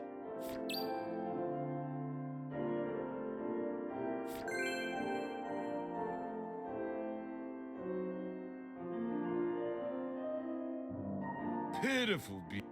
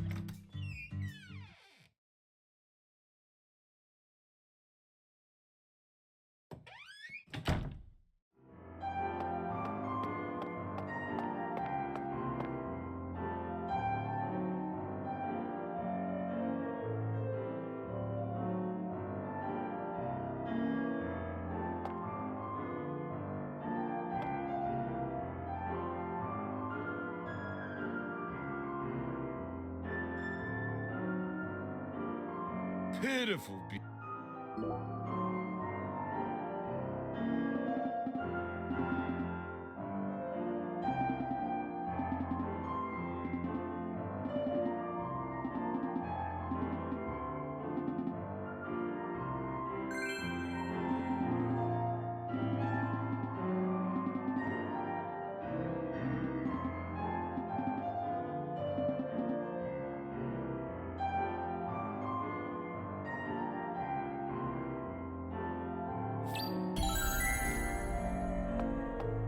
Pitiful be.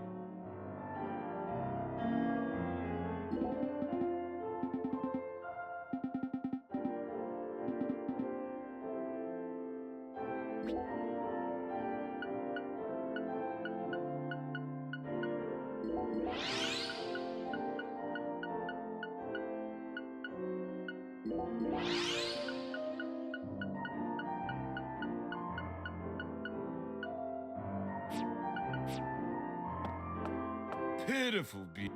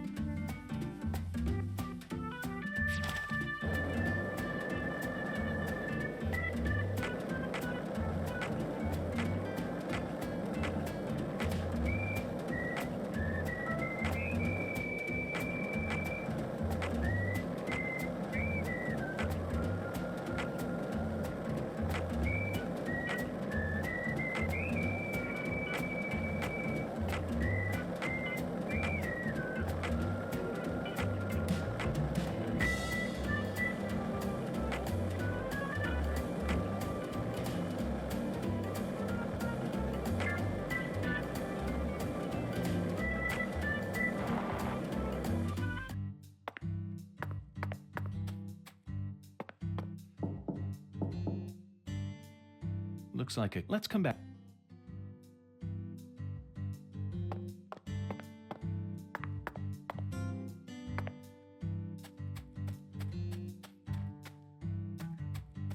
What else have you seen on that sci-fi movie channel? Agent York, why are you asking me that? Discussing movies is one of the most basic forms of communication in our country. What time period do you live in? It's always been.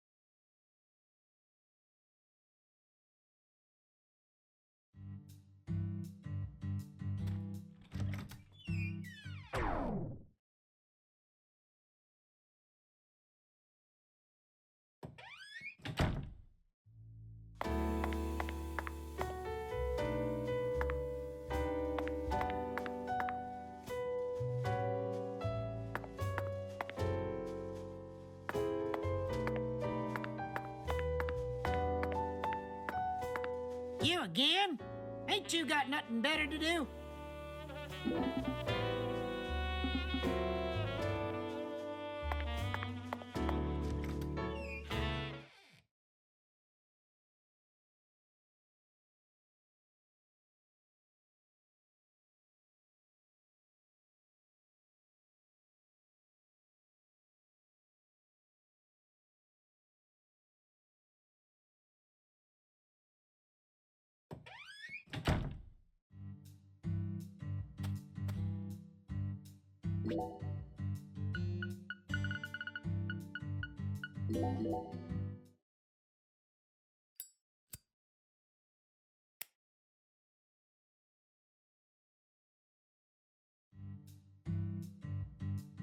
Hey,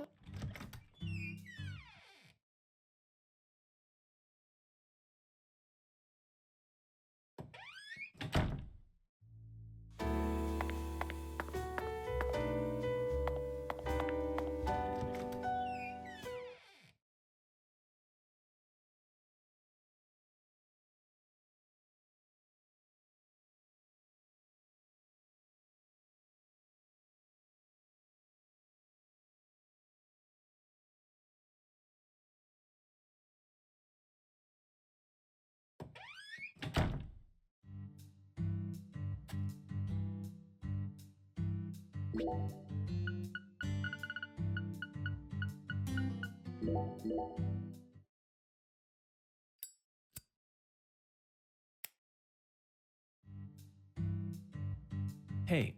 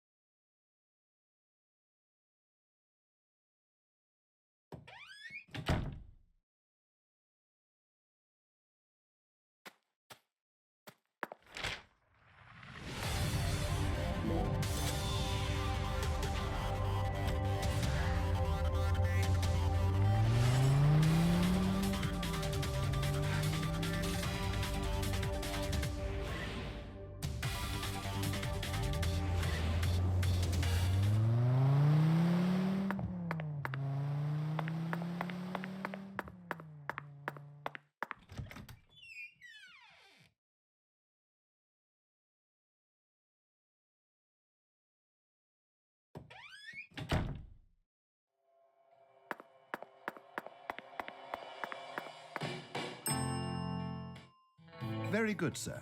Please, come right this way.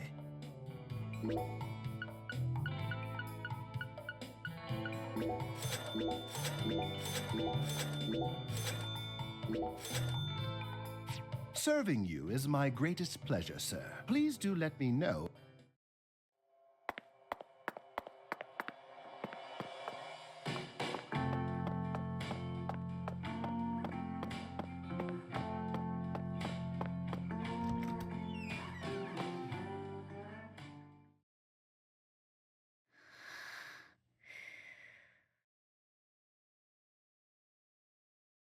Zach, the Clarkson family tree is nothing like we thought it was.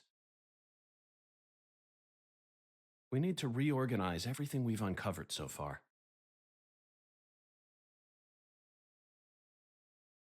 She was so tired she fell right to sleep. Hey, Zach. I'm in a very difficult spot right now. I feel like this case is heading in a direction that will be extremely unpleasant for her. I've never felt anything like this during any of our cases thus far.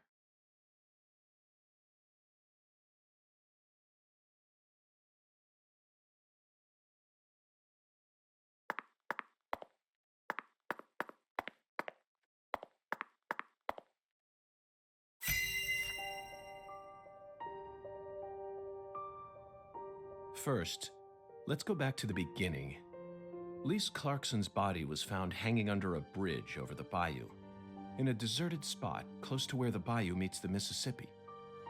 The one who fired the pistol at Heaven surely had no idea what he would find there. Speaking of which, Zach, Chuck, the man who started this race we're running, what's his occupation?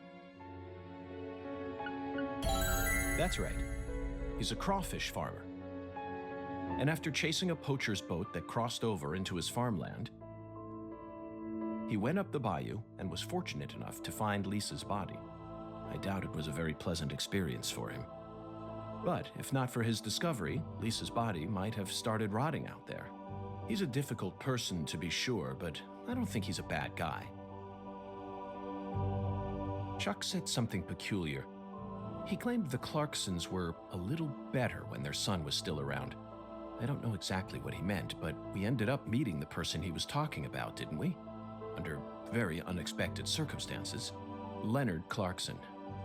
He ran away from home, found his true self, then changed names. So, Zach, do you remember her name?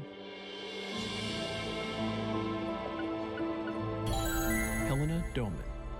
The townspeople call her Lena. She was also known as Professor R while she plotted against the Clarksons. She's the mother of the new drug known as Sang Rouge. She must have also had a group of followers who worshipped her fanatically. I can see it now. Lena sprinkling down the red powder, corrupting every last pure and innocent girl in town.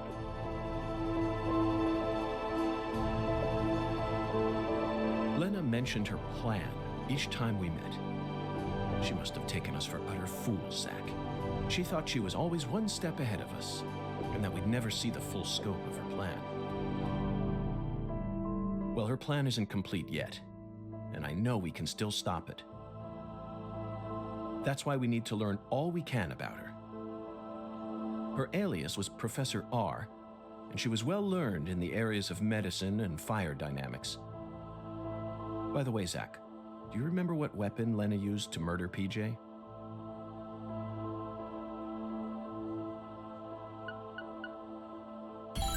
Correct. She used a miniature bomb. To tell you the truth, she surprised me. That bomb was so well placed, it left hardly any damage on the building itself, yet still did amazing work on them. Lena should have used that brain of hers for something more productive than that saga of revenge. For example, reviving Lucare's economy from the industrial sector. Widen your perspective, and you'll see that Louisiana is an industrial treasure trove. With her intelligence and her charisma, I'm sure she would have found some amazing opportunities. Such a tragedy. Zach, there's one more important matter we need to think about here. Galena Clarkson, who was murdered in jail. Her body was dismembered, then rearranged into a V shape. Patty and Melvin claimed it was a severed roots killing, but that doesn't make sense to me. And PJ Clarkson disapproved of it when I met him in the other world. He saw Galena's parts lined up and was overcome by an inexplicable fear. Tell me, who killed Galena? Unfortunately, we don't have the answer to this one yet, and it's too big a problem to solve with mere speculation.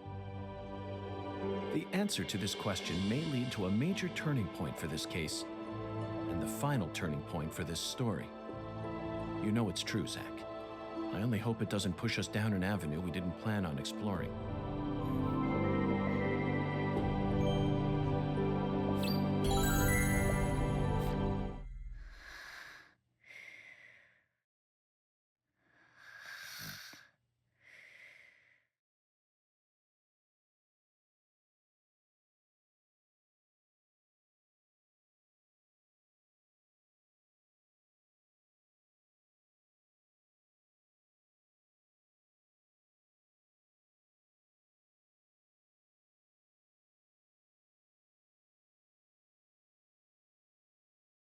Hey, Zach.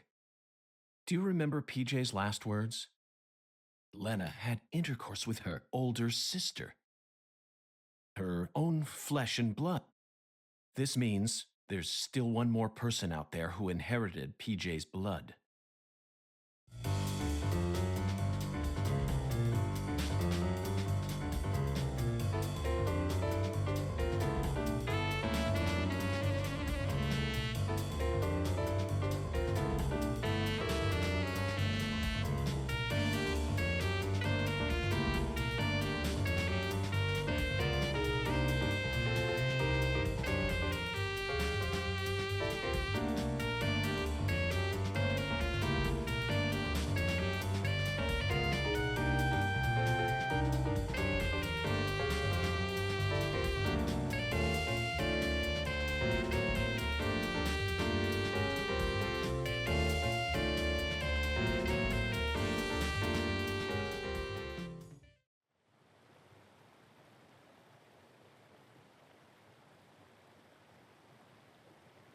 Oh, fucking poachers, now I gotcha. Caught you red-handed.